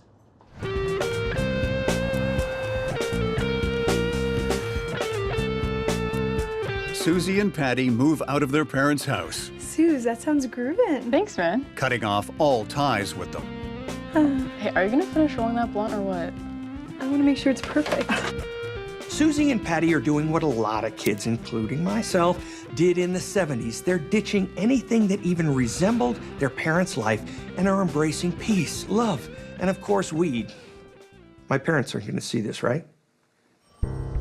We didn't see eye to eye on almost everything. Where were you last night? Home alone. My wife's visiting her mother. Do you have anyone who can verify your whereabouts? Like I said, I was home alone. You don't think I did this, do you? John's relationship with his daughters was anything but peace and love. And while it's hard to imagine a father killing his daughter, trust me, I've seen stranger things. It's not too far-fetched to think that he went over there to convince them to come home. They refused, their fight escalated, and he simply lost control. Case closed. I'm gonna have to ask you to do something for me, sir. Detective Fredericks asks John to try on the glove the killer left at the scene of the crime. Doesn't fit. If the glove doesn't fit, you must acquit. Remember that line? Yeah, that's one for the history books. But despite the debacle that was the O.J. Simpson case, it's still a good way to help eliminate a suspect. Back when I was starting out, technology was limited and DNA databases didn't exist. So these elimination techniques might seem a little old-fashioned, but it's all we had. The results of the fingerprint test confirm that neither John nor any of Patty's roommates are the killer. Well, I guess that settles it. You're free to go. Find the person who did this. Sir, I promise you, I'm doing everything I can. Looking for a new lead, Detective Fredericks pores over Patty's diary. It reveals that she had affairs with 8 men over the last 6 months. He took off my blouse slowly and then started to slip off my skirt. The age of Aquarius, with all of its free love, does not bode well for murder investigations. The song I Get Around was popular for a reason, you know what I'm saying? But for cops, the problem with too many lovers is that you have too many suspects. And too many suspects means a whole lot of confusion. As he nears the end of the diary, Detective Fredericks discovers something that piques his interest. Yesterday, I met the coolest cat at an art show. His name is Davy. An hour after we met, we shagged on the carpet.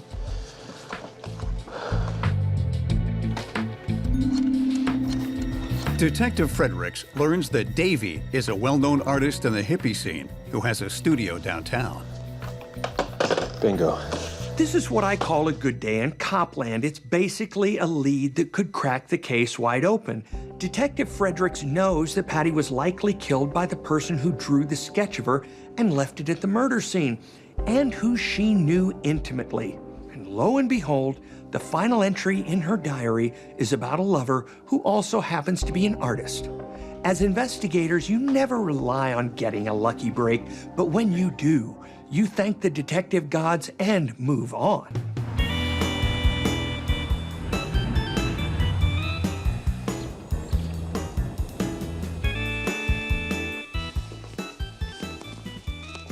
Davy? Yeah, man.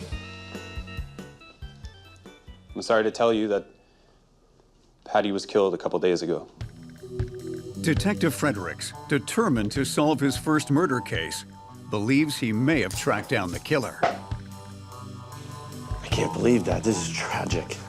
How could such a bright light be extinguished so soon, man? Patty, what do you mean, man? That's terrible news. Is Patty your girlfriend? Girlfriend? What's that even mean, man? No, we just had this connection. It's this vibe, you know? Sure. Where were you Tuesday night? I was at an artist's retreat in Mendocino, man. I just got back this morning. Detective Fredericks, suspicious of the convenient timing of Davy's retreat, asks him to come down to the station for further questioning. I didn't hurt Patty, man. We'll see about that. I just need you to do something for me. It'll just take a second. I told you I didn't do it, man. While Detective Fredericks runs Davy's fingerprints, he asks him to try on the glove.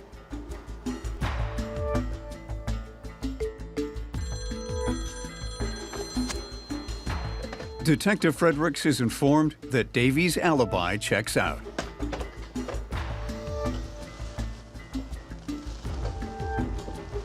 You're free to go. But before you go, The detective shows Davy the sketch that he found at the scene of the crime, hoping for some insight into the mind of the killer. by looking at that, can you tell anything about the artist? That's no artist, man. That's an amateur. You dig? This is the frustrating part about detective work. Dead ends. Detective Fredericks now has 0 leads on this would-be artist/killer. Back to the drawing board. Later that day, please have a seat. Susie arrives home from her music tour after hearing the news about her sister. I'm so sorry for your loss. What happened to Patty? Detective Fredericks tells Susie that they think Patty knew her killer, and he may be an amateur artist. Do you know anyone that fits that description? No, everybody loved Patty. Anyone she worked with or lived with? Well, there was this one guy. His name was Jeffrey. Susie tells the detective that she remembers a wannabe artist who used to live in the co-op. He was really creepy, and he always used to follow me around and sketch me.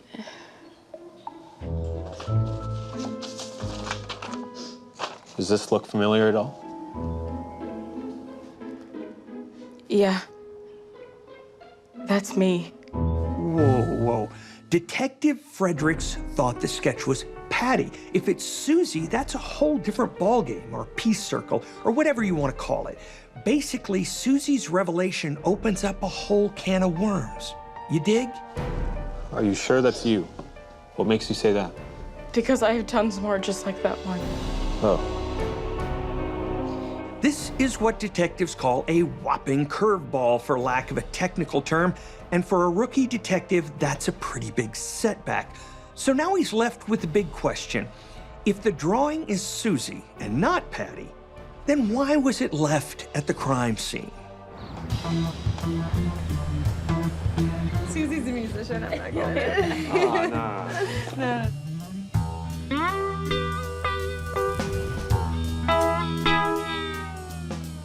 Hey, man. Hi. Welcome, dude. It's good Hello. to see you, man. How's everyone doing? Sit down, sit down, sit down. Hi. Hey.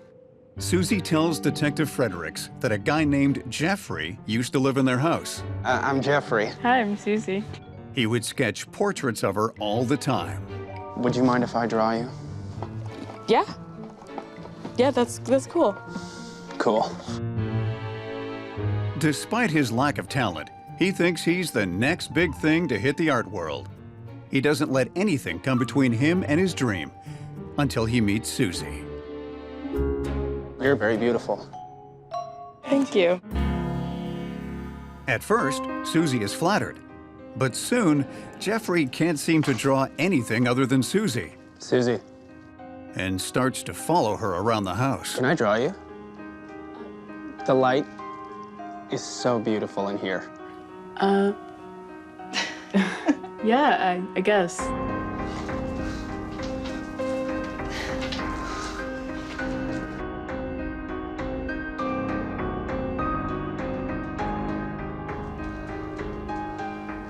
I thought you wanted to draw. Yeah. Yeah, I do.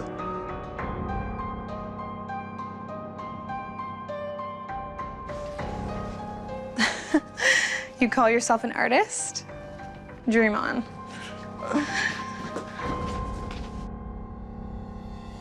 Eventually, Jeffrey's attention turns to obsession. Jeffrey, what are you doing? Sorry, I was just... Go away. I'm sorry. Susie can't go anywhere without Jeffrey's eyes and a sketch pad following.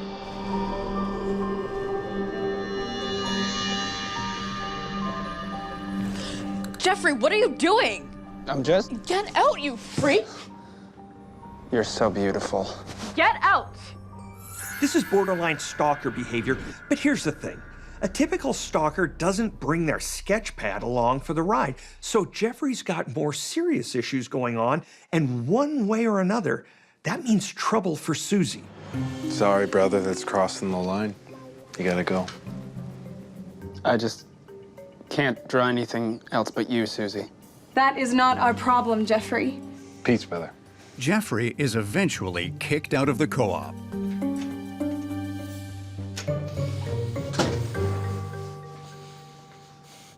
He gave me sketch after sketch after sketch, and I never knew where to put them. I just threw them in my closet. I probably have hundreds more just like this one.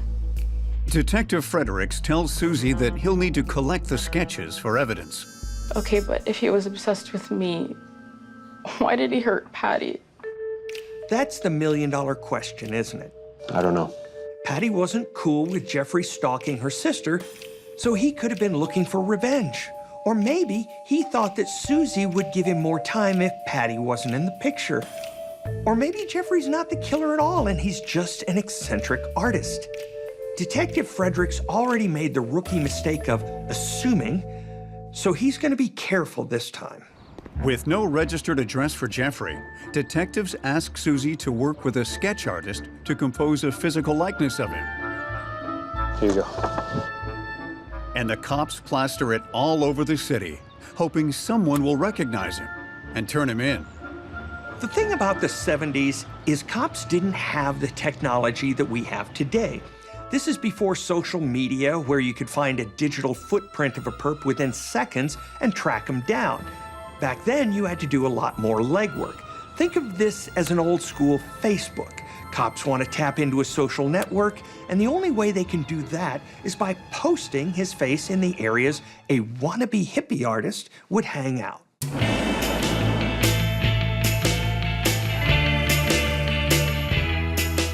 Meanwhile, Jeffrey, amateur artist extraordinaire, believes he has just killed the object of his obsession and is finally free to explore his creative genius. Hey, Kathleen. Wow, you're smiling. I feel great.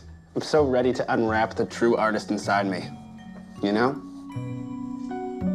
Cool.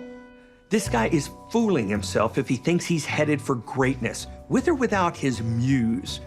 I know I'm just the man, but even I could draw a better banana than this low-rent Andy Warhol wannabe.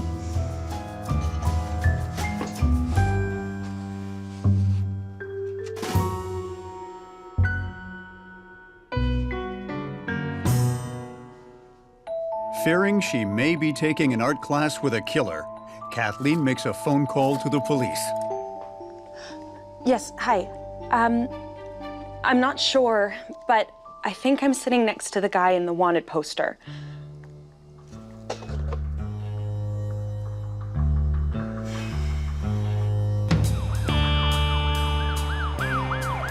Detective Fredericks gets a phone call from a fellow artist who believes that Jeffrey, who's wanted for questioning in the city's latest murder, is in her art class. Is your name Jeffrey? Yeah. I'm gonna need you to come down to the station with me for some questioning. What for? In connection with a murder.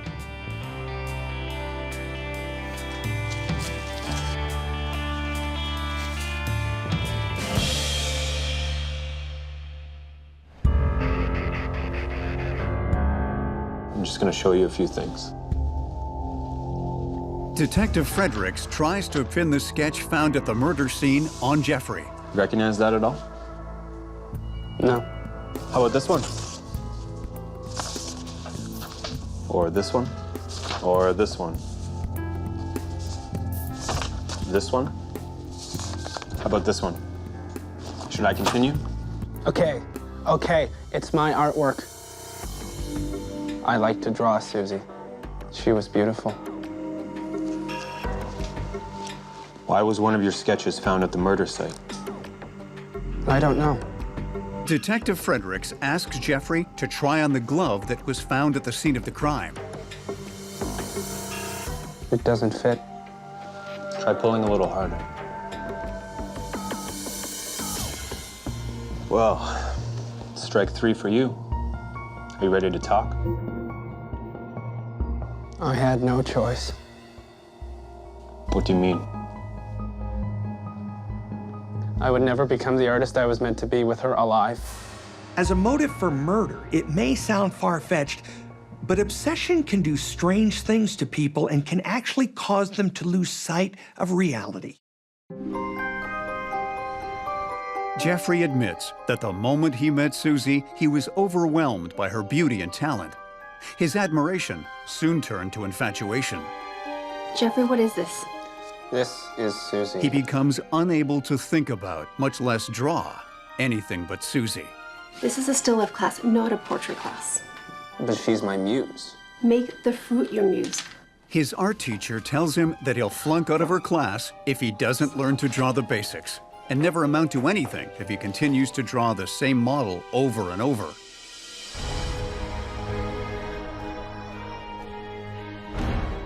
A frustrated Jeffrey tries to master the basics, but no matter how hard he tries, he's only able to draw Susie. Jeffrey becomes more and more obsessed until he eventually becomes unhinged. I can't take this anymore! Finally, in a desperate attempt to erase Susie from his mind and become the Picasso he knows he can be, he makes a drastic decision. I have to get rid of her to free myself. So this takes the phrase tortured artist to the extreme. He somehow believes that if he just gets rid of Susie, he'll be able to release his artistic genius and become the next Van Gogh. Wait a minute. Didn't Van Gogh cut off his ear before he went mad? Hi, Poppy. Hey.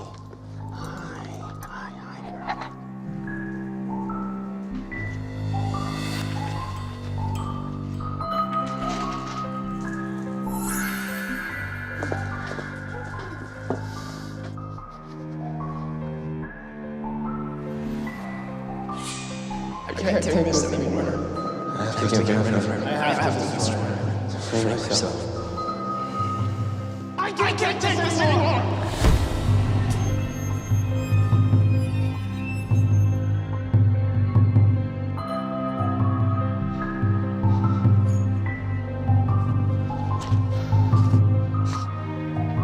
Good riddance, Susie.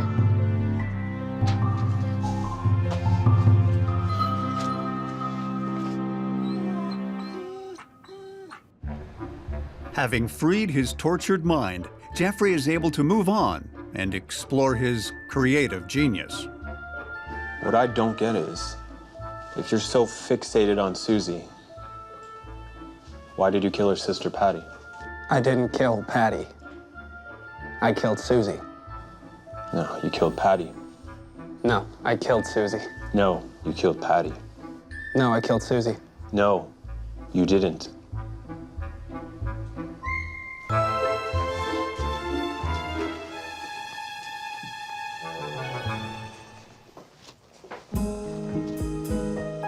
When Jeffrey sees Susie, he realizes the full extent of his fate.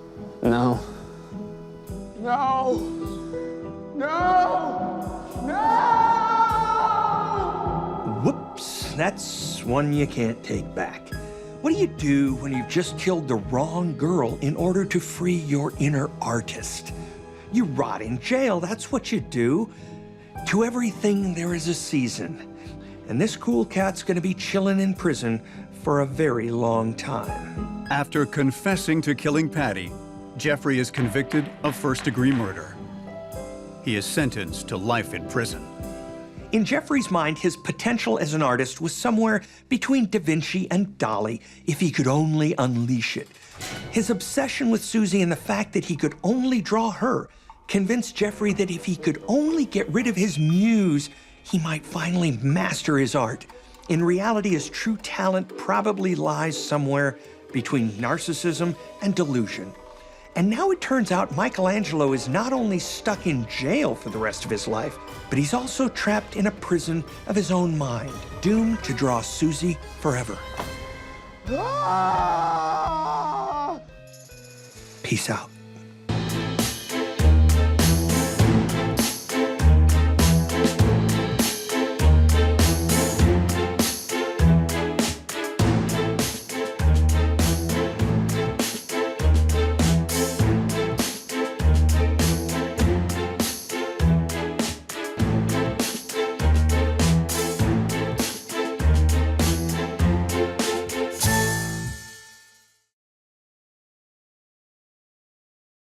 The events in this program are inspired by a true story. Names, dates, and details have been changed. Viewer discretion is advised. The owner of a local restaurant is shot dead and an armed robbery gone awry. His beloved pet parrot is stolen by a customer who meets her fate at the hands of the robber. Now, there are 2 dead bodies, and the only witness has feathers and a beak. Polly want a cracker?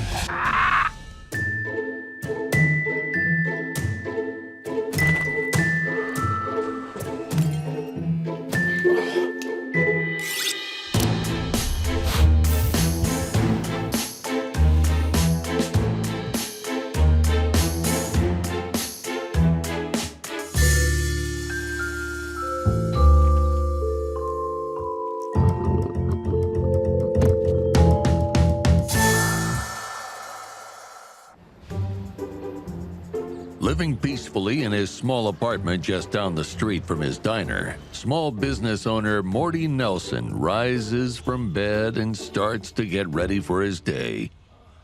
With no close family, the first thing he does every day is say hello to his only companion, a talkative parrot named Crackers. Hello. Good morning. Hi. Hi. Morty has devoted his life to his pet, spending the past 7 years teaching Crackers a multitude of tricks and words. Let's go. Even renaming his restaurant the Birdcage Bar and Grill in Crackers' honor. Morty opens the diner with his cook Pedro, expecting a slow afternoon. He places Crackers on his perch in the corner, hoping that the bird's charm will bring in some customers. Literally need you to talk me up some business today, okay? Ever since his adoption, Crackers has become a local celebrity. Hey, Crackers. What's up, Crackers? Hey, Birdie. Que lindo estás, Crackers. And Morty has even trained his bird to greet returning patrons by name, Hi. making him the highlight of meals for many customers. Oh, such a cutie. Being a celebrity, any kind of celebrity, even a local celebrity like Crackers, it's kind of a double-edged sword because people want to come around you, they want to flock to you, and that's good and bad because sometimes some of those people are shady.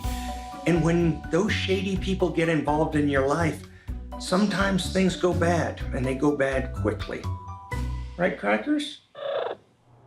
On this Friday afternoon, Morty realizes that this is the second month in a row in which business has been slower than usual. He sends his cook home, afraid he won't have enough money to pay him for a full day's work. Just an hour later, Morty is fixing up a dessert for an old patron in the diner, a beautiful woman named Regina DeLang, who has taken a liking to Crackers. As Morty heads back to the kitchen to wash some plates, a man enters the diner. He looks to Regina and flashes a sultry smile. Despite not knowing him, she smiles back. But when Morty returns from the kitchen, the man pulls out a gun and shoots Morty dead. Before Regina can scream, the man turns and points the gun at her. "Not a peep," he says with his glare. The man goes straight to the money box behind the counter and grabs all the cash. Regina watches, silent, terrified. It's Crackers who begins to shout. The man shoots the parrot a murderous glance, but Crackers shouts on.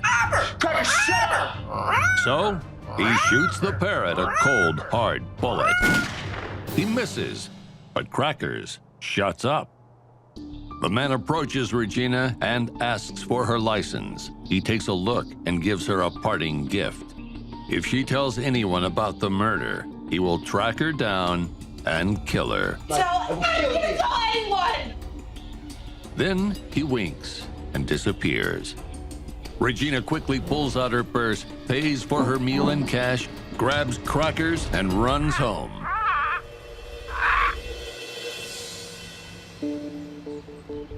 When Regina reaches her apartment, she picks up the phone to call the police, but then puts it down.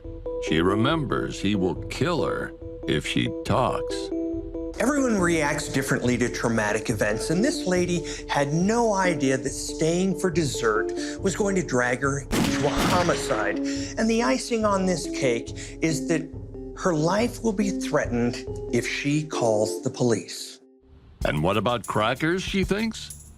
She decides she'll keep him until police are able to solve Morty Nelson's murder on their own. In her confused stupor, Regina made a significant mistake.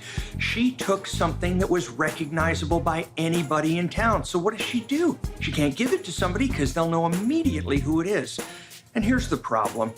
If you've seen a murder and you don't report it, you could be considered an accessory after the fact. Police arrive at the restaurant and begin an investigation. On the case is Detective Laura Brewer, a new transfer from a district in Harlem. Brewer leads the charge in search for evidence, but the bar and grill doesn't offer much. There are no security cameras to capture what took place, no eyewitnesses, and police can't decide on a motive. What was the initial target of the robbery? Was it the cash missing from the money box, or was it the famous bird in the window? Police have seen it all. They've seen people kill for drugs, for memorabilia, even for small amounts of cash. Everything has a price tag, so they can't rule out the thought that somebody killed for crackers. Detective Brewer discovers her only clue on a table, a half-eaten cupcake, a bill overpaid in cash, a seemingly random bullet hole from above Cracker's perch, and bright orange lipstick on a coffee cup. These are clues that lead to a number of different and conflicting conclusions. If this was a robbery, why was the money left over? And why did the person massively overpay? Second, if the robbery was intended to secure the bird, then why did they shoot at it? And now that they've got it, does that mean the bird could be dead by now? Everything in this case seems to be pointing to one conclusion. The person who killed Morty was there to steal crackers. After Detective Brewer collects the evidence, she turns to the body of Morty Nelson. She thoroughly inspects him to see if there were any clues left behind. But she finds nothing. The clock is ticking. Brewer has to act fast to find the killer before he strikes again.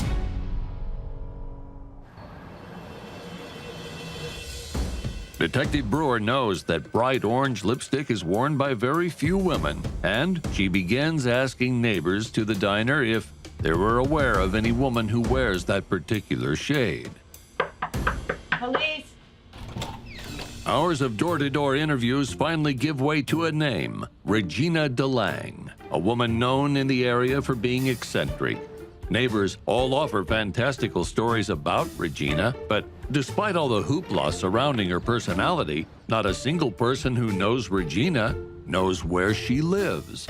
And the police have no address for her listed. Sometimes it's better not to have a witness at all than have one who's certifiably crazy. But Detective Brewer needs to find this woman and make a decision, because it's very possible this woman isn't crazy. She's just eccentric. Meanwhile, back at her apartment, Regina is having difficulty taking care of Crackers. Want to try a granola bar? Whoa, you look scared. She can't get him to eat anything, and worse still, she doesn't know what to feed him. But things take a dark turn when she receives a mysterious phone call. The voice sounds like the killer at the Birdcage Bar and Grill. These are Regina's worst fears confirmed. The killer is making good on his promises, and she can't ignore him anymore. After a few minutes of seemingly normal chit-chat, the killer says he's going to come over to her house so they can cook dinner because she owes him for not killing her. If she refuses, he'll burn down her apartment building. At this point, Regina does not have much going for her. I mean, she doesn't know the guy's name. She doesn't even know where he lives. She got nothing for the police.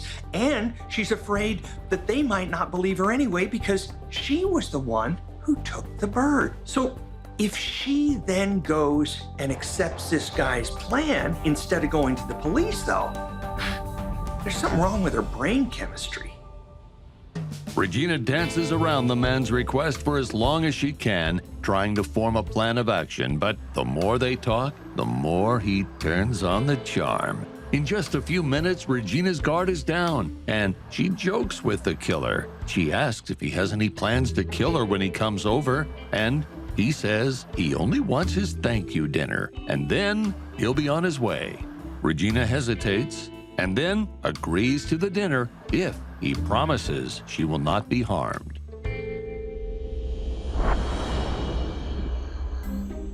Just before he arrives, Regina suddenly worries that if the killer sees Crackers again, he could be enraged. She stuffs Crackers into a kitchen cabinet and tells him to shut up. Okay, bye, sweetie, bye, Crackers. Whew. Minutes later, the killer arrives to Regina's apartment with a bag of groceries, and he tells her he will help her cook a gourmet Italian dinner. The two cook dinner, making conversation and having a good time. Regina's guard continues to drop, and he feeds her baby tomatoes. Her attraction to him grows stronger and stronger. They continue to spend the evening flirting and laughing, a budding romance between them. Toast. Over dinner, the man begins to allude to the reasons why he killed Morty, claiming that Morty had a terrible secret and debt that cost him his life. But the man says he's done killing. That was his last one. This is easily the most bizarre day in Regina's life, and that's saying a lot. She's just cooked dinner for a man who's killed somebody, and now she's considering kissing him. The killer asked Regina if the police ever visited her with questions about Morty. Regina is quick to tell him that she has stayed home all day, and she hasn't talked to anyone but him since she got back to her apartment. I promise you. I pinky swear. Regina has just made a potentially fatal mistake. She's let the killer know that she is the last and only witness. Thank you very much. I have some dessert that I brought. I love desserts. He gets out of his seat and pulls a pair of plastic gloves from a grocery bag, telling Regina that he wants to make her a special European dessert, but that he needs the gloves in case things get sticky. I'm done. You're gonna love it. I'm sure I'm gonna love it. As Regina listens, the killer quickly spins around and jabs a knife into her stomach, covering her mouth with his free hand. The killer slowly slumps Regina over the kitchen table. He runs back to the bag and withdraws a fake suicide letter and places it on the kitchen table. Hours later, Detective Brewer finally tracks down where Regina lives. She knocks on the door.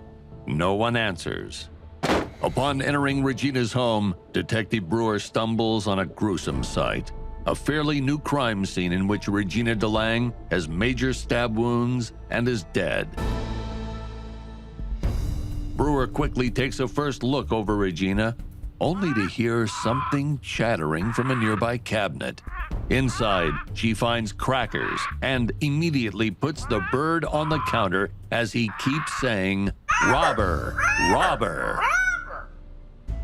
After calming the bird down, Detective Brewer turns her attention to the suicide note on the kitchen table. A quick reading lets her know that the note is a cover-up. The letter has been typed instead of handwritten. This guy is a major overachiever, yet still a minor idiot. If you come to a scene where somebody's dead and there's a typed suicide note, it's always suspicious because people tend to write out their last thoughts, and somebody who types it is probably trying to hide their own handwriting. To make matters even more suspicious, Detective Brewer's quick search of Regina's apartment shows that she doesn't even own a computer or typewriter.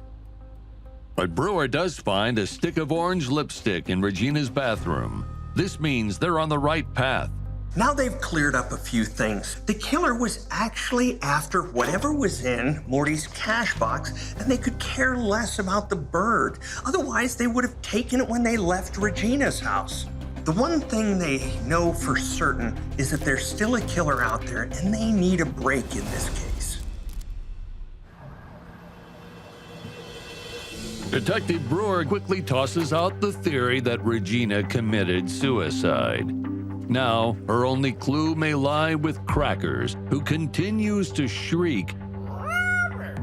Out of leads, Detective Brewer goes over her case file one more time.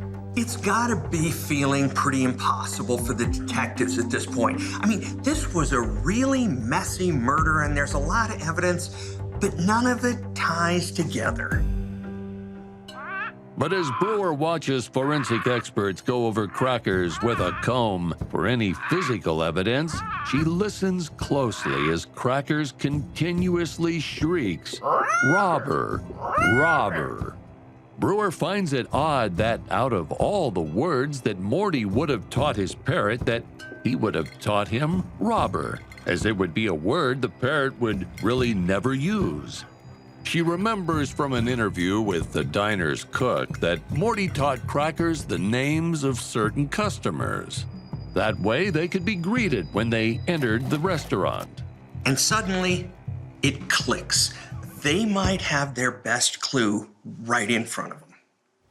Brewer posits that Crackers is not saying robber at all, but is actually saying the name, Robert.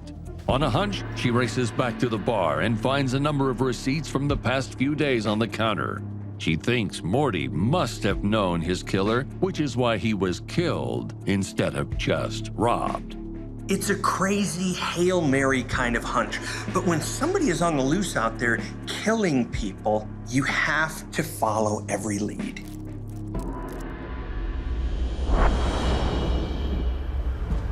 Brewer finds a number of Roberts in the receipts and quickly scans the names in the police database to see if any had previous run-ins with the law. One, Robert Penny committed a string of assaults and a number of past jobs that included him working with mafia types as an enforcer. Lately, it had been rumored that Penny's newest business venture involved extracting money from small business owners who take loans out with gangs. Detective Brewer sets out to find Robert Penny. When you've got a rap sheet as long as Robert Penny's, guess what? You go right to the top of the suspect list. Congratulations. And Detective Brewer is thinking, you know, if Penny isn't actually the killer, he hangs around with a community of people who probably knows who did it. Brewer learns that he works part-time at a department store. In under an hour, she's able to find him and bring him in for questioning. So now Detective Brewer has to be careful. Her prime witness is a bird, a pretty bird. But imagine trying to take that to trial. You're gonna walk into the court and try not to be laughed out of the room by the judge and the jury. So where were you the morning? Brewer hammers Robert on his whereabouts the morning of Morty Nelson's death. But Penny's only alibi is that he was out for a morning walk. She questions him about his whereabouts later that night when Regina was killed. I probably went home and took a nap. The detective continues to hit him hard in questioning. Who takes a nap at 7 o'clock at night? When was the last time he visited Morty's restaurant? Finally, Brewer nails Robert with the question she's been hoping to ask him all along. Did you murder Morty Nelson? Robert denies any wrongdoing, saying, You don't have any evidence. You don't have any witnesses. You don't have anything against me. You have to let me go. but Detective Brewer plays a hand that leaves Robert stunned. She tells him that the fatal mistake he made was that he left a witness behind who successfully ID'd him. This is an incredibly risky thing for a detective to do because she's given Robert all the information he needs to make sure he walks on this crime. All he has to do is play it smart because all Detective Brewer has is the testimony of a parrot. Detective Brewer can see Robert turn pale. She thinks she can hook him as long as she keeps the witness ambiguous enough. Meanwhile, Robert is thinking, who did he miss? Was someone in the kitchen, the bathroom, or are they here watching him? Fine, I will tell you everything. Robert finally cracks under the pressure and admits he killed Morty and stole the cash because Morty had not been making payments to Robert's bosses for nearly 18 months. After his confession, Detective Brewer asks Robert if he would like to face the individual who ID'd him at the scene of the crime. Scoffing, Robert obliges, wanting to see who would be at his mercy if he was ever released from prison. Brewer takes Penny out of the interrogation room, where he sees Crackers in a cage. The bird instantly begins yelling, Robert, Robert, Robert. Robert is stunned, a mix of anger and frustration at his being duped by a detective and a bird. But he knows that his confession has already put him away for good. This is the kind of case that's solved only by a creative, even an imaginative detective. And what's ironic about this is while Robert Penny is going to be rotting behind bars for the rest of his life, Crackers has escaped. Crackers is going to live the rest of his life in a bird sanctuary. Never again behind bars, never again a jailbird.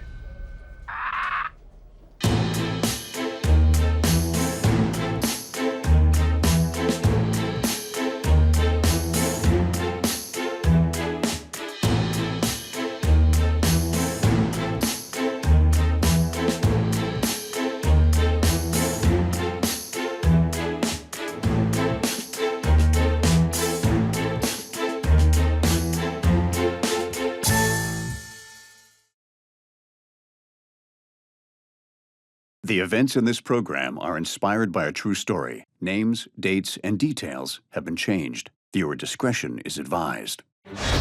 Town sweetheart goes missing and everyone is a suspect. Could it be the married man she was seeing on the side? The irate customer who won't take no for an answer? And why is her brother being so helpful? When every new avenue leads to a dead end, police will have to put this puzzle together piece by piece.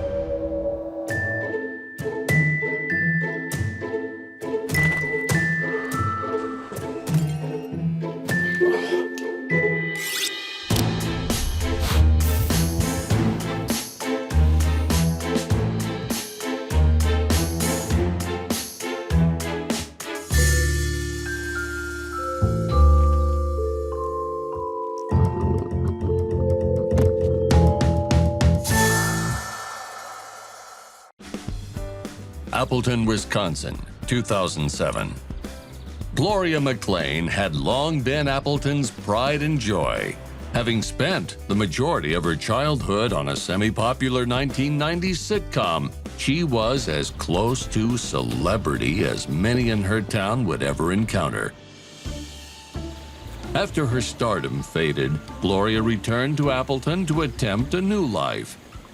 She graduated from school with top honors and eventually settled into a new job running the loans department of the Appleton Savings Bank. Even when her life was going at a meager pace, she continued to be the favored daughter of her town. So, everyone in Appleton was quick to notice when Gloria went missing. When somebody who's very loved in a community goes missing, it's not surprising that people want to come out and help, and they come out in droves. But the problem you have with that is that sometimes they're not doing things that the police would actually have them do, and it causes more problems than it does help. After 2 nights of Gloria's absence at home, her brother Paul McLean files a missing persons report to the local authorities. Paul McLean managed to be everything that Gloria was not. After a prank on his sister went horribly wrong, Paul sustained a back injury that made his confidence take a nosedive. He could no longer play sports, and school did not come easy for him.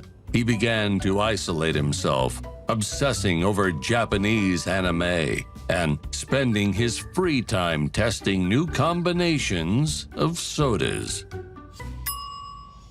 Knowing he was the ridicule of the town, Paul sought to prove everyone wrong by attending the local community college, but at a much more deliberately slow pace. Since Gloria and Paul's parents died, the two have lived in the old family house. Gloria always worried about her brother's financial state, and since the house had already been paid off, it was easier for the two to just continue living there. Until Paul graduated college, of course. Paul reports Gloria missing with great concern and distress. When asked if he knows of anyone who might kidnap his sister, he responds with one name: Darren Tooley. Anytime anybody goes missing, the first thing detectives are going to focus on is that person's inner circle. The second thing they're going to do is try to whittle down the list of suspects. But Darren is not going to get marked off this list. Detective Diana Cox leads the case and begins turning her attention towards Darren Tooley. Police learn that Darren is an artist and local celebrity, often found painting in the middle of the town park. Darren has also been married to his wife, Jonah, for 10 years. She's a real estate agent, and recently, she and Darren have not been seen together in public for quite some time. Now detectives understand why that is. Paul believes Darren has been having an affair with Gloria.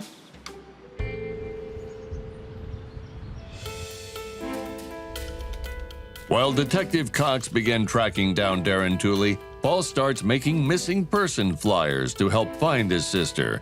Police are skeptical of Paul's efforts. The town has long considered Gloria and Paul's relationship a rocky one. Paul's guilt at holding his sister back only amplifies the fact that he constantly lives in Gloria's shadow. It's difficult to tell if Paul is doing this out of love for his sibling or just a familial obligation. Detective Cox arrives early to Darren Tooley's house and finds his wife, Joanna, relatively at peace, as though she is entirely unaware of the possibility her husband could be cheating on her. Joanna tells Detective Cox that Darren was headed towards Gordon Bullboy's nature preserve, but that's not out of the ordinary for him. If you have a friend who comes up to you and says, "I need to disappear without a trace for a long period of time," raise the red flag if it hasn't already been raised for you. That's strange. And Darren decides that he has to do that. I bet he's finding some pretty good inspiration elsewhere, don't you think? Detective Cox sets out for Gordon Bullboy's nature preserve, but she finds that Darren is not listed among the campers at the park's registration. She returns to the station with a new idea. She goes through Gloria's credit card payment history as well as her recent phone calls, but there is nothing out of the ordinary that Cox finds worthwhile to investigate. Later that day, Paul McLean returns to the station after one of his classes to infer how the investigation is going. Detective Cox gives him the only theory she can compose. She believes that Gloria and Darren have likely run off together. She explains that with no evidence, no body, and no witnesses, it is difficult to assess whether Gloria ran away or was kidnapped. When you're dealing with the family of a missing person, the amount of information you give them is critical. Nobody needs to remind Paul what the other option is. It's gonna be all right. Paul becomes visibly upset, claiming that Gloria would never run away so long as she had to take care of him while he was getting through college. Detective Cox does her best to control Paul's explosive temper and tells him to continue trying to call Gloria over the next few days. Paul leaves disgruntled, but not at a complete loss. Later that day, Detective Cox receives a call from someone in Memorial Park claiming that they found a suspicious package that they believe police should investigate.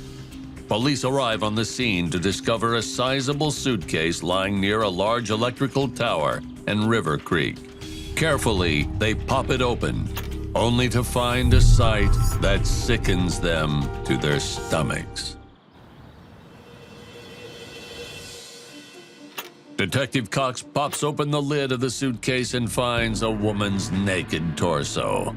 After they recover from the ghastly sight, they quickly bring in the body to test it for fingerprints or some kind of identification, but they find neither. With no security cameras surveilling the area, police question nearby witnesses, but nobody claims to have seen who dropped off the suitcase, and many note the smell kept most of them from even approaching it. Police then ask if they know who it was that called them to the scene, but no one steps forward claiming they did so. 0. Detective Cox warrants a search of Gloria and Paul's home, hoping to find either DNA evidence or something else to give them a lead. But when Cox arrives, she discovers that all of Gloria's suitcases are gone, and that the entire house has been cleaned from top to bottom, except for Paul's room, which is a total mess. Paul tells Cox that Gloria was a neat freak, and the week before she disappeared, she spent nearly all her time spring cleaning the entire house, but he didn't let her touch his room. Cox is astounded as she's unable to find any DNA that could possibly help identify if the torso in the suitcase belonged to Gloria or not. They search her bathroom for toiletries but found that they have been cleared out. Cox asked Paul if he ever saw her packing her suitcase, but Paul claims he never saw anything that would suggest she was going traveling. Detectives have just found a torso in a suitcase. This is either somebody who's too good at faking their own death, or it's a murder victim. They have obviously the torso's DNA, but there's no match with any database, so they have no idea who this person was.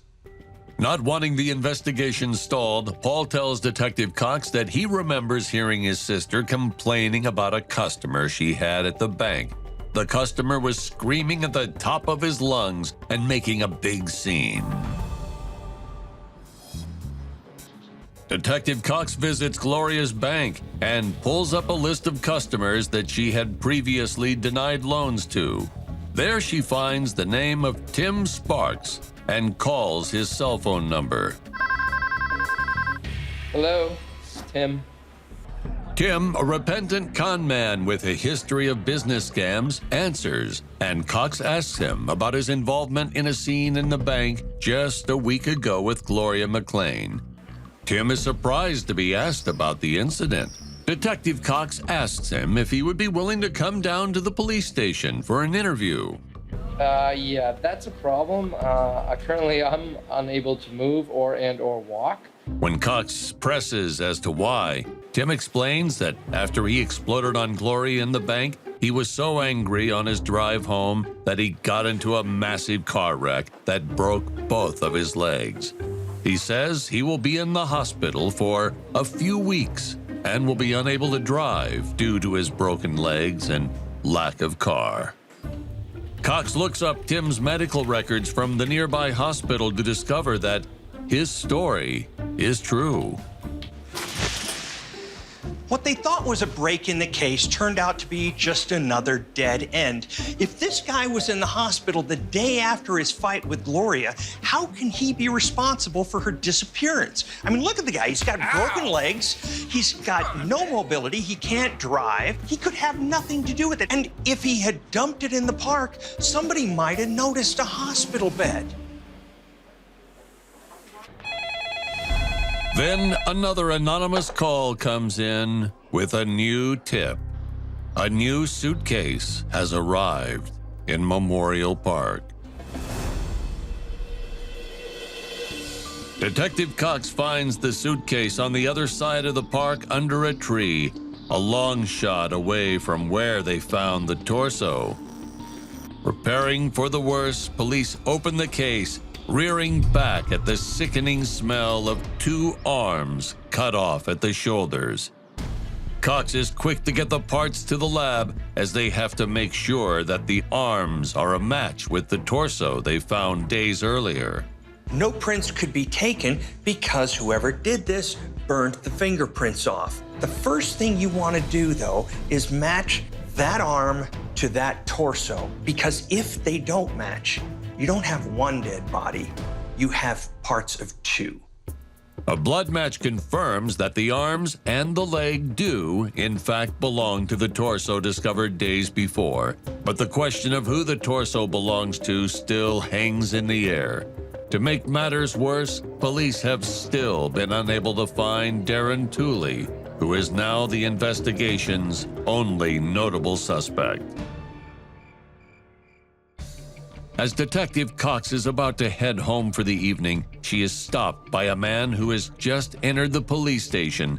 He said that he desperately needs to speak with police, and he's carrying a suitcase.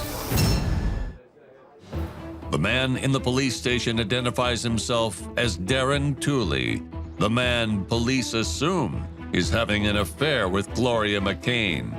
Darren claims he just got back from an artistic journey in the wilderness, and that when he returned home, a suitcase was waiting on his doorstep. He says he has not yet opened the suitcase, but his wife told him to immediately come to the police station in order to clear things up. Detective Cox interrogates Darren while her forensic team analyzes the suitcase. When they open it, they discover a leg that is cut off at the hip. In the interrogation room, Darren repeats his claim that he was waltzing around in the wilderness the past week and that he hadn't talked to Gloria in nearly a month. Darren's alibi is convenient. In fact, it's too convenient. Try walking into a police station and telling the detective, I couldn't have been involved in the murder because I was out alone in nature getting inspiration. This is the look you'll see on the detective's face. To get an interrogative advantage, Detective Cox has her team bring in the contents of Darren's suitcase. Darren is appalled to see the body parts and immediately turns pale white. His story quickly changes. Darren admits that he wasn't in the wilderness the past week, but he also didn't kill or kidnap anyone. He had spent the last week living with a different girlfriend at her apartment in Chicago. He claims he broke up with Gloria a month before because he was worried she would find out about his new girlfriend and that Gloria would tell his wife, Joanna, about his many affairs. It's a very damning story, but not anything beyond what someone would say to get out of prison for murder. I'm just going to give you one word: corroboration. Somebody's got to corroborate it. Okay, I'll even give you a number. Darren gives Cox the phone number of his Chicago girlfriend, Rebecca. Detective Cox calls Rebecca and is told that Darren's story is true. But Detective Cox wants more evidence. Anyone can have a friend lie for you. She asks if Darren has a receipt for his plane ticket, but Darren gets quiet. You're seeing another girl. Darren explains that a different girlfriend bought him the plane ticket to Chicago. This is unbelievable. I mean, how many girlfriends does this guy have? I can imagine the police are probably in there saying, I hope it's this guy, because I want to put this sleazeball away. Detective Cox allows Darren to call his third girlfriend, and an email receipt of his plane ticket is sent to Cox's account. You can go. Yeah. With another lead effectively flushed down the toilet, detectives are stumped at where to turn next. They decide to set their sights on the only other person they believe could be involved, Gloria's brother, Paul. Looking for my sister Gloria, who's still missing. Detective Cox finds Paul out about town, making a video plea for the people of Appleton to be on the lookout for Gloria. In his arms, missing flyers that have been stapled all over. Paul explains to Detective Cox that he has been putting up flyers after class every day. Detective Cox asks Paul if he would be willing to come in and answer a few more questions. I don't understand why can't you just ask me here? I can have. Paul flips into a rage. He screams that no one is taking him seriously and that interrogating him is a waste of time and resources. In his anger, he throws down the flyers. Detective Cox becomes even more suspicious about Paul's outburst. It's not normal for an innocent person to flip out when they're asked to assist in an investigation. And when that happens, it raises a red flag. Detective Cox finally manages to convince Paul to come in for questioning, though Paul says he will only do so if he is allowed to drop off his things at home. Cox reassures him that his personal possessions will be just fine as she leads him to her cruiser.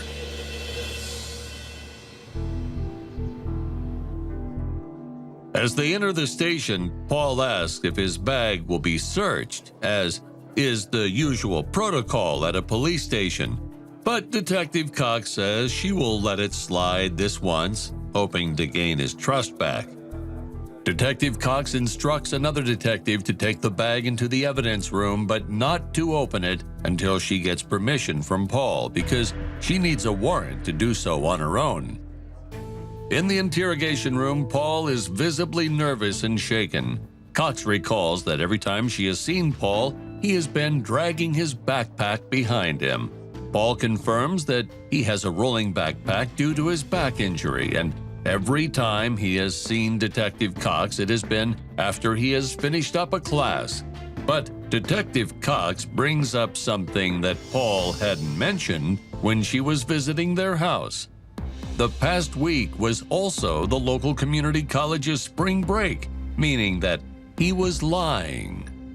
Paul turns pale white. Detective Cox asks Paul if he's hiding anything in the bag he has been carrying around. With a heavy sigh, Paul agrees to allow the forensic team to look through his backpack. Detective Cox gives them the go-ahead to check the bag that Paul has been guarding so suspiciously. The forensic team opens Paul's bag to find a terrible sight. Gloria McCain's head. Hey, I did it. Paul confesses the people of Appleton knew the bright side of Gloria, but they didn't know her dark side, and that she was prone to violent outbursts. The night of her disappearance, she came home from work and flew into a rage, blaming Paul that he was the reason Darren dumped her. You ruined my freaking life, Paul, seriously. Darren left me. Mom and Dad are dead. I have nothing but you. She claimed that Paul was responsible for everything horrible in her life, and even leered out and smacked Paul across the face. In his own fit of rage, Paul struck his sister in the back of her head, killing her. Instantly regretting his actions, he cut her body up and placed them in old suitcases, dropping them off around the town and at Darren's house, hoping to implicate him as the real murderer. Every once in a while, a case is so bizarre, so unreal, so inhuman, that it shows once again that truth is stranger than fiction.